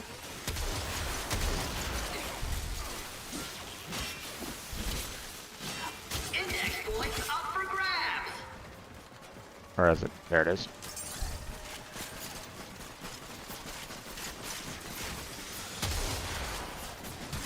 There we go.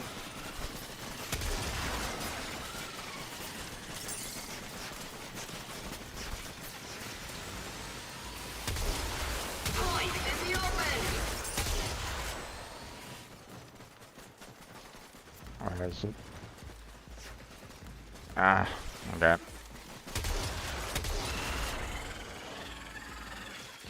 There it is.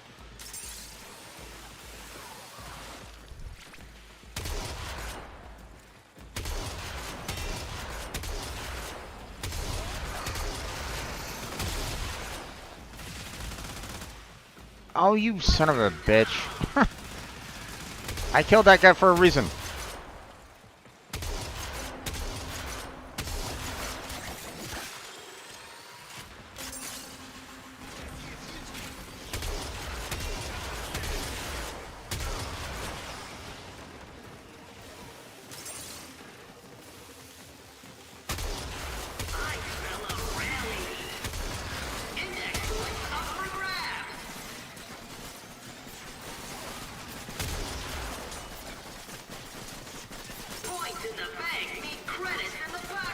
There we go. There's some more.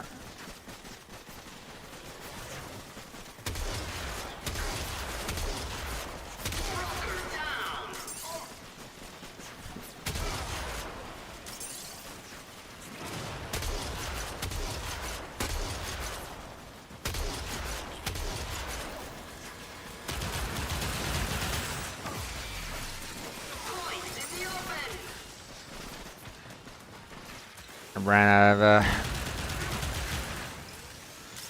primary. Oh. Okay. Ran out of armor. There we go.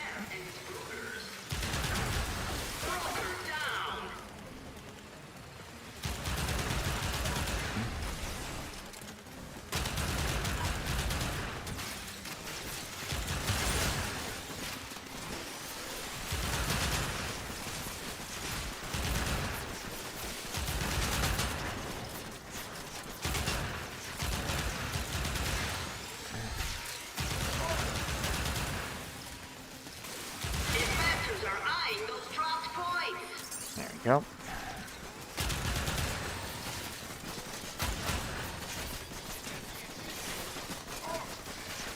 Oh, there's one. There's another one. Damn it, missed.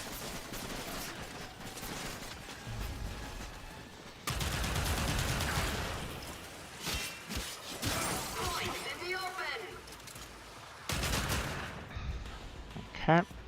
Points in the bank mean credits in the pocket.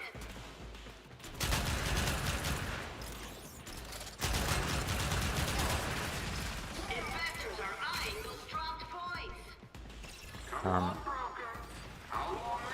Come on now. Where did it go?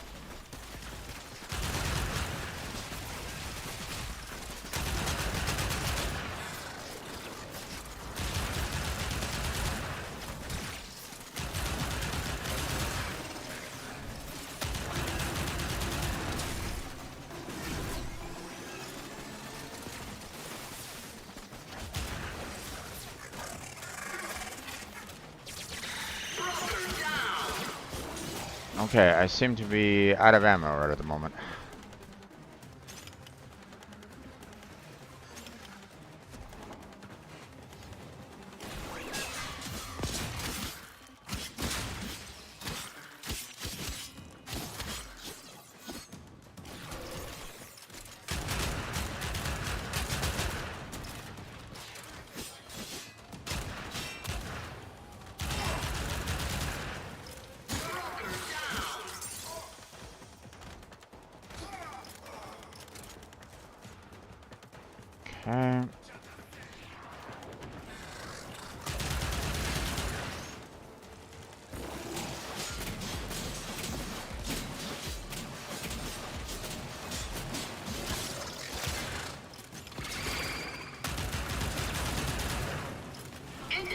points up for grabs.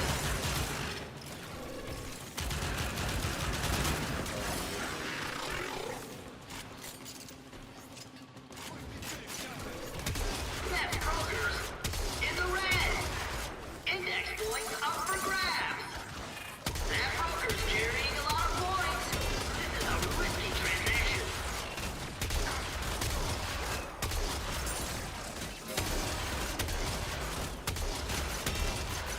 Points in the open. That broker wants a bonus.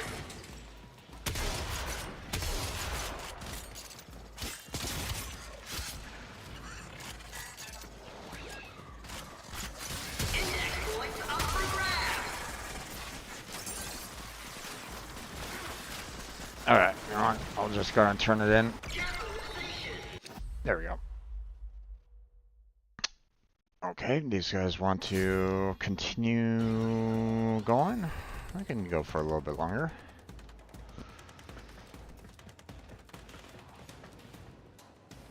Come on, broker. How long are you going to let them do this to you? Broker down.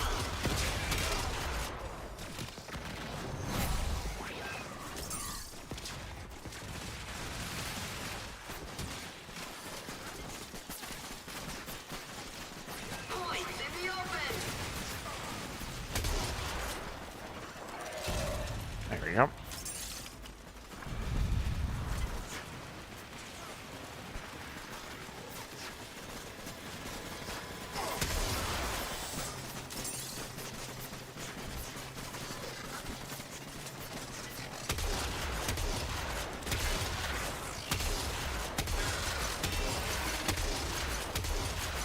Points in the open. Points in the open.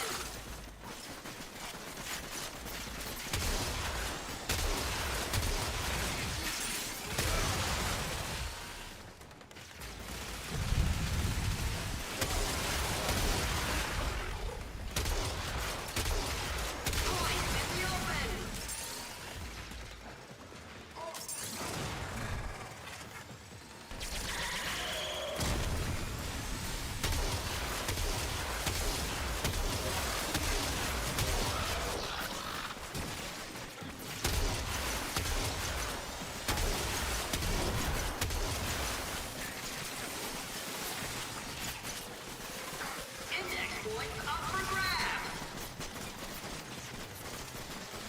Alright. Everybody's grabbing these tokens, and it's like, come on, guys. Shares soar on that total capitalization.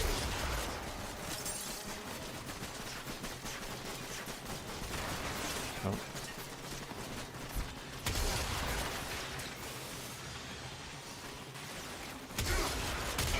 Points up for grabs.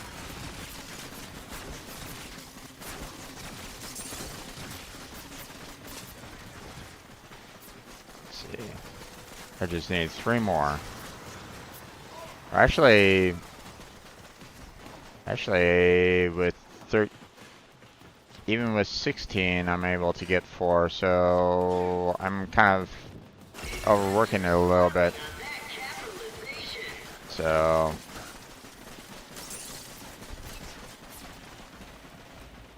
oh, there's one. I'll take that. Thank you very much.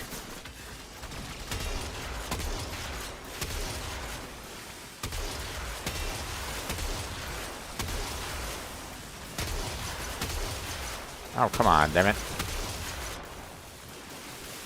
Broker down.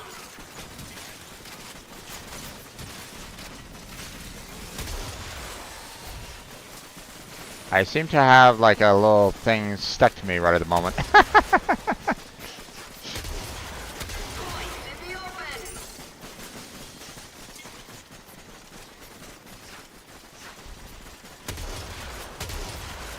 Net brokers in the red.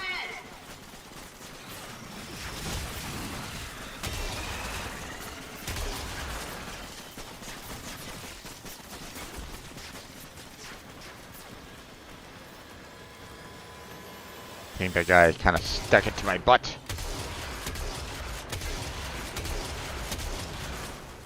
Investors are eyeing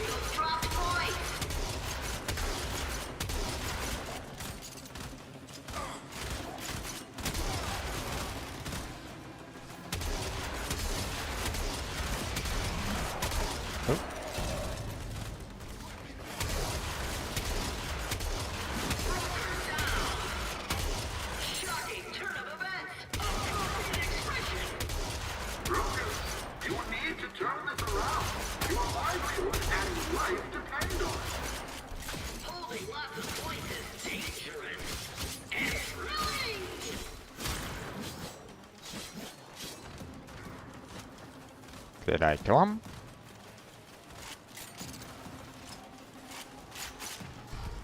Index points up for grabs. All eyes on that market upset. Them taking big hits on the index.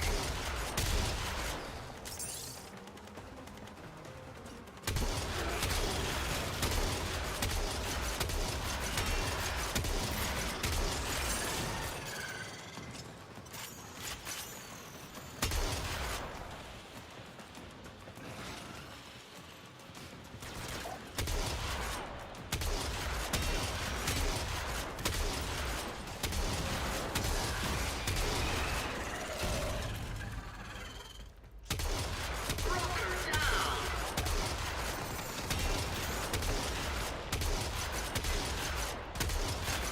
Holding lots of points is dangerous and thrilling.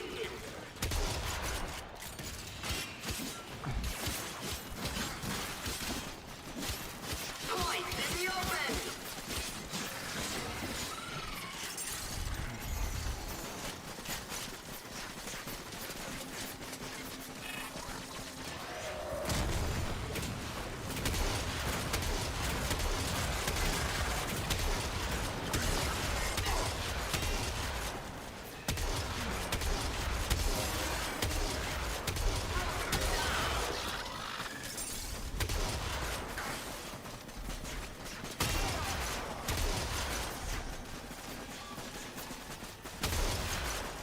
Annual Corp is working its way out of debt. All eyes on that market upset. Watch this broker with a bucket load of index points. Will they make it to the vault? Annual Corp is working its way out There of we go. debt. Broker down. One of our compatriots died on that one. So.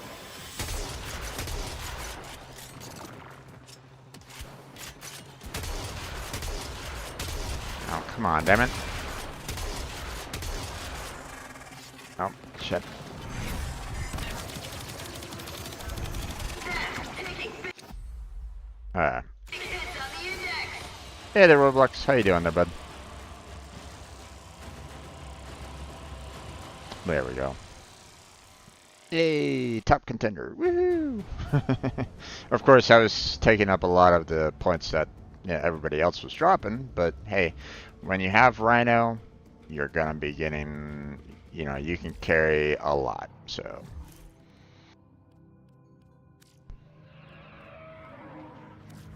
And now we have enough to mod up our railjacks more.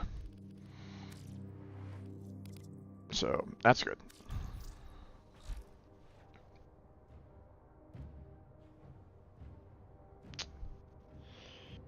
How do I farm sun tokens fast? You don't, my friend. Sun tokens are really difficult to get.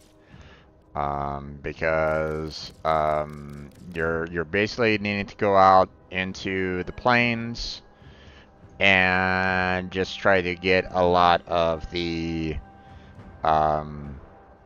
you're basically trying to farm, or you're basically trying to tranquilize the animals that are out there on the Deimos plains, and if you get some good captures in there, then you'll be able to get a few more tokens out of it.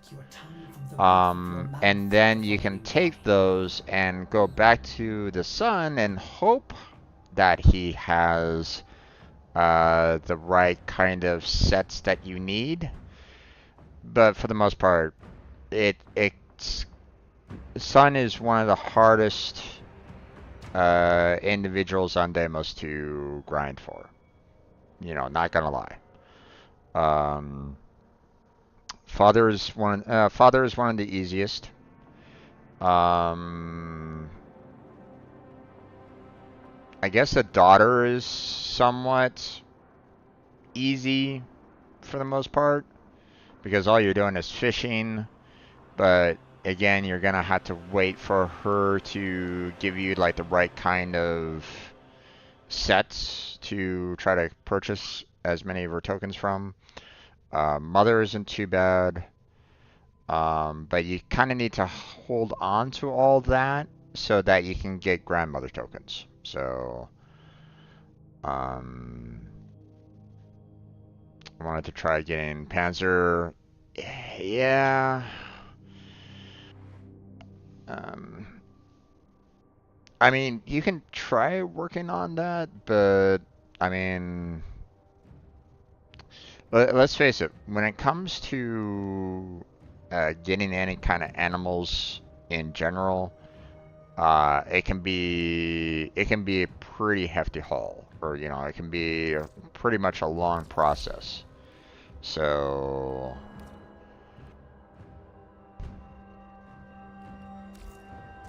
I understand if you have to sell mods. Maybe Ordis will meet a similar fate someday. okay, let's see. Um,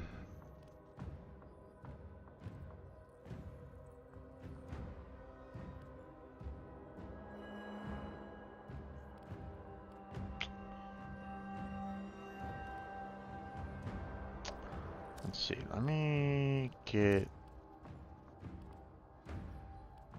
Actually, hold on.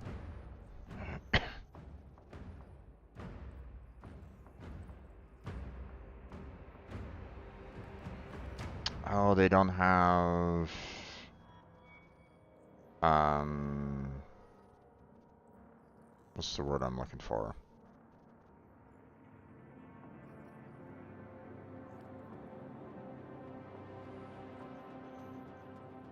They don't have rarity as a filter on that. That's kind of unfortunate. For the artillery damage, yeah, I don't really need to worry about that. Omni Revelite consumption. I don't think I really need to worry about that. Should I farm for it, or is it advanced for me? Well, okay. Bear in mind that I personally don't have a Panzer. Okay. So, but I personally haven't looked into getting a Panzer. So you'd probably want to talk, I know that Blackheart went and got his. Um, but let's go and see. What do you need to do in order to um, get Panzer? So. Salutations. Ayatan of the Entrati. Let's see.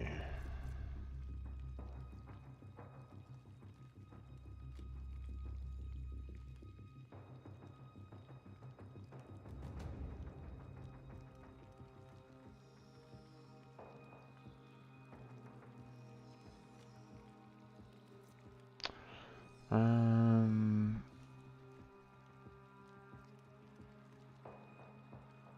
mean, the pheromone gland for the Volpa is fairly easy to get overall. You don't need to be at max family in order to grab the gland. So,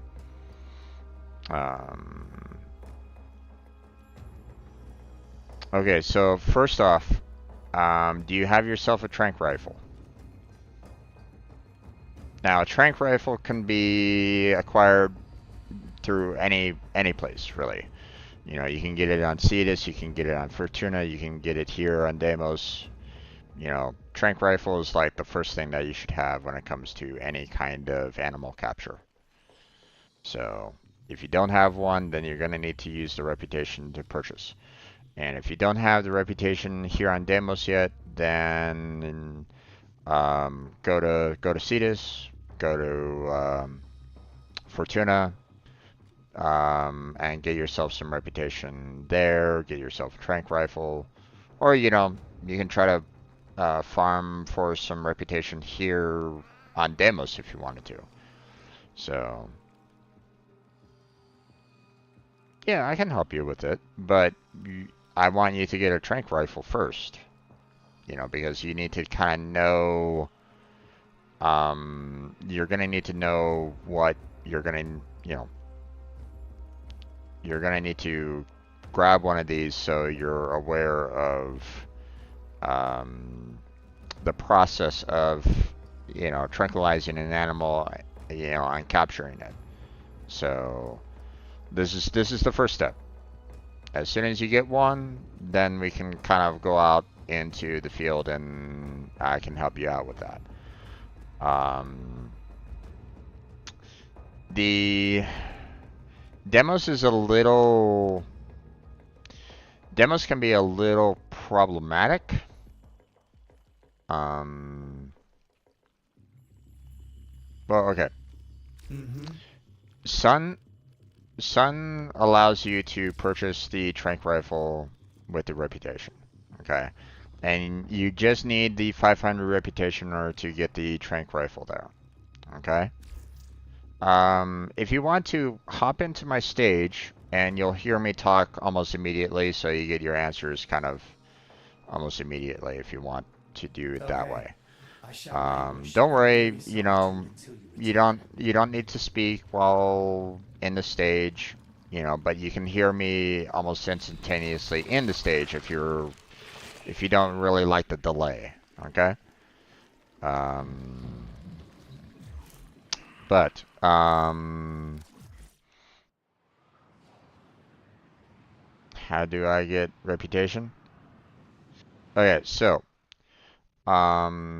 it's much along the lines of any place really. I mean, the first easiest location for you to go to is Cetus. Okay, if you go to Cetus, you can get a trank rifle there as well. Okay, and it's going to be kind of built to your level for the most part, so it should be fairly easy for you overall. So, you know, when you're here on Cetus, you know, have you done any grinding on Cetus at all for reputation? Or have you done any bounties here on Cetus?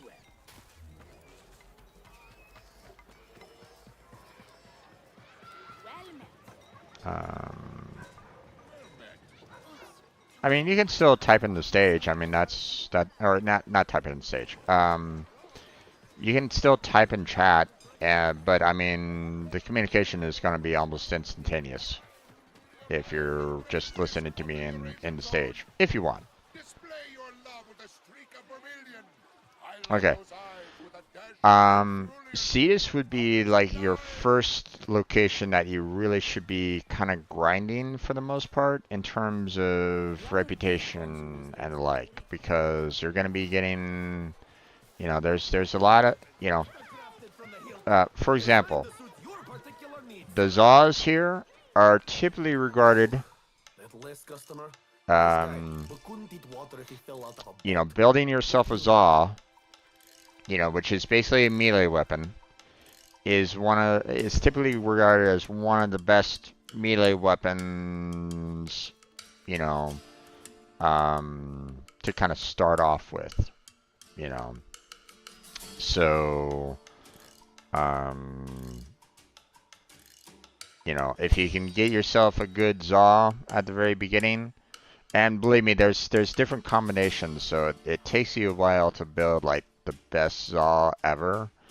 And there's a lot of combinations. You're probably going to need to look online for like the right kind of combinations for the Zaw.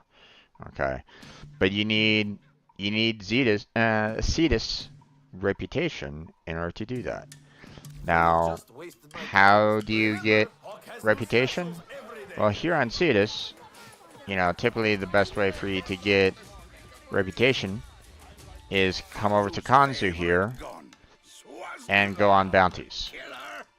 So, if you notice on the bounties here, you'll notice that you'll see reward details, right? So, you know, you have the potential of getting all the, all these potential rewards. Some are going to be rare, some are going to be common.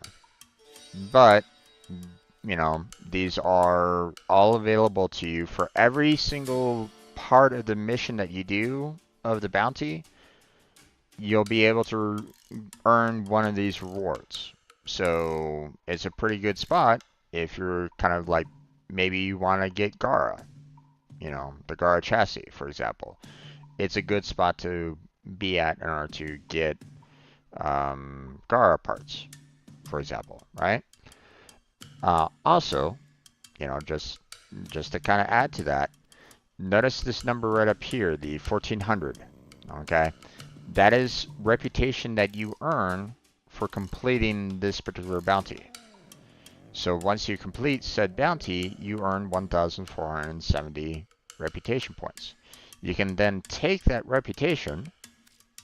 You choose to pursue other. You see and are seen. And you can come over here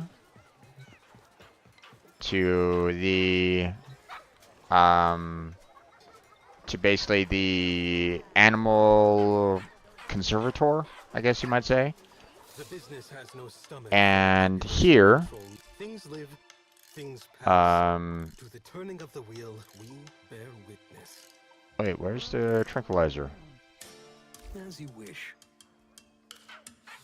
I thought he sold it.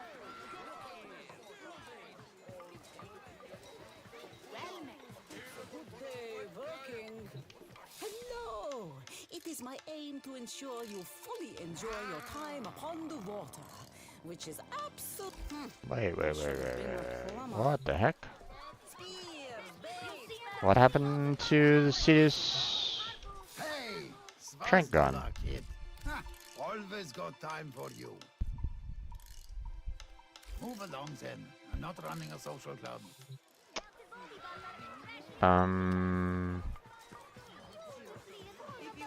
That's weird. Best prices and free advice, Sura. To me, you're a local. Normally, the Trent gun is available on all locations. What's going on here? An honor to groom the beasts that serve the Tenno. Master Tizanai is forever at your service. Through strife and predation, the species of the Eidolon most struggled to survive. We could have That's weird. Another time, then. It resides in the space between you. No, Pedlick, I will not be attending your poetry recital. Huck would rather get the collect the magnets. Really? Step into the winner's circle occasionally. That's... He'd love to come back soon. That's weird. I thought for certain that Cetus offered a Trent gun. Our most esteemed Sura.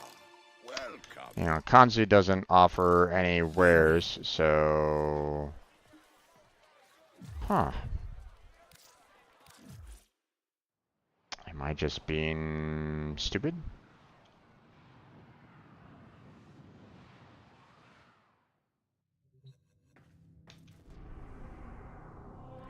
I thought for certain that Cetus offered it.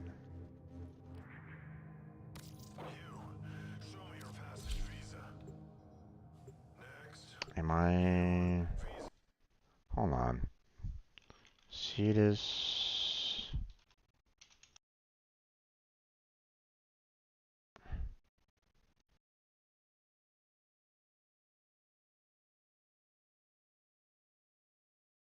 Trank rifle.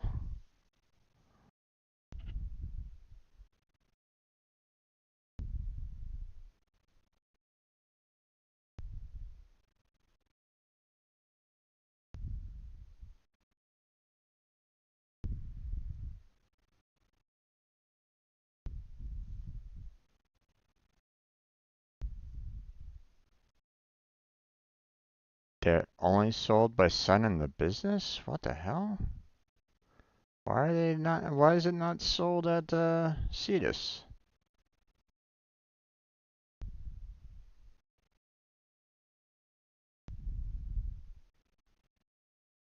That's weird.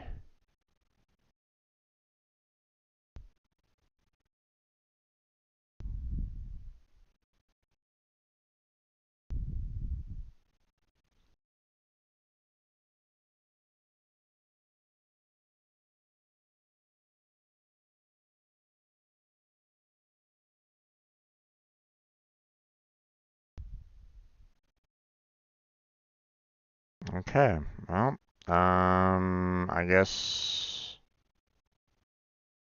they never added it to Cetus for some reason. Hey, Vinny, are you still there? Do you have an idea as to why they never put it on Cetus? Seems like it's, should be common.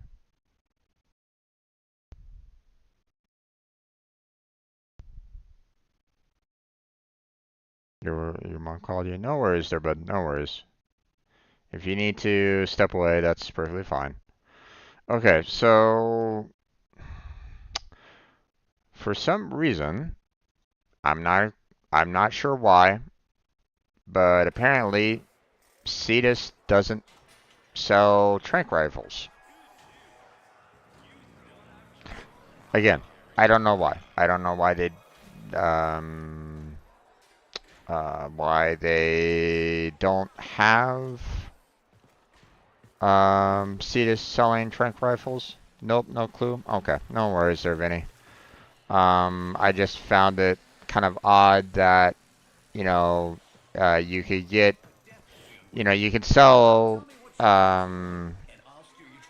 you can sell animals to the individual there on Cetus to get the trophies there, but yet they don't sell the tranq rifle there. It doesn't make any sense to me whatsoever, but whatever.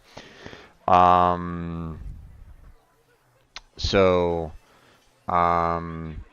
so what you're gonna need to do is okay, so there's basically two ways of going about doing it. You can either come here to Fortuna, and you can talk with the business here, and you can browse his wares, and again, he's offering the tranq rifle for, again, another 500 reputation. Okay, so you get that. You earn yourself some reputation here on Fortuna. You can earn the tranq rifle. Same with demos. You earn some reputation, you get the tranq rifle. Now, now here's the thing. Now if you don't have any reputation on either one of these two locations, Fortuna or on demos in Saturnos, I think that's the name of it. You want to go to Utico here, for example, on Fortuna, and just do bounties. Just do like one of the first, you can just do like one bounty. Get yourself some rewards out of it, and you get some reputation as well. Notice how you have 1020 reputation just for this fairly easy, for this easy bounty. You can just easily get, 1000 reputation, for that. You'll probably do like maybe 1 or 2 parts of the bounty. Well, most likely like 2 parts for the bounty for this low level. And you get some rewards for each time you complete the bounty. So sometimes, some of them can be pretty nice, as common rewards go. Some of them can be really, really nice, but, for rare. So, but done, I have the rifle. Nice. Okay. So now, I'm gonna go ahead and leave Fortuna.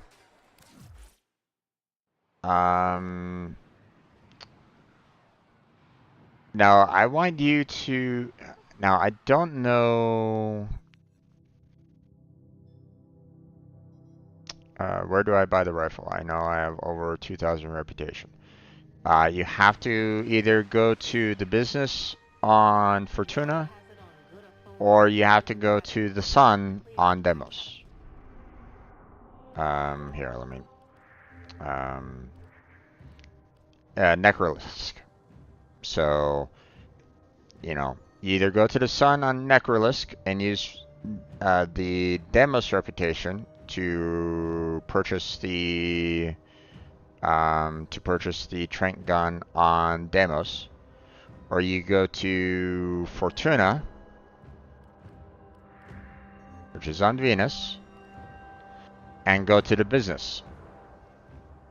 And you can purchase the rifle there, the trank rifle from the business.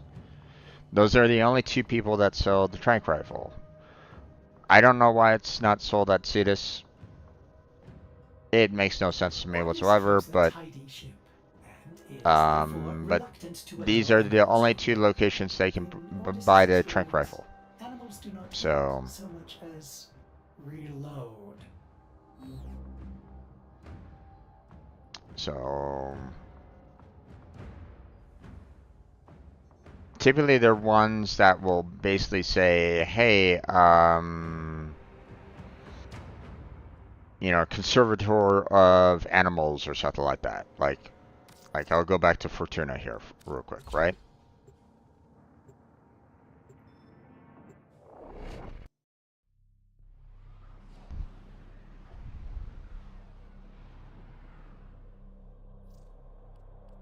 And if you do a fast travel, you'll notice that under each name they say, view standing with Fortuna, accept bounties.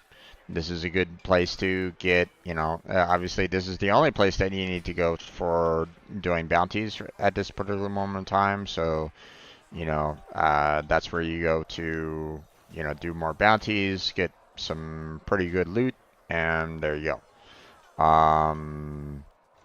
You notice here, purchase fishing and conservation gear. Okay, trade and dismantle caught servo fish. Okay, so this is where you need to go to, purchase anything concerning fishing or anything concerning, trying to track down animals. So,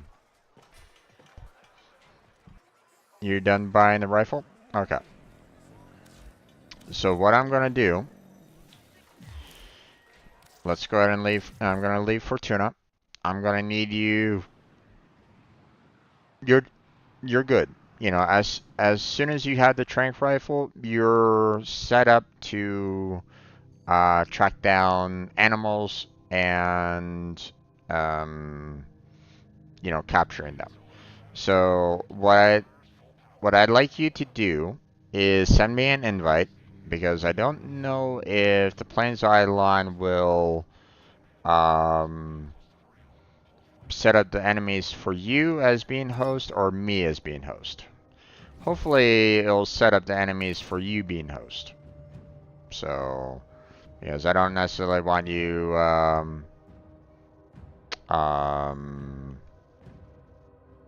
I don't necessarily need you to be worried about enemies that are at my level. Now, what you're going to want to do is you're going to want to take off that bleeding dragon key. You don't want that on your person. So remove that from your wheel. Because that is, literally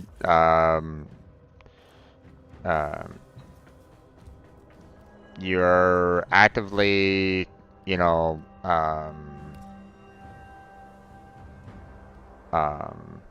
reducing down your health by having that on. So I would recommend that you pull that bleeding dragon key off. That's the first step that I would do, because you don't need it on the plains. There's only one spot, and there's only one world that you'll ever need the bleeding dragon key, the distinguished dragon key, the decaying dragon key, and the hobbled dragon key, and that's on Deimos. But you don't need it. So, okay. So, as soon as you have all the keys removed from your wheel, He knows nothing. you know, Nobody can learn. you look at your gear wheel, and you make sure that there's no keys equipped. You know, if you go here and say, hey, I want to equip the key, and you see it there in your gear wheel, then what you're going to want to do is you're going to go ahead and select it, go up to none, and then equip. And that removes the key. So.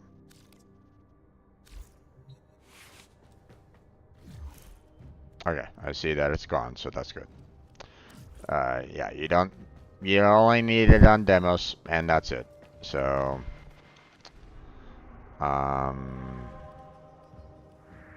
you know, if you want to unlock vaults on demos, then obviously you want those keys, but you don't need it anywhere else. So what we're gonna do, go ahead and set yourself up for friend only. Okay, not public.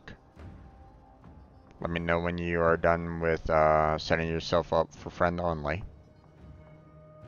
And then what you want to do is you want to activate Plains of Eidolon as the quest. You don't want it on public, because if you put it on public, other players will join the session and they may bring you into a bounty. So that's why you want to kind of keep it to only friends only. Okay?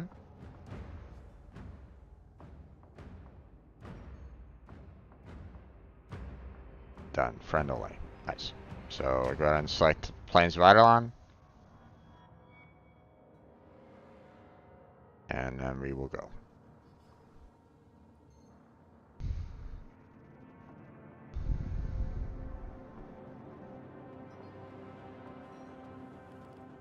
Okay, actually, let me go ahead and switch myself up to...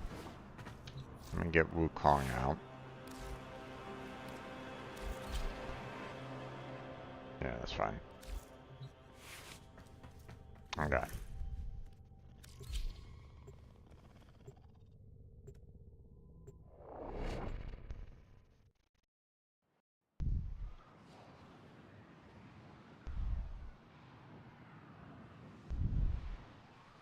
Okay, so stay near the doorway for the time being. Don't go running out right away, okay?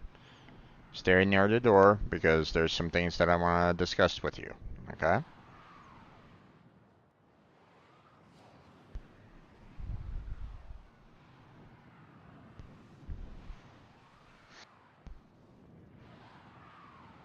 You know, so first things that you're probably going to want to do is make sure that you have everything kind of activated for your character for the most part, so you are good to go on going through the world, okay? So, for example, here I am with Wukong, right? So I want to make sure that I have at least the Wukong clone out so that my Wukong clone will be able to kind of defend me while we go about doing this, right? Now, obviously, you have Octavia, and there's nothing for Octavia that will stay with her for an extended period of time, but you know, you might be able to still use her abilities to kind of distract enemies and stuff like that. Now, we're safe right now because no enemies are going to be attacking us here directly. That's why I say, you know, leave us, you know, stay around the doorway so no enemies are bothering us, right? Okay, so next what we want to do is we want to go to our wheel and we want to select the trank rifle. Okay?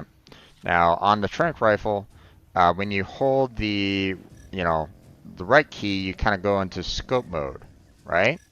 When you're in scope mode, you'll notice that, or you'll hear, like, you know, the deet, deet, deet. that's basically saying, hey, there's some critters nearby. Now, if you look over on the left-hand side there, you'll notice some little red marks kind of blinking there. Those are some animals that we can actually trank. Okay? So if we head over in that general direction, we got to be careful though, because, you know, if we spook them, they run away. Okay?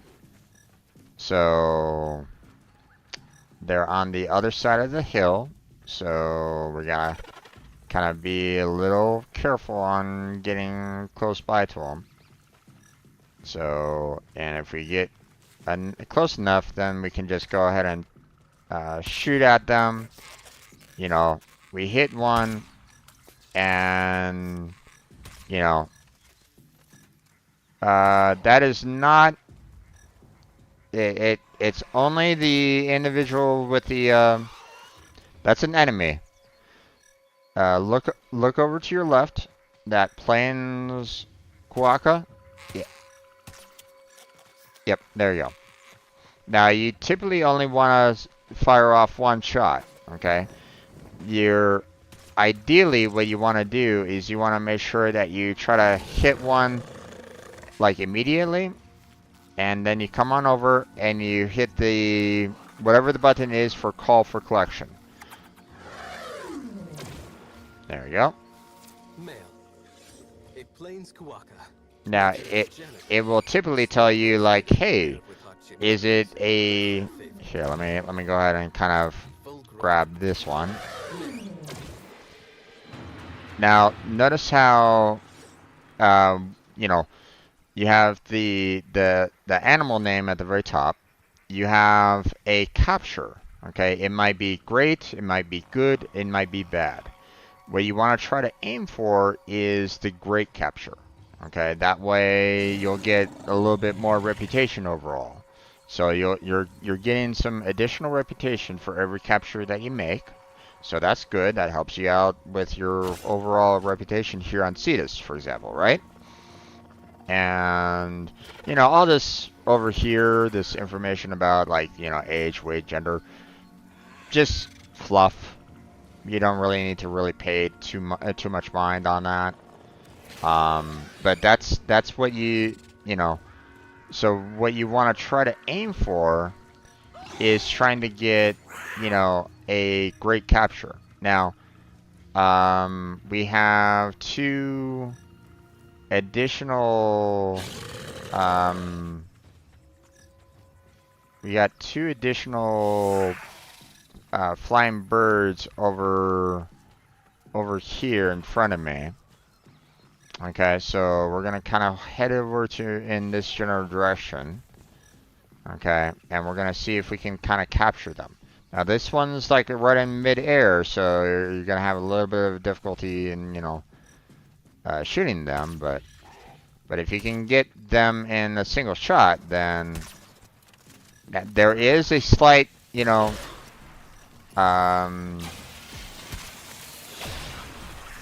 you know. Oh, come on. Go away.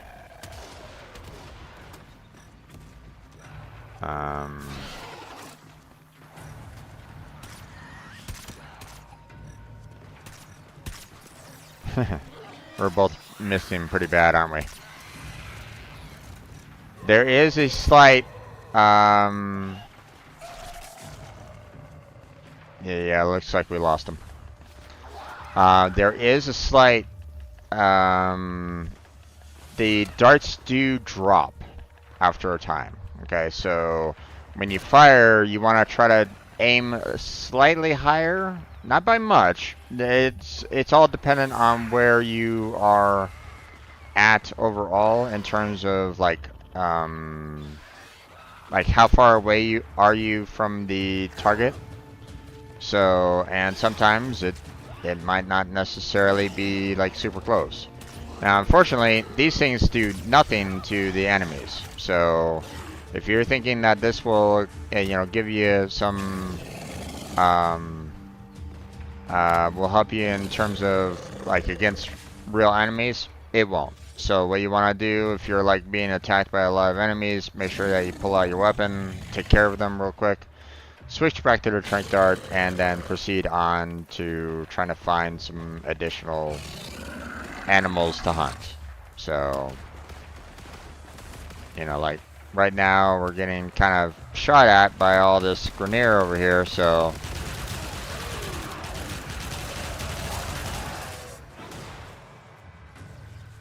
getting tired of being shot at. So, okay, back to trank rifle. Okay, we got 2 more over to my right. So we're gonna kind of head in that general direction, okay? Now normally, if you have your Arcwing launcher, you can also use that. So like for example, you know, I'm in my Arcwing launcher that I can use to kind of fly around, and I can also, you know, track animals and like in that fashion as well. You know, you can just switch over to your trank rifle while using your Arcwing to do that. But if you don't have it, then you know, then don't worry. We'll just kind of hunt it, you know, hunt them using traditional means. You can also use your K drive as well if you want. So, okay, so there's 3 birds over here. So what you want to do is you want to kind of aim slightly above them, not by much, and then just kind of shoot at one.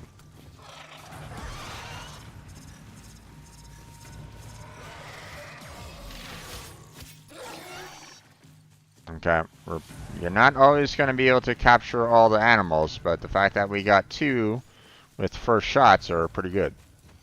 So go ahead and call one in. You know, see how this is a perfect capture? You know, you get you know, really good reputation gain out of perfect captures, which means you have to do a 1-shot, 1-hit knockout for them, or at least you need to try for a 1-hit, you know, 1-hit, 1 knockout capture. Some animals might actually take 2 darts, so it can be a little rough at times on that. So just bear that in mind, okay? So that's basically a oh, we got 3 more birds that just flew off into the distance.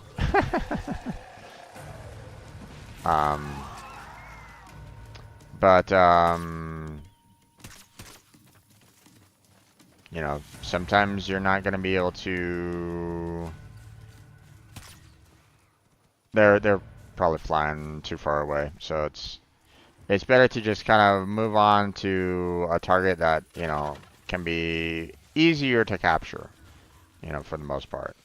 Which means just kind of running in a certain direction, pulling out your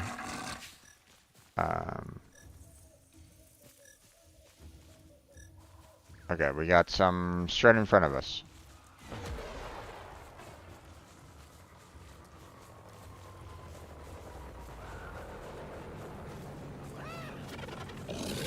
Okay. So we got some more rabbits there, so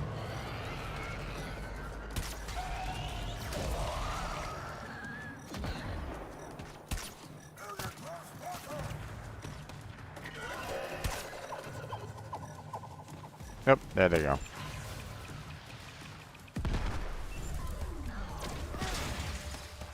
In its prime, this one.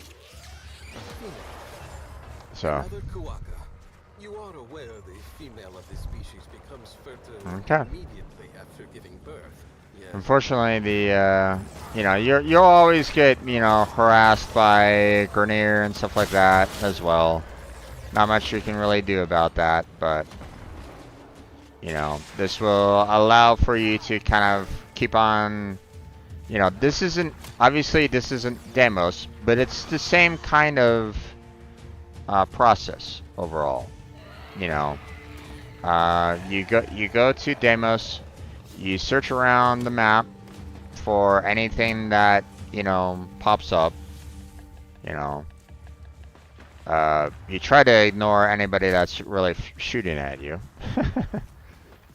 And you see if you can, you know, capture some additional animals. You know, you can do it on Cetus, you can do it on Fortuna, you can do it on Demos. All the worlds have, you know, Fortuna has a place that you can kind of go to just kind of roam the map.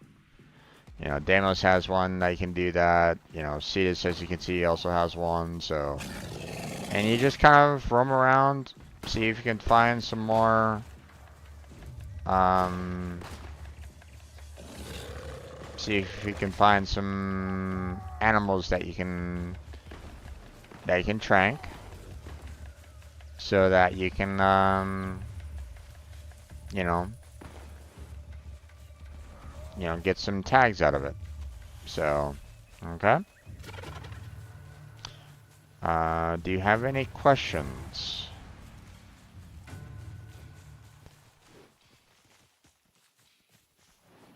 No? Okay.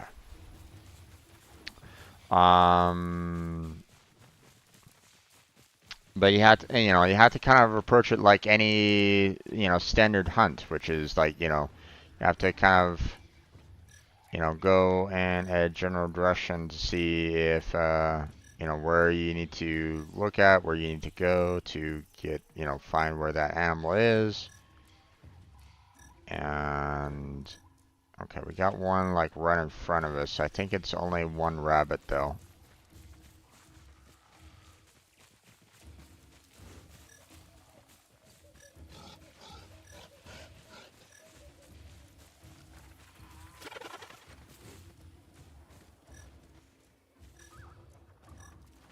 It's up here.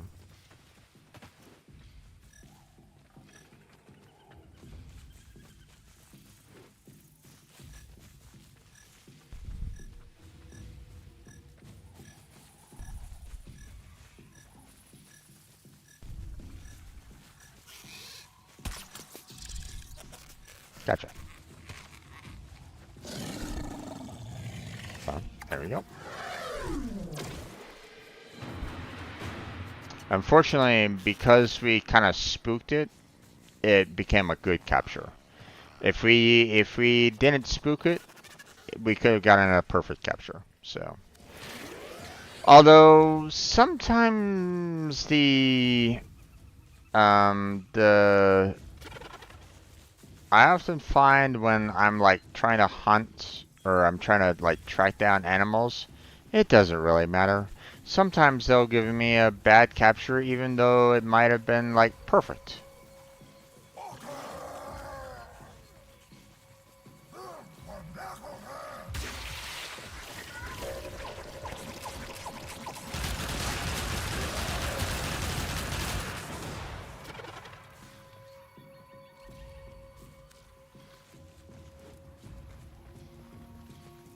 So the hunting can be a little problematic in that, you never know, like, what you might think might be a perfect capture, like you hit it once and, you are very much aware, like, hey, you just, you shot it once, you hit it once, it didn't run away, but yet it still gives you like the bad capture, and it's like, come on, guys, what the hell?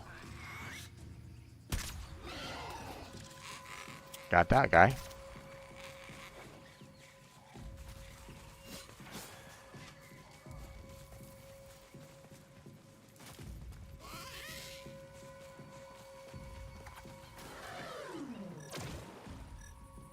In its prime, this one. Female. A foul-tempered omnivore, but key to maintaining ecosystemic balance.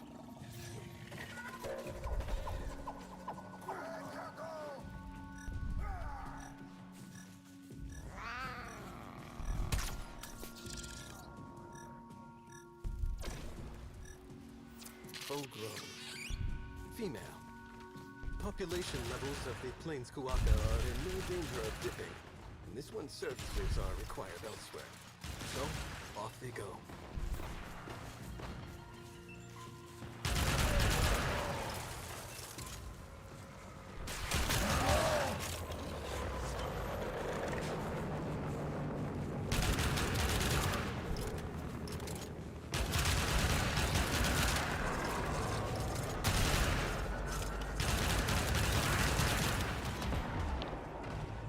Can't hear me on the stage.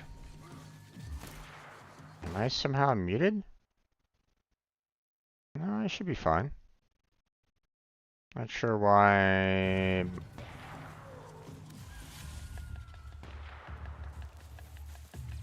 I should be fine.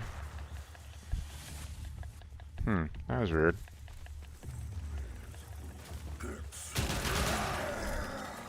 It was you? Oh, okay. No worries. It's all good. Okay. So we can kind of go back to hunting again. Oh, there's 3 birds off to our right there. So it's over a slight hill, so we got to be a little careful. Maybe let's kind of come at them from the side here. There we go. So I can kind of go for the one on the left, and you can kind of try to go for the one on the right, and there's that one.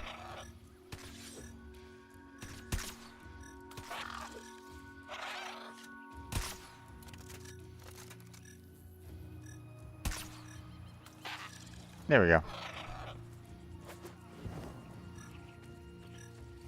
You don't wanna necessarily approach too quickly, my friend, or you have the potential of spooking the animals a little too early. So, make sure that you get, make sure that you trank all the animals first. Excuse me, my voice cracked. Make sure that you trank the animals first before you start approaching them. Otherwise, they'll get spooked and they'll run away, and you won't be able to get any good reputation out of them. But that's what's going on here on Cetus. This is how you kind of capture animals here on Cetus. So,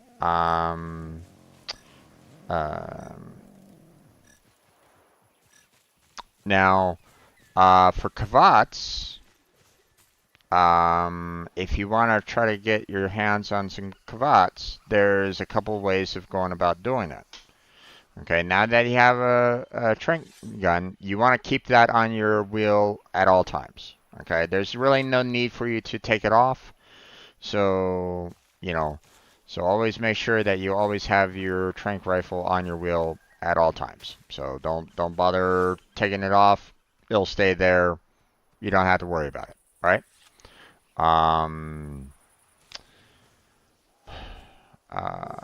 Another thing that you're probably going to want to do, you want to get oh boy. Hi, Thumper. Okay, time to fight.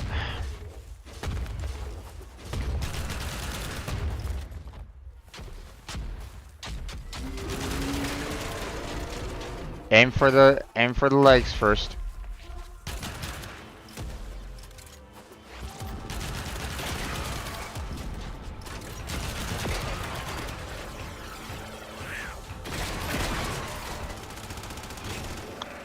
Notice how there's little green bars on the legs. You aim for those little green bars on the legs and knock it out. Okay?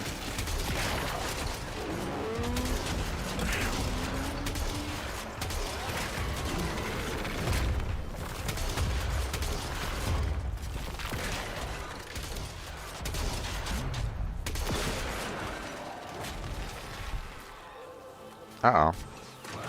There it is.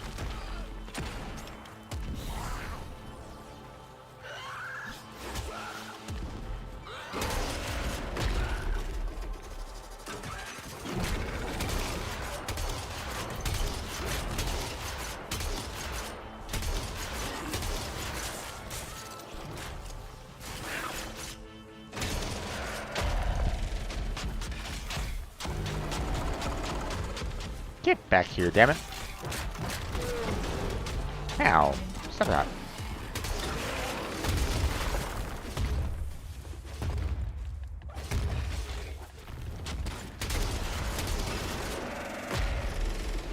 Come on.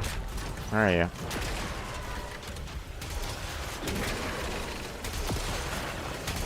Okay, there goes one leg.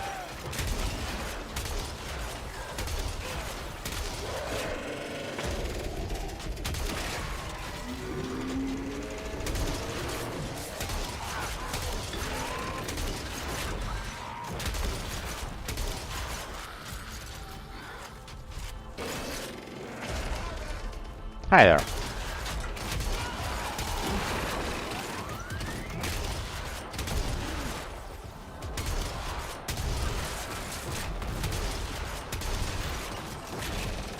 Oh, okay. Get back here.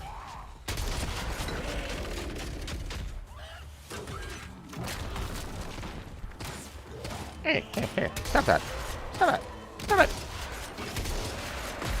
Oh, get back here, damn it. You're being a pain in the ass.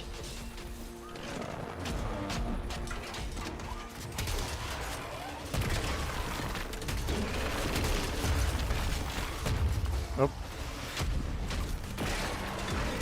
Ah, so close.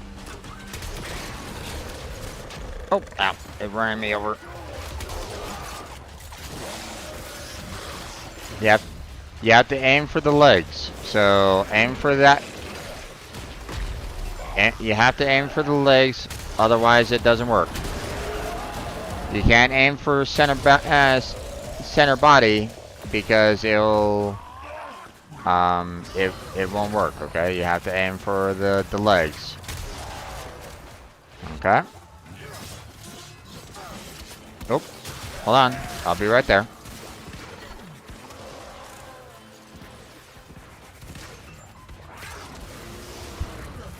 We gotta watch out for those Noxes, man. They're so irritating.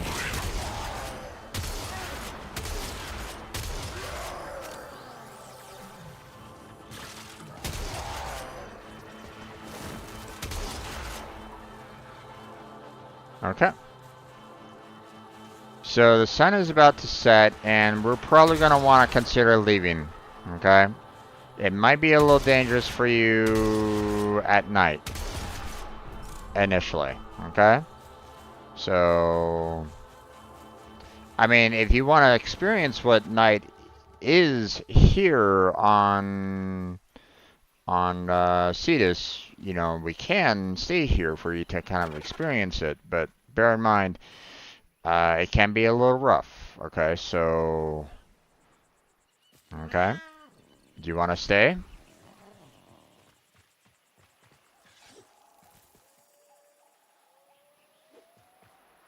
Yes? Okay. Okay, so now I'm gonna give you an enemy. I'm gonna highlight an enemy that, or actually two enemies that you cannot kill at this particular moment in time. Okay? So just bear that in mind. So you do not have the necessary equipment to try fighting it. So, oh, missed. Come on, damn it. There it is.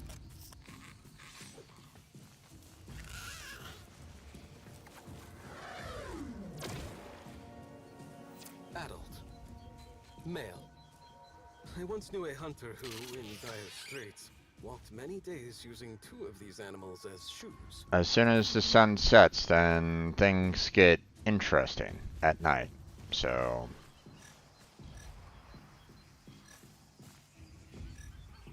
oh, we got some more birds over here to our left. It looks like about 4 birds, so you might be able to catch quite a bit there if you aim properly and shoot them all before you rush at them. Okay, so take your time. Try to get a good vantage point if you can. And then shoot. You're gonna go for the right? Okay, well I'm gonna try to aim for the ones on the left. It's not exactly the best angle for me, but... Okay, ready? 1, 2, 3, fire. Nope. Missed.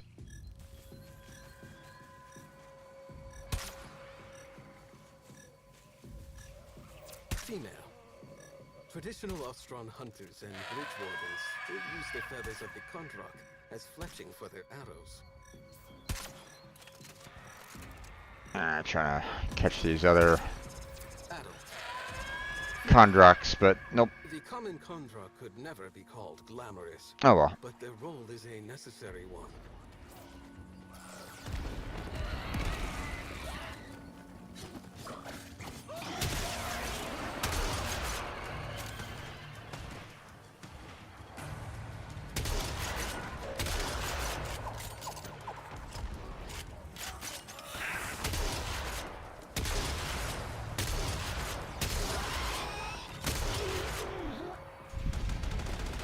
We're getting closer to a Grineer base, so we're probably gonna want to get the heck out of here. Okay? Because they're just gonna kind of keep on coming after us. So just go ahead and run away. Better to just avoid them.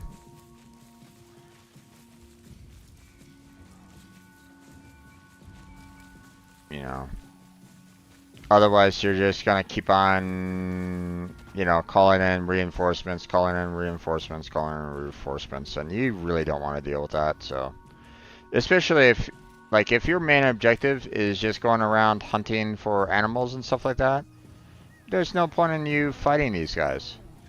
So, now the problem is that location there, that also has a lot of Grineer, so be careful.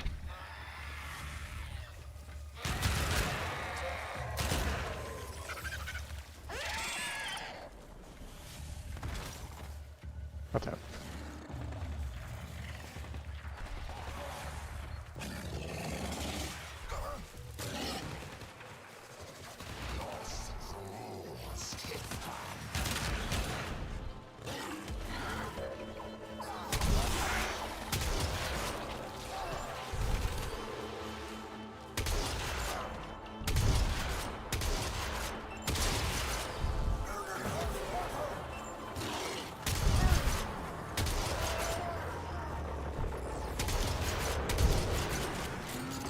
Ah, damn it.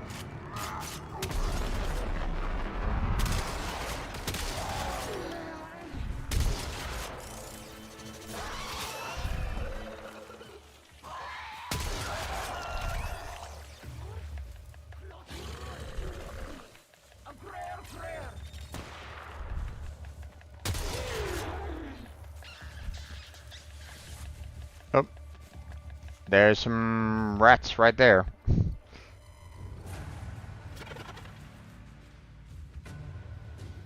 I think we're pretty good so far, so...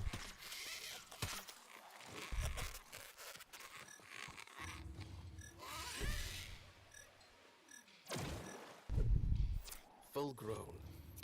Female. Properly skinned and sewn. A Kawaka can make for a useful... So, here's what I'm gonna tell you. There are Kavats here on this planet. And you can capture Kavats here on the Citus Plains. Now here's the problem.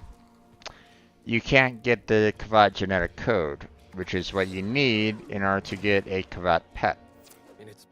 Okay? So you can't get the Kavat pet here on Citus. So just bear that in mind, okay?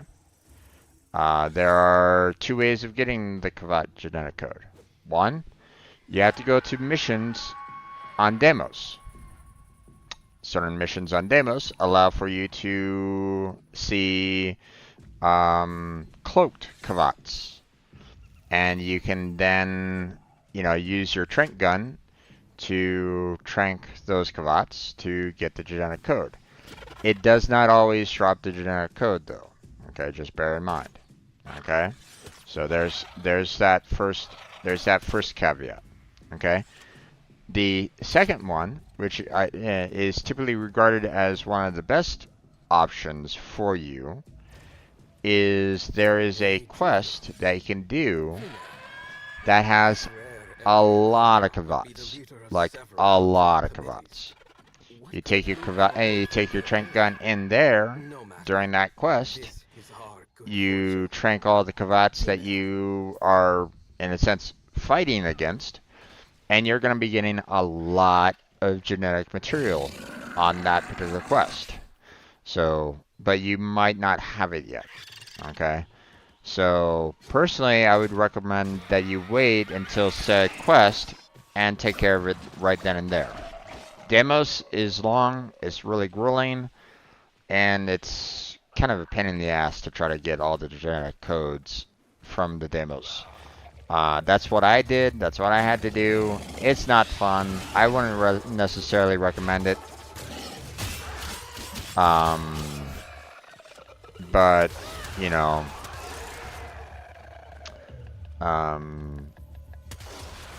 but I mean, if you have to, you can use that as your last resort. But again, I personally wait for the one quest. I don't know whether or not you have the option of having it at this point. I don't know if you have the right requirements for it. Okay? So...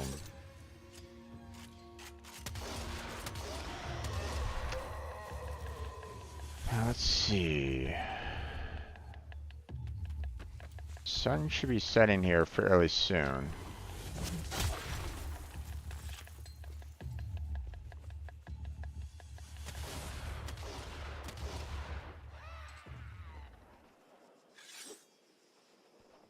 Okay.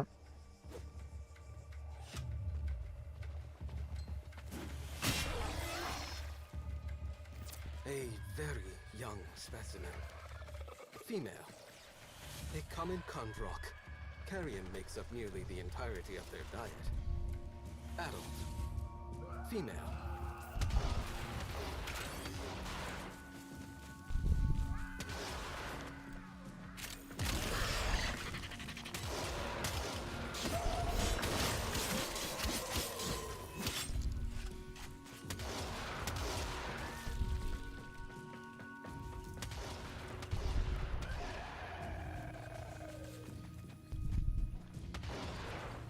He can't hear? Oh, that's unfortunate. Okay, it's gonna be getting nighttime here fairly soon. I don't know exactly when, but it should be fairly close. So, unfortunately, I don't have like the exact time. So, here, let's go back to the town. Okay, so, so let's see. We're gonna want to go all the way around there, I believe. So, let's go ahead and head on back. Oh, you have your Arcwing launcher? Oh no, you have your Z drive. Okay.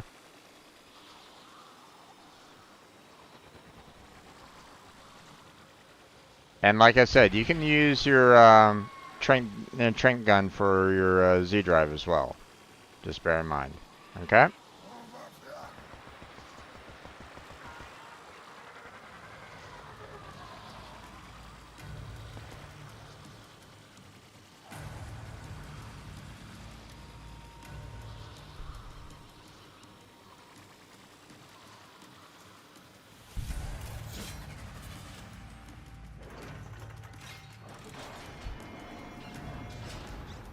We'll come back out here in just a second. I just want to kind of show you the process of like the animals and so on and so forth when you come on in, okay?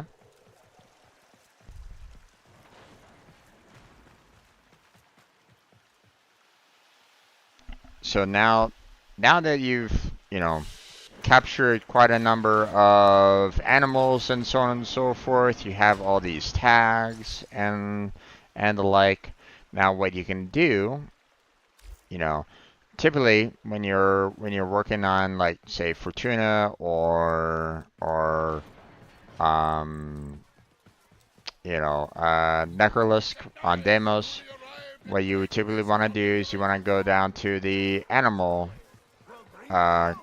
conservator, you know, or in this particular case, you know, this gentleman here for here on Cetus, Master Tasone, and you can now trade tags to, you know, get yourself some floofs if you want to. You know, the reputation that you earned, you can use to get yourself some, you know, some additional mods that you can use if you want to. You know, do fast travel and go to Master Tusone, and I'm right there. So, you know, so as you gain more and more reputation, you know, you can also spend that reputation for, you know, what Master Tasane sells, for example, right? Now, Another time then. That's going to be a little different than, you know, on, well, it's going to be pretty much the same on Fortuna, but it's going to be slightly different when it comes to demos, okay? Because those tags, Sun is going to be like, hey, I need these specific tags from this specific beast in order for you to get some of my tokens. So you need to capture the certain type of animal. And it doesn't really matter, like, you know, how you go about capturing them. I mean, you can try to capture, you can do a bad capture if you wanted to on some of these animals. So you're still gonna get, like, you'll get like one tag, whereas for perfect capture you might get 3.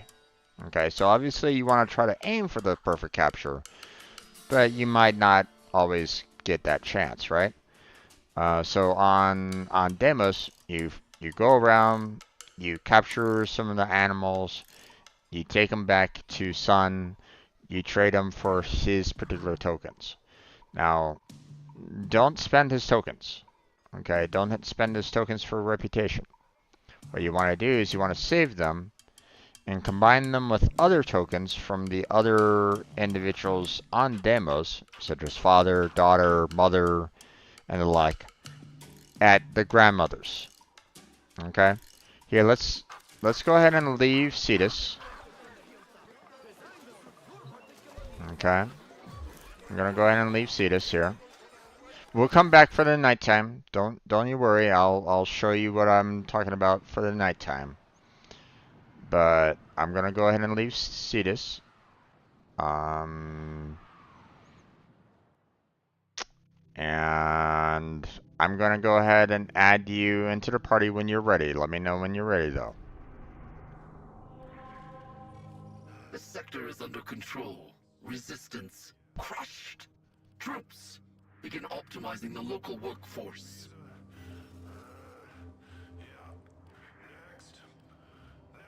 Well, we'll head back, and we're gonna head to the Necrolisk. Okay, so okay, there you go. Invite sent. Friends only. Necrolisk.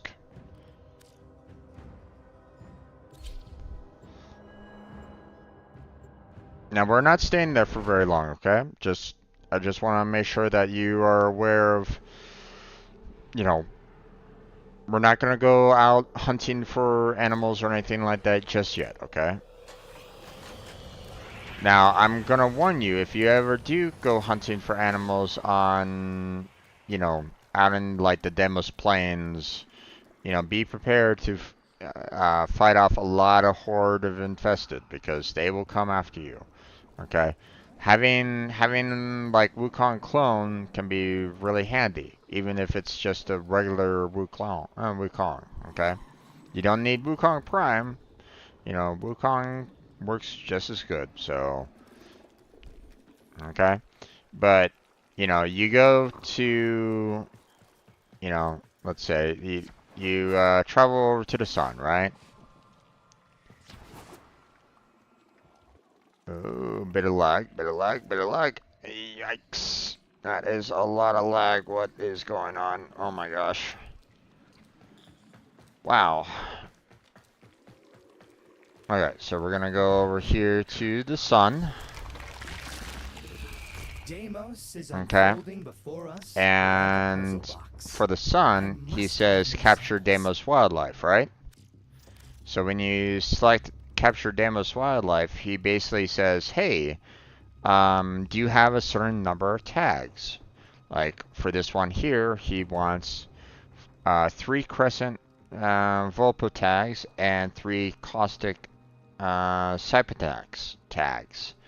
So not exactly, you're gonna need to do a lot of capturing to get that, but he offers 4 tokens for it, right? So that's pretty good. But you're gonna have to obviously do the work to try to capture all the animals, right? So, what you want to do is you want to spend as much time as you can out there, in the plains area, capturing as many animals as you can. So once you come back to the sun, you can grab all these. Like there's what 10, 16. There's 20 tags, or there's 20 tokens that can be earned just by doing animal captures, right?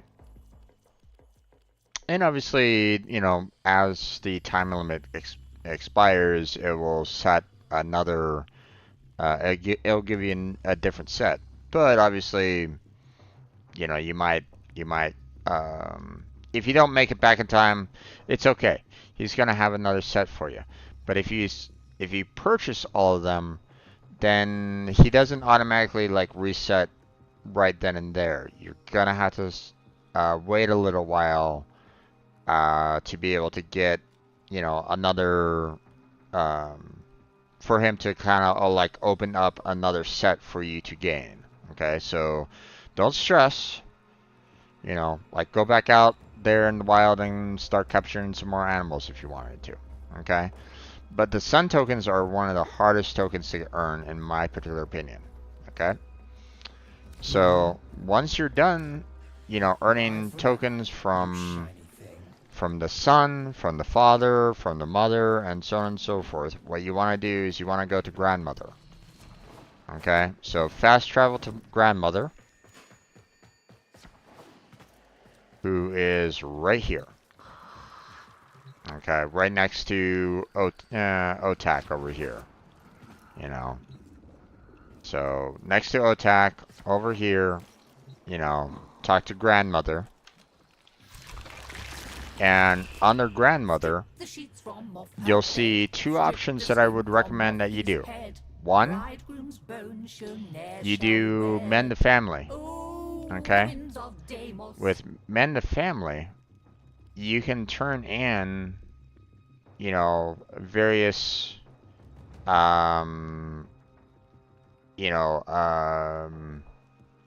ingredients that you might have found on Demos. To get some additional tokens.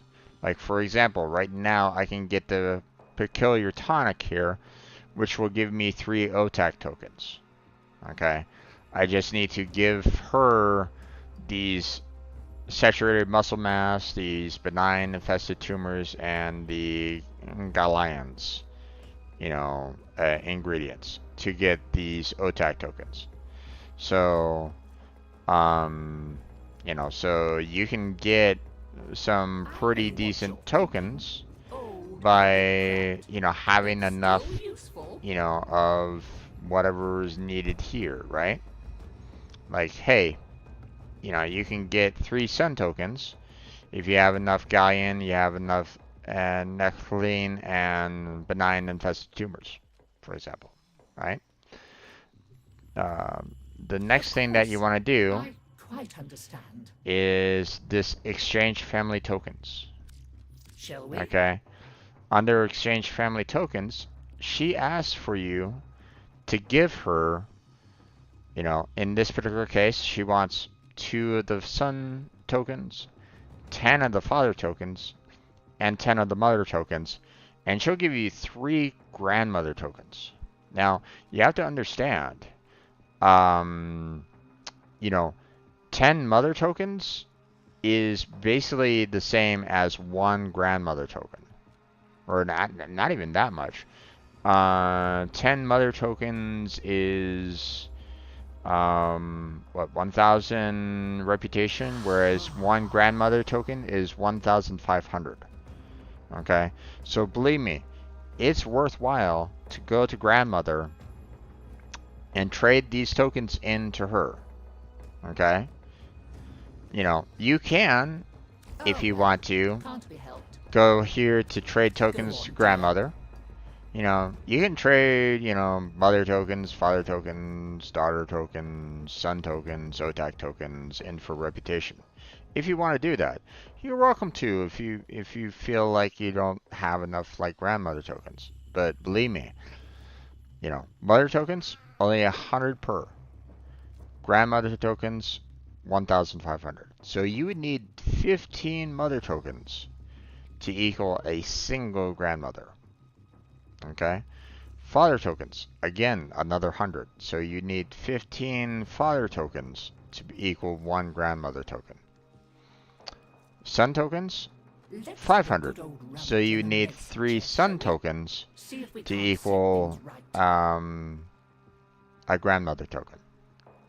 Okay? So as you see, you know, under the exchange family tokens right here, she only wants 2 son tokens, 10 father tokens, and 10 mother tokens, which is basically equivalent to 3,000 reputation.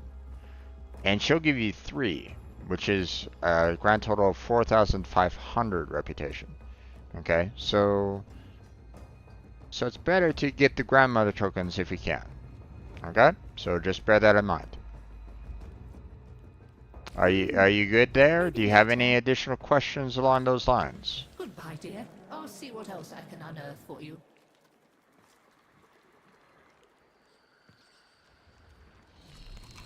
No question. Okay. Now we're going to go ahead and leave the Necrolisk. Go ahead and leave the Necrolisk, because I'm pretty sure that it's nighttime on Cetus now.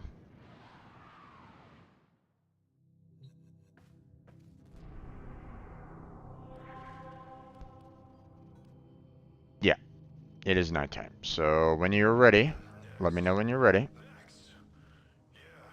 And we are going to go to the plains at nighttime. Ready? Okay. So I'm going to go ahead and invite you.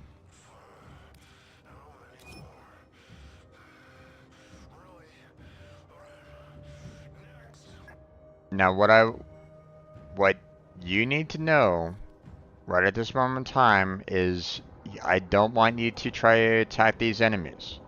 Okay, I will mark these enemies. Do not engage with them. Try to stay as far away as you possibly can. Don't shoot at them or anything along those lines. They will come after you, or at least there's 2 types of enemies. One, they'll chase you down. They'll start trying to shoot at you. Try to avoid them as much as you can.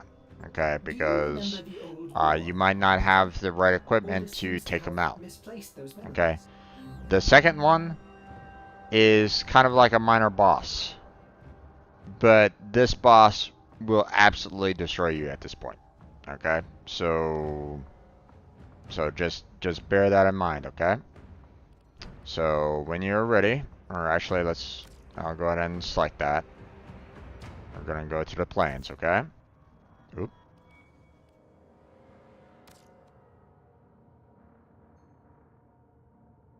probably accidentally canceled. No worries. No problem whatsoever. Okay, once again, we're going to be showing up at the doorway.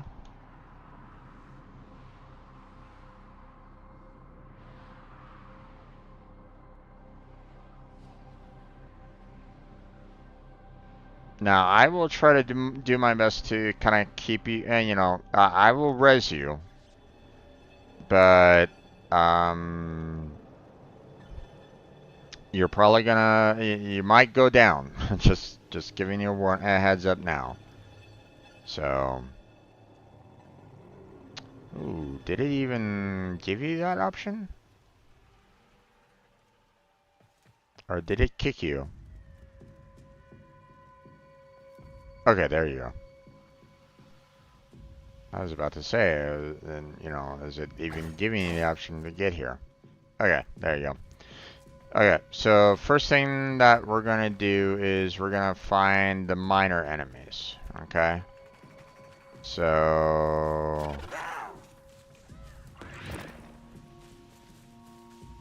okay, and I'll mark I'll mark a minor enemy for you. And let's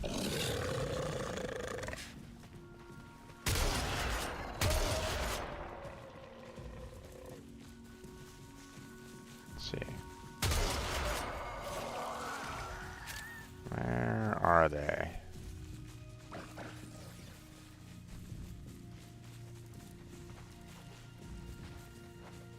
It is nighttime, so it should be around here somewhere.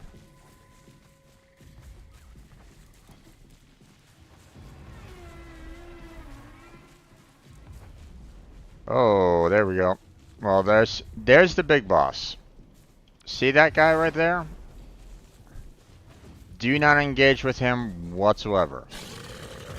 He will absolutely destroy you. Okay? If you shoot at him or you try to engage with him, he would probably destroy you on like, you know. Hey, you want to try? Be my guest. You're gonna lose. Because you don't know the mechanics of him.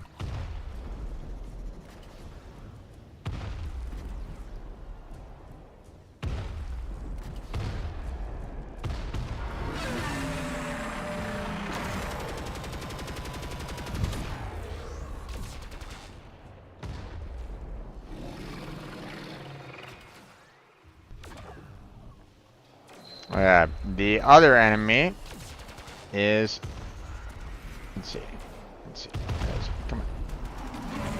Oh, come on.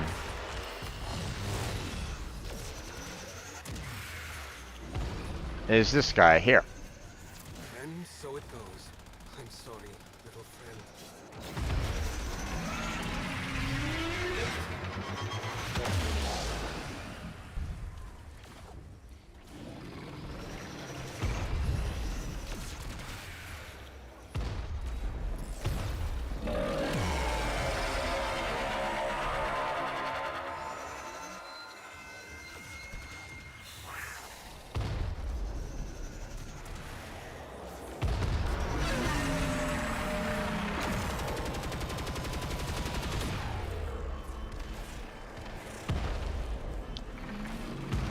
Oh yeah. We're getting out of here. Don't bother fighting him anymore. Get out of here.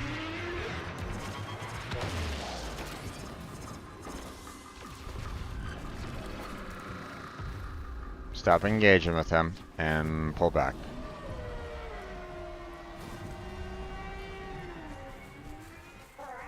Easy, boss. Yeah, I'm sure.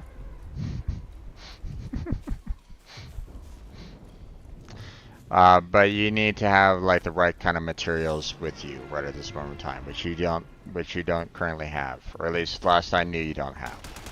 Okay, so now the other enemy, unfortunately, we had to kind of pull away, so I'm not quite sure.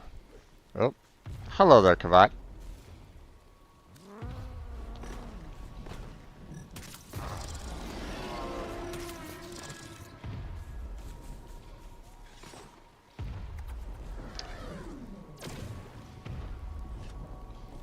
Now,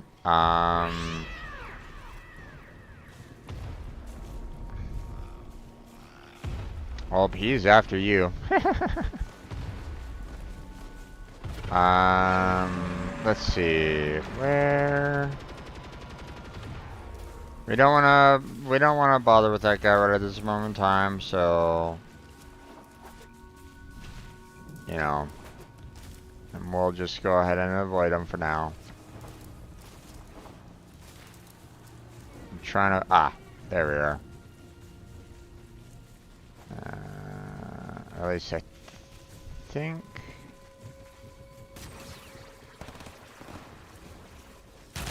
Those devices draw energy from bombarists. Make use of them. We're not gonna bother with that.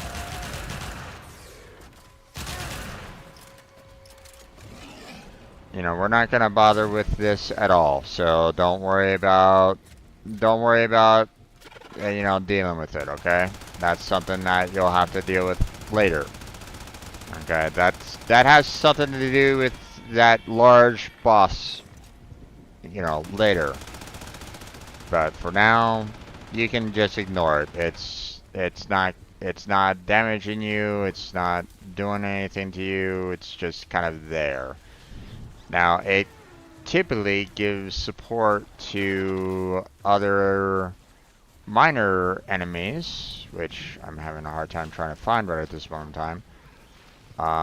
Tried to give you an example of one, but unfortunately that was like right next to the Eidolon, and that doesn't really help. Let's see. Trying to go far enough away.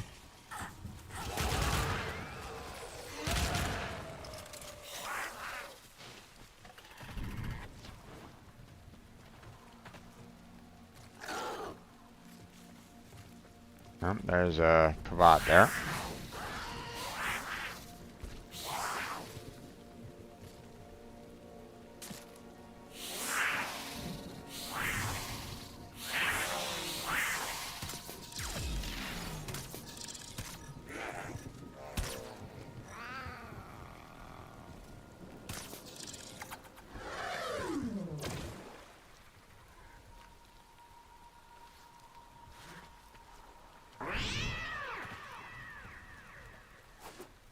Let's see. I think I see some. There we are. These guys. You're not going to be able to kill them.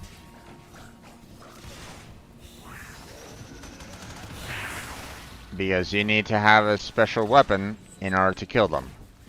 And they can do a fair amount of damage to you, so you have to kind of be careful fighting those guys.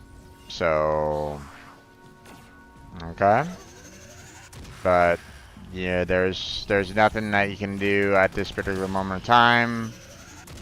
You know, you need to have a special weapon to fight them, to kill them, to destroy them. So right now, they're kind of beyond your capabilities at this point, okay? So...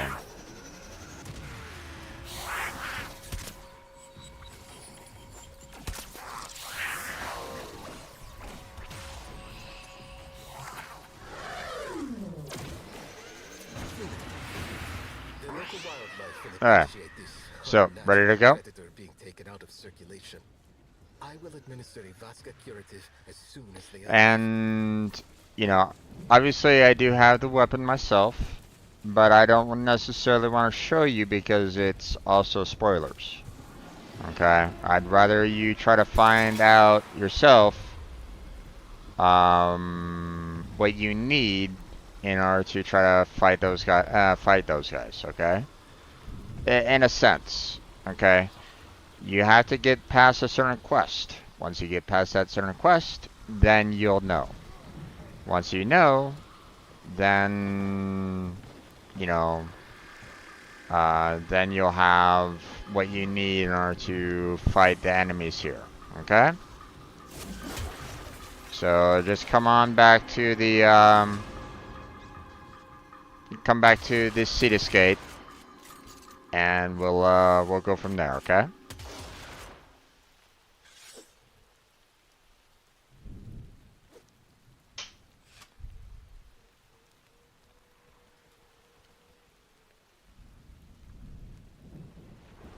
Yeah, I don't necessarily want to give you any kind of spoilers right at this moment in time. Otherwise, you know, I would show you, but I'd rather you as soon as you're like done with one particular quest, then you'll have what you need in order to really you'll have like that next stage.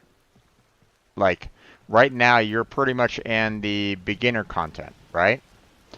Once you get past that one quest, then you're probably going to be in what's considered like the mid content right at this particular moment in time. It will basically open your eyes to what Warframe is really all about. Okay? And then as you progress through the quests, you'll get to the latest quest, which will obviously be more, you know, the end game than anything else. So, okay?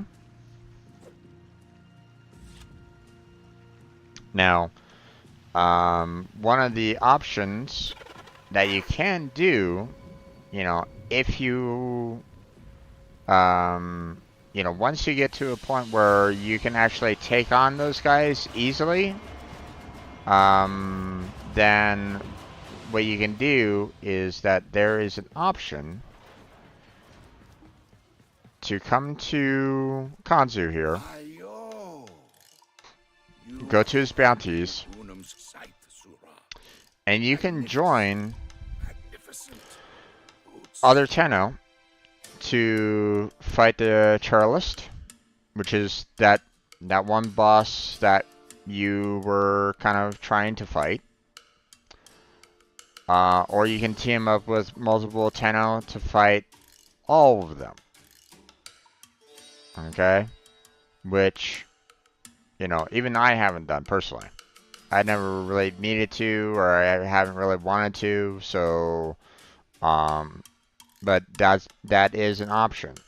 But you're gonna want to be able to fight them effectively and easily. Otherwise, you're gonna kind of piss off your team. So I would not recommend doing either one of these two until you are in like a really comfortable spot with your Tenno, and getting past your quests. Okay? So just bear that in mind, okay? But these can only be, and these are only allowable at night. Okay, you won't see these during the day because these guys will only come out at night. Okay? Picky. So, See you again, eh? Tenno? should we start the farm for Panzer?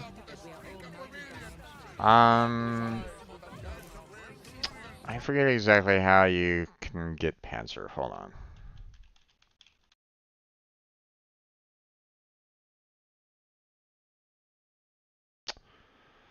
Um,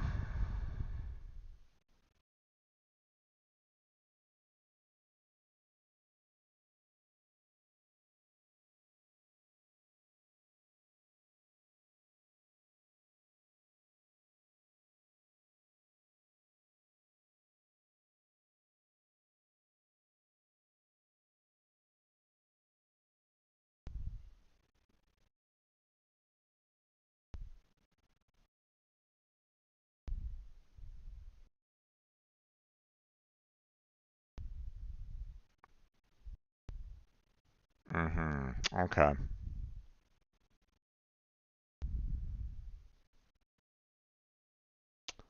So, here's the thing. Um,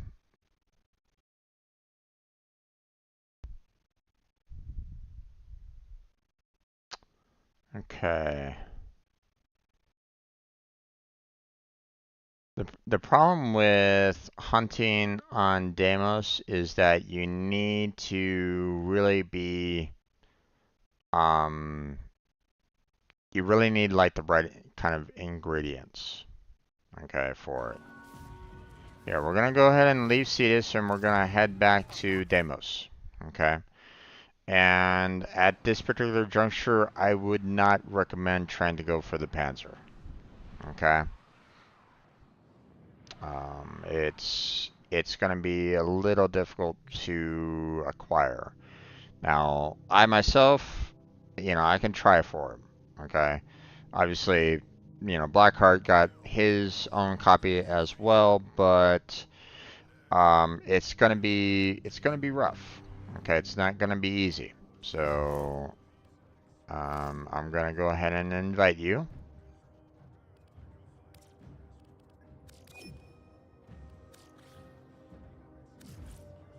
Okay, and then we're gonna go back to Deimos. The sector is under control. Resistance crushed. Troops begin optimizing the local workforce.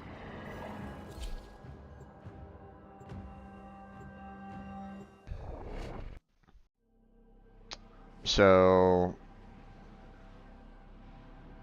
in order to get Panzer,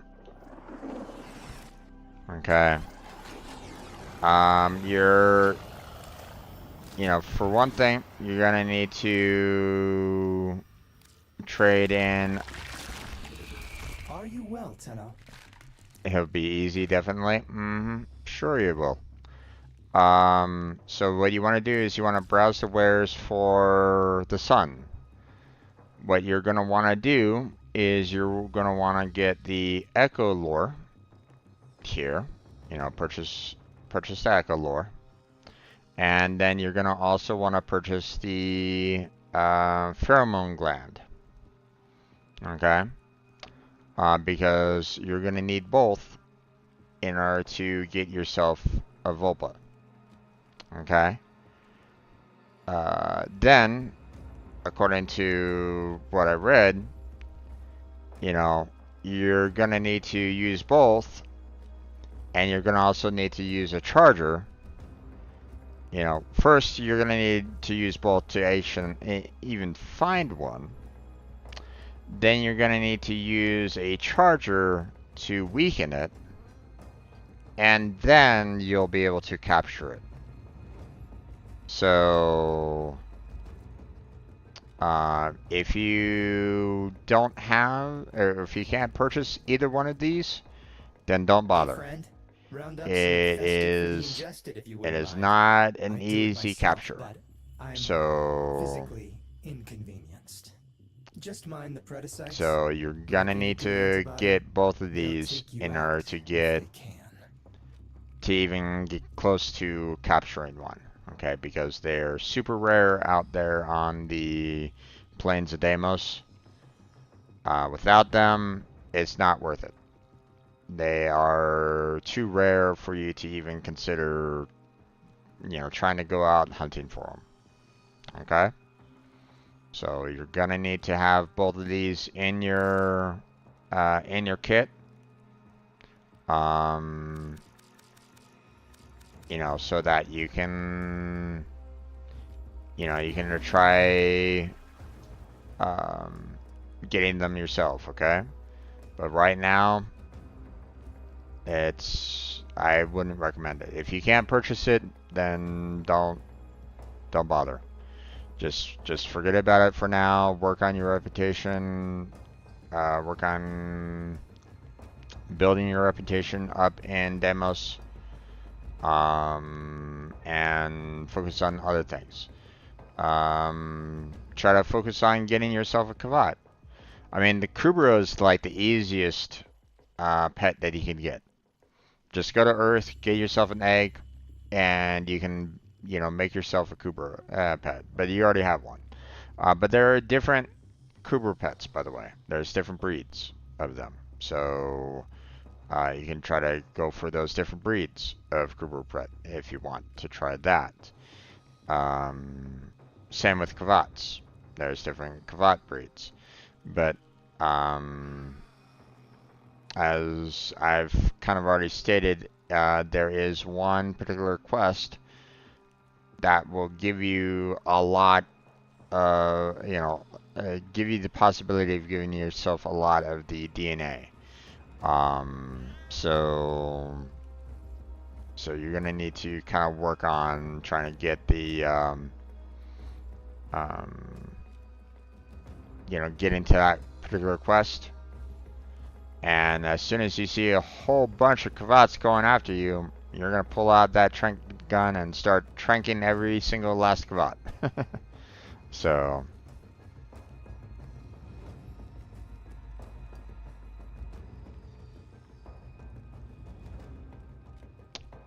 The Aura Reach mod? I look forward to your return. I'm not sure. I shall languish in weary solitude until you return. But gonna go ahead and leave the Necrolis. Don't need to stay there myself anymore. You're welcome to leave there as well if you want.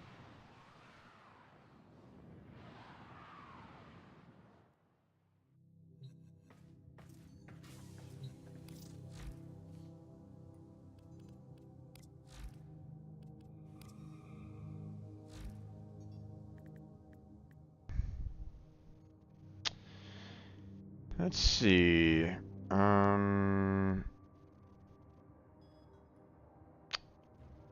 Aura Reach or Augur Reach? If it's Augur Reach, then you're gonna want to do Cetus Bounties.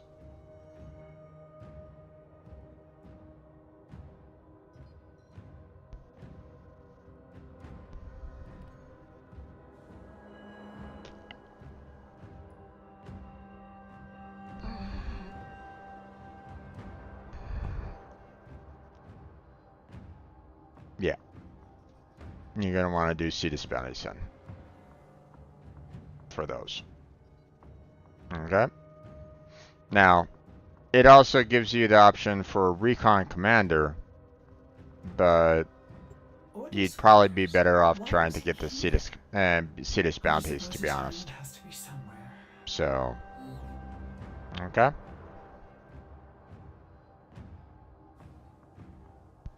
Now, the Cetus Bounties do rotate their drops, so you might not necessarily see it like all the time on the Cetus Bounties. So, like if you're really wanting to get yourself one of those, then I would recommend that you kind of keep your eye on the Cetus Bounties, like go back there like every day or something like that, check out on the bounties, see if there's see if it's an option on one of the bounties to earn, and then just kind of repeat that bounty over and over and over again until you get it. But it might not always be an option for you, okay? Or it might not always be an option on the Cetus bounties. So, okay?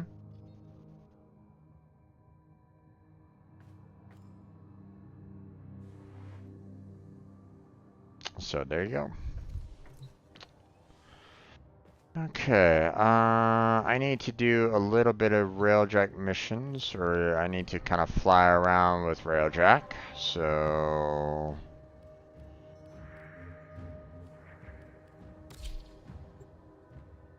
Because I want to test out some weapons of mine.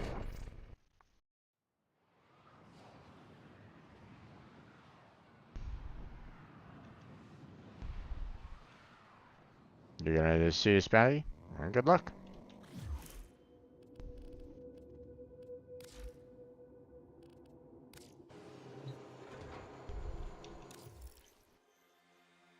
Okay, let's see. Okay, so I've already played around with this weapon.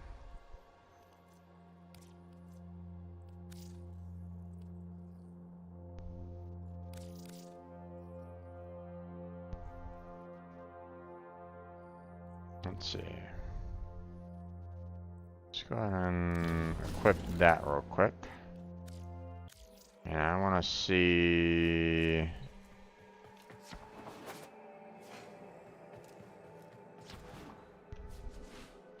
No worries.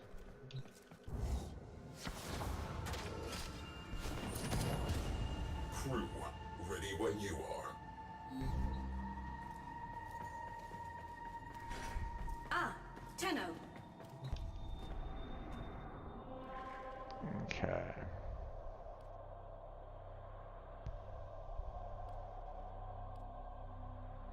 $610.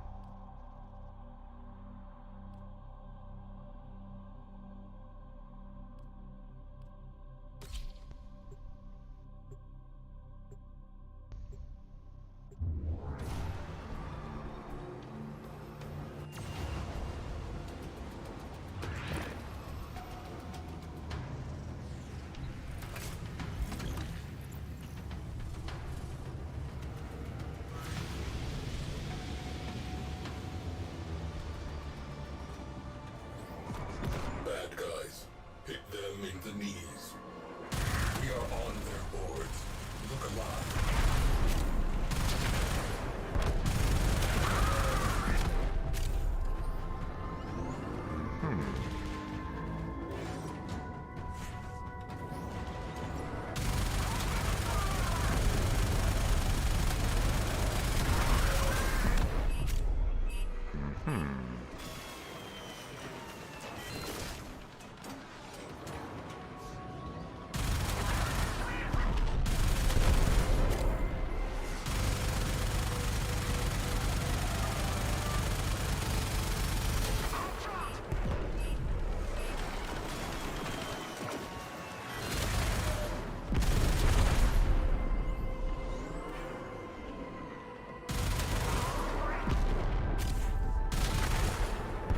Maintain anti-fighter cover.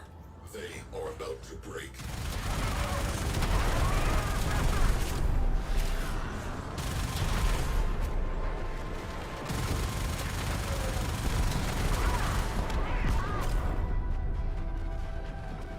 Cruise ship on scope.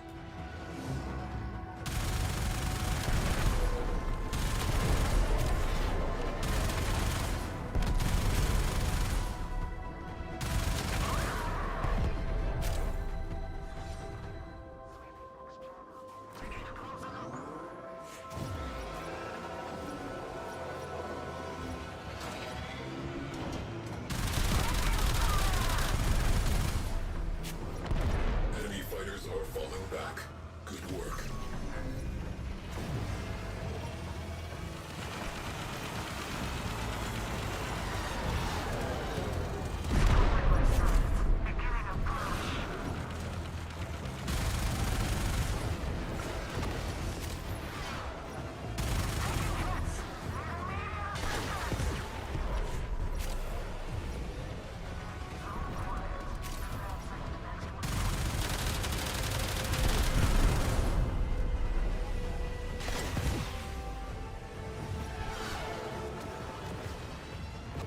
What the heck?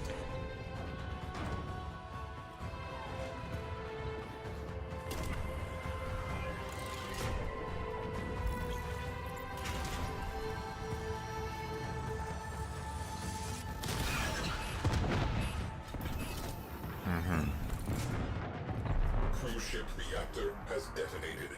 Pretty.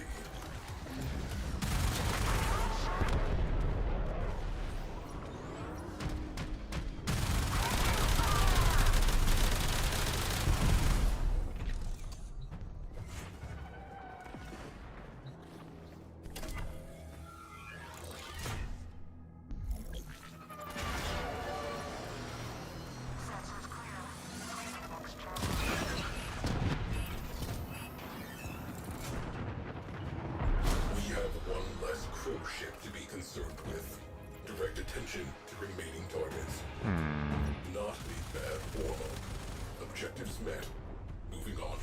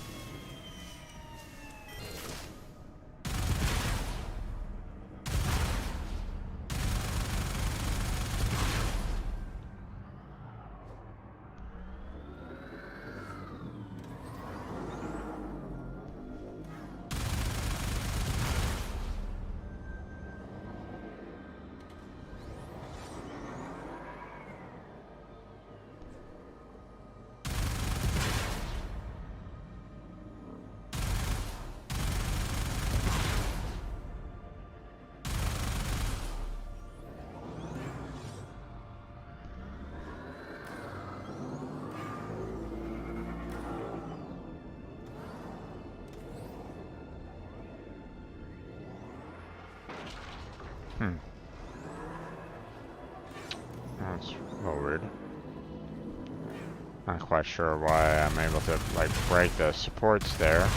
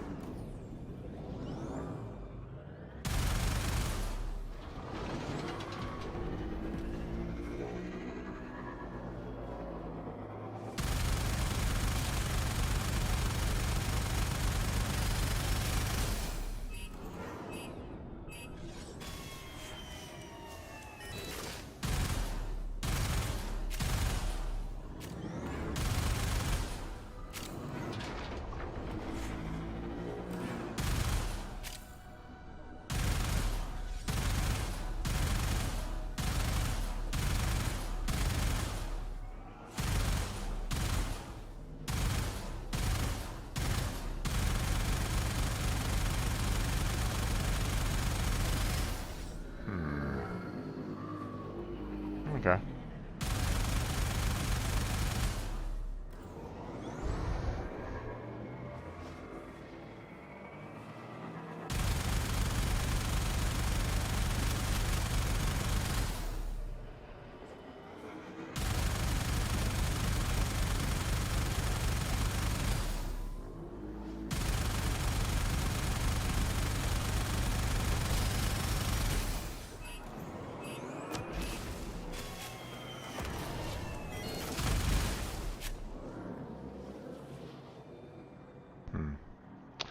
Okay.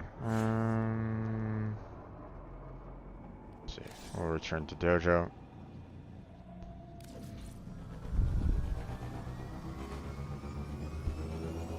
Okay, interesting weapon. Another job well executed. To be honest, pretty decent one overall, but you know, again,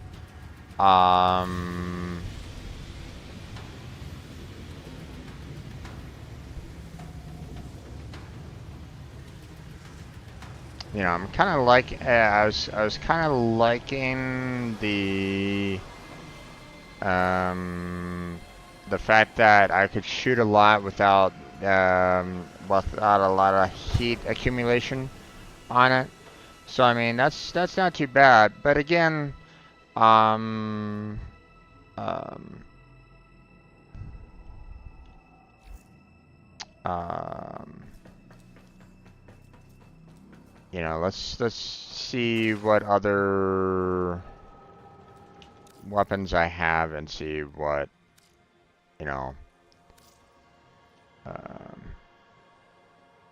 like right now, personally, I'm kind of leaning more towards the Carcinox versus the Lathe, personally. But we'll have to kind of see.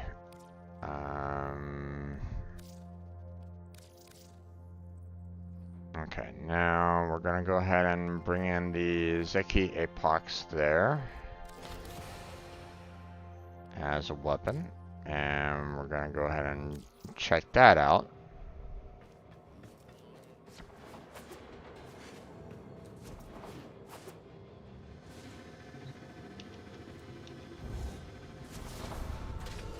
We'll do the exact same mission again, but this time, you know, we're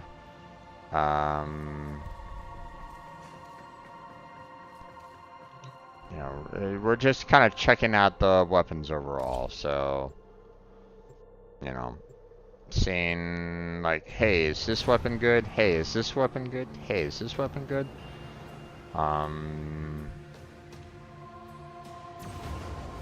So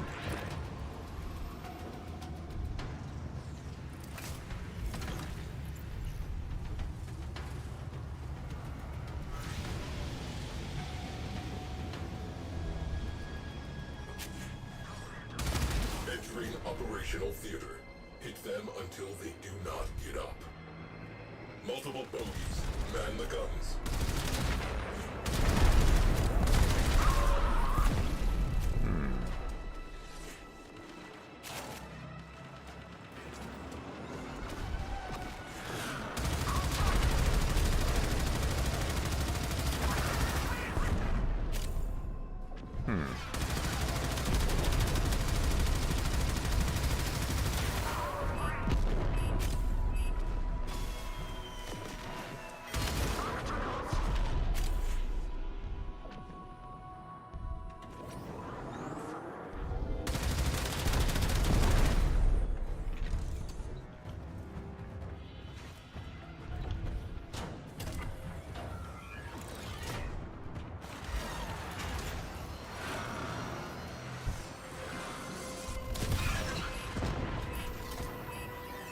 yeah.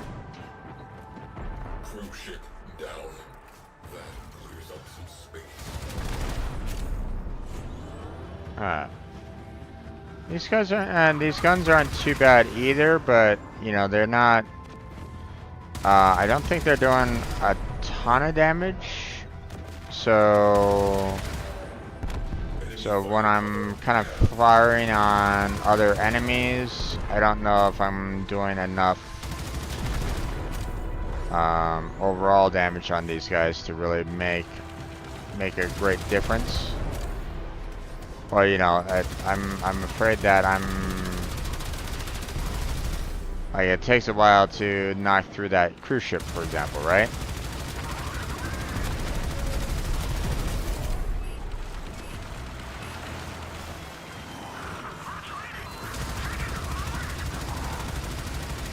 Oh boy. You guys.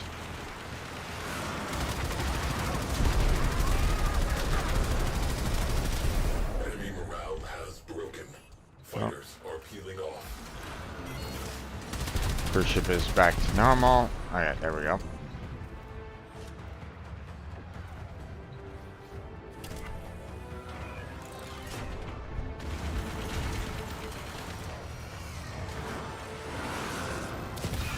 There we go. Okay. Ship has gone bye-bye. The enemy is no longer a viable threat.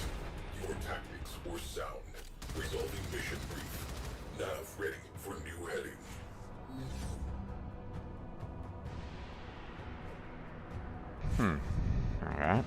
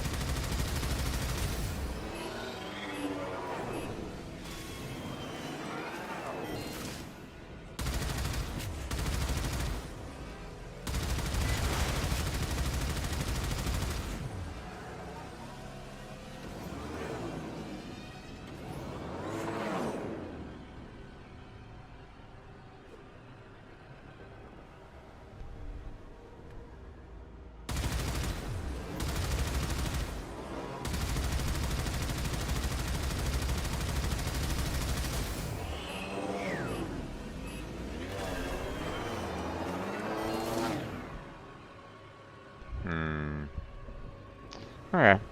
I think we're pretty much done there. Interesting gun. I don't know if it's really doing a whole lot of damage. When compared to the gun prior. So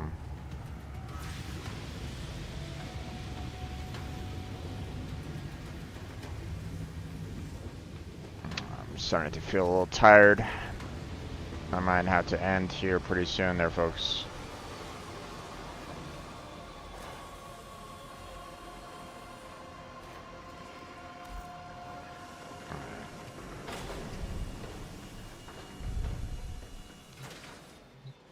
Okay. Tenno has exited the railjack. Now, let's see. Finish bounty and said failed. Then you're probably gonna want to, you know, talk with,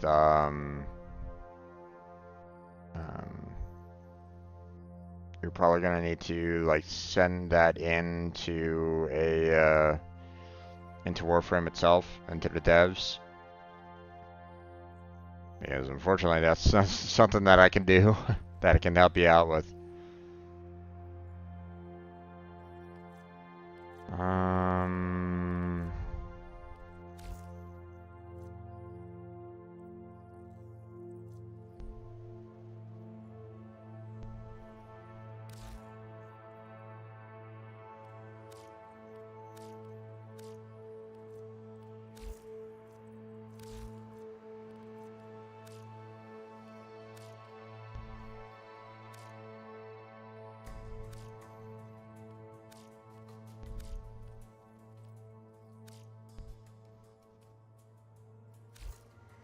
Kind of wondering,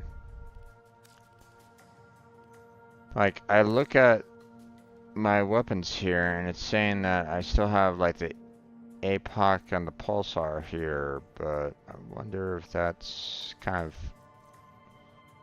is that adding to my overall capacity there, having these two old weapons, or not?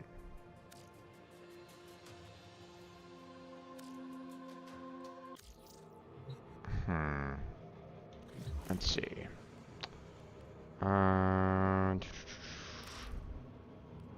Let's check out inventory.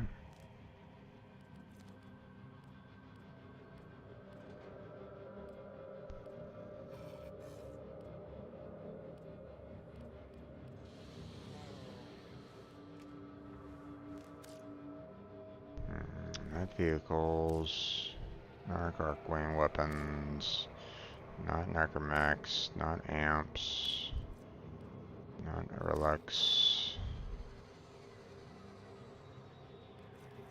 Is it maybe under miscellaneous?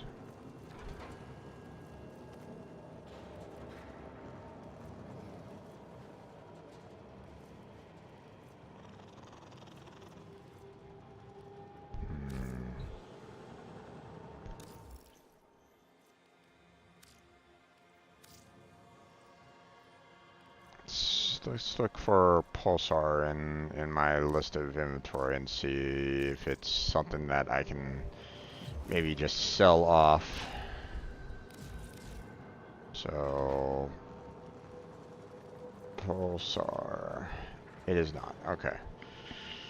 Hmm.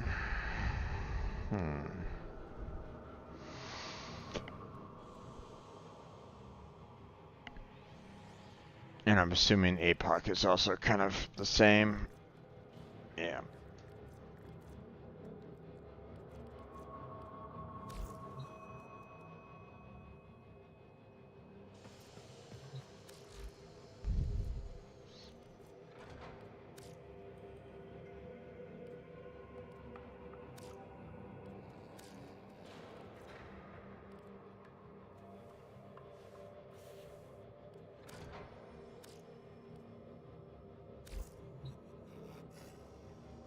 Hmm.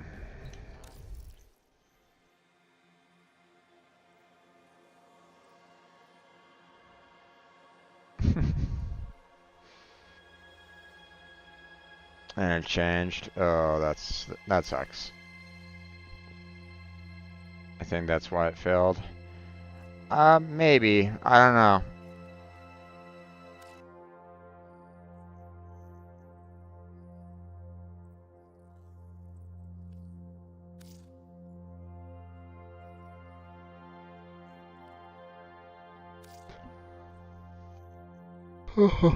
Excuse me.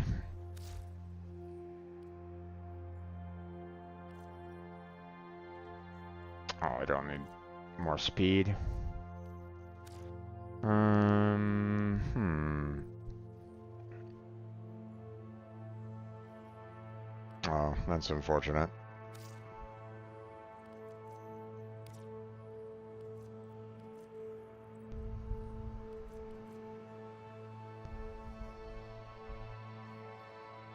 I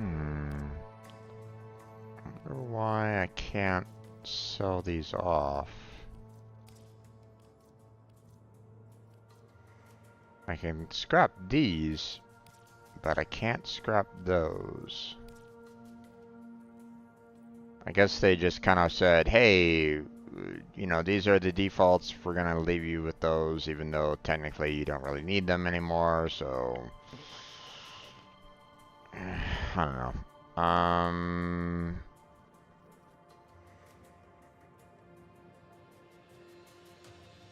Unfortunately, my capacity is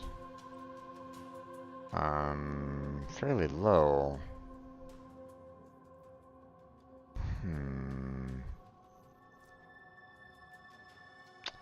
Let's see, what is the way to increase your railjack's capacity overall?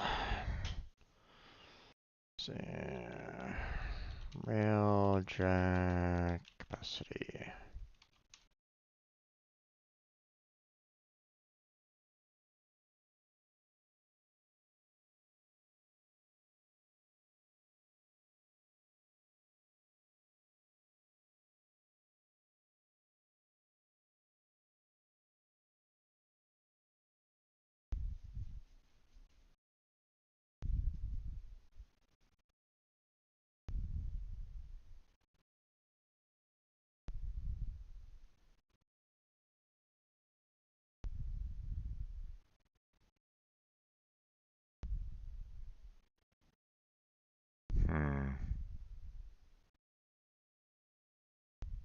Okay.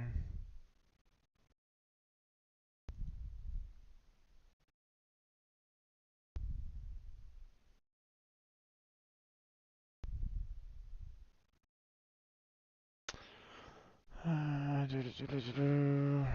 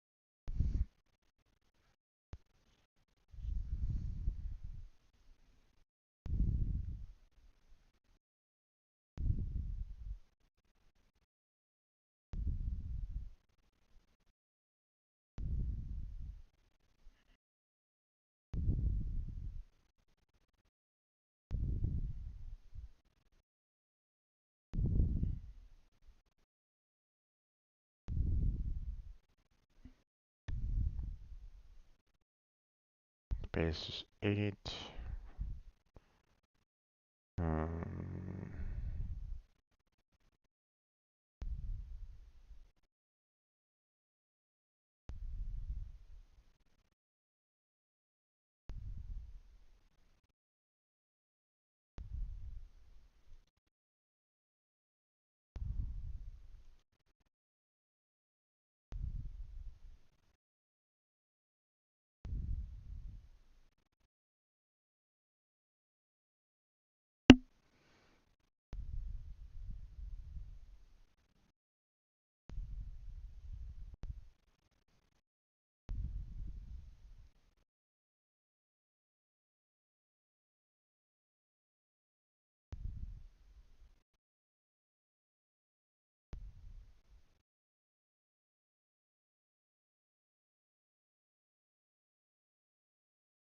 Okay, it looks like the capacity here can only be expended on the market.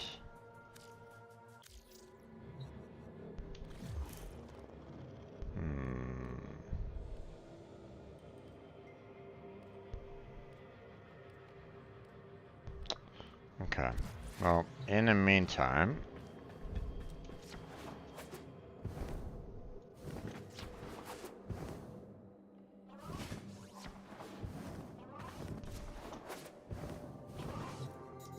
okay, yeah, that's already building.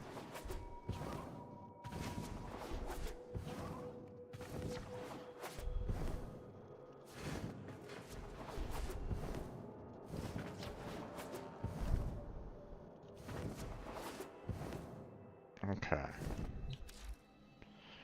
So for this one, we wanted the free space, right? Open space.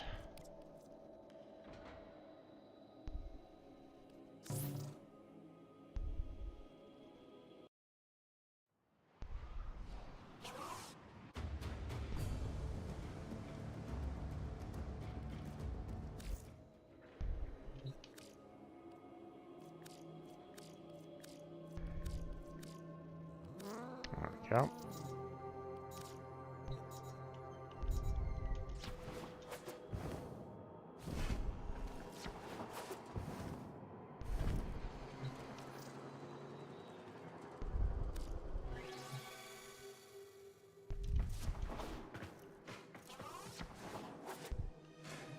Okay. So it deleted the Temple of Honor, and I know now that I have to, it's for some reason facing the other way, so now I have to rotate it twice. 1, 2, and now we build.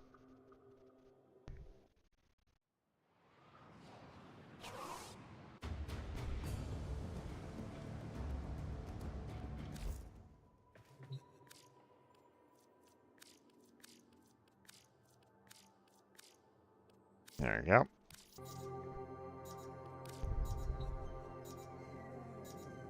Now we can kind of see the feet there, and it looks as though the feet are kind of facing in my particular direction, but it'd be so much nicer if they had that on the map itself, like, hey, you know, your statue is facing in this direction. So I look forward to, you know, it'd be nice when they do that.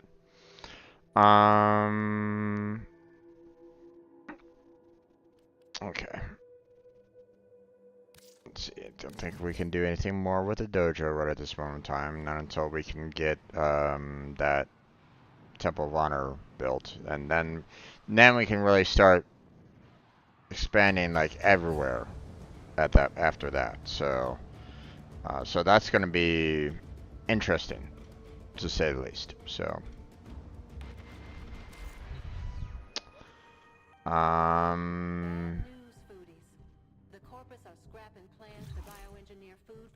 okay. Diners reported everything tasted like vermink, then exploded. Back to the lab, you crazy kids.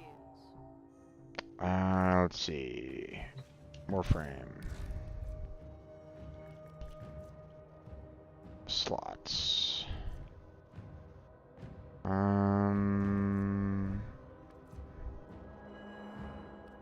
there it is.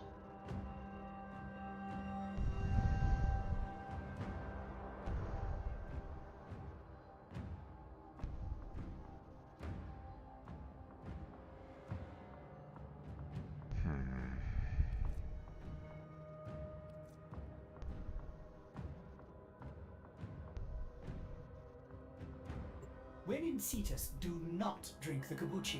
You are incapable of producing the hydraulic effort required to unstick your tongue from the roof of your mouth the following morning.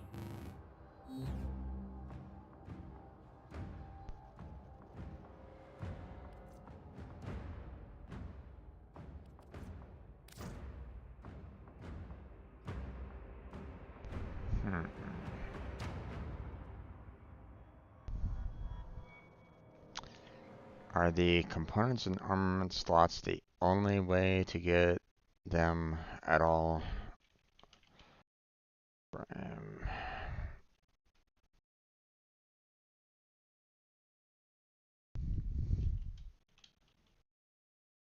Components and armament slots.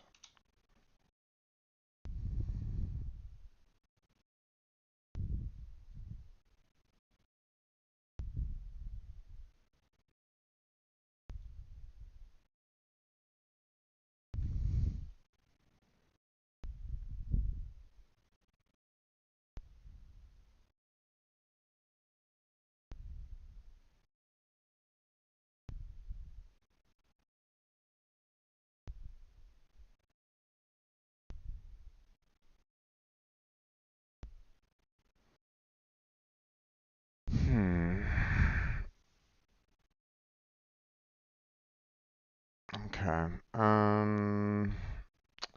Well, that's just kind of irritating, personally. I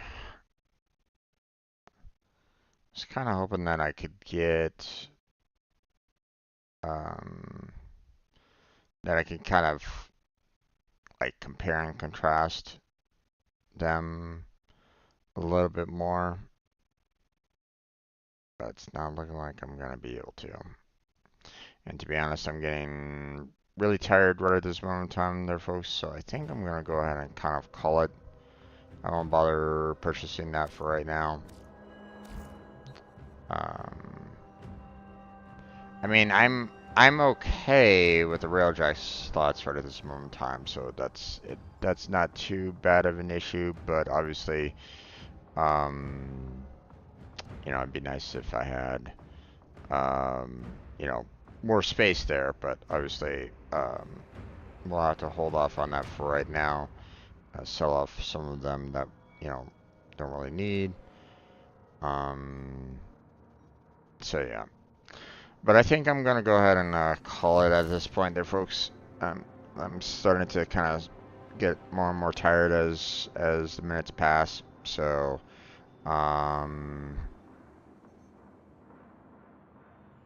you know, I'll have to really kind of check out next week about how to, you know, check out the other weapons for the railjack. Work on those a little bit. Try to work on getting some more mods and some more armaments. Definitely some more armor. My God. Would really be nice to get like another, you know, a mod for the armor for at least tier 2, maybe tier 3. Be nice. But so far I just had the basic armor, and it's like, come on, guys, work with me here. So yeah, there's that. So some more railjack missions to do next week. Some more relics to break.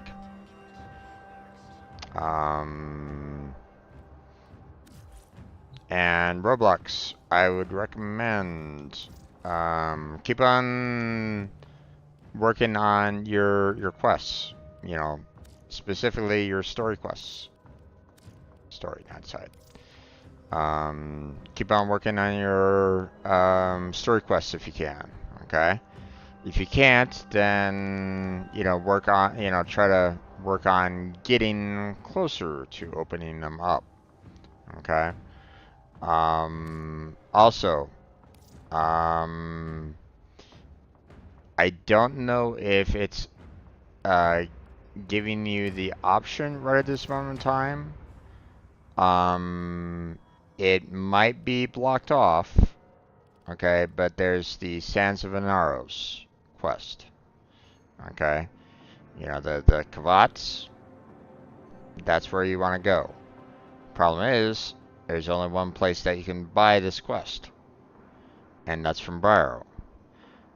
Does it give you this option to buy it right now? I don't really know. But, if you want to try to get yourself some Kavats, then I suggest that you go to Barrow Katir, the Void Trader, and purchase that that quest if you can. It should be fine, but then again, I don't really know. Okay. It's been a long time since I've touched that particular quest, so, but that's the quest that you would want to try to get yourself a lot of the Kavat genetic code on. I mean, you can always, repurchase it back over again and keep on playing it over and over and over again to try to get some more genetic code that way.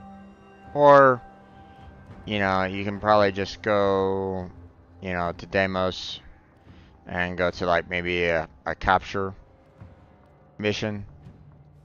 Capture the target and then try to hunt for the Kavats that show up there. That's another way of getting the Kavat genetic code. But yeah, I think that's where we're going to go ahead and call it at this point. So I want to thank you, the Roblox, for stopping on by and chatting with me. Appreciate it. I also want to thank Vinny for stopping on by as well. Hopefully you had a good time. Keep on enjoying the D4 there, Vinny.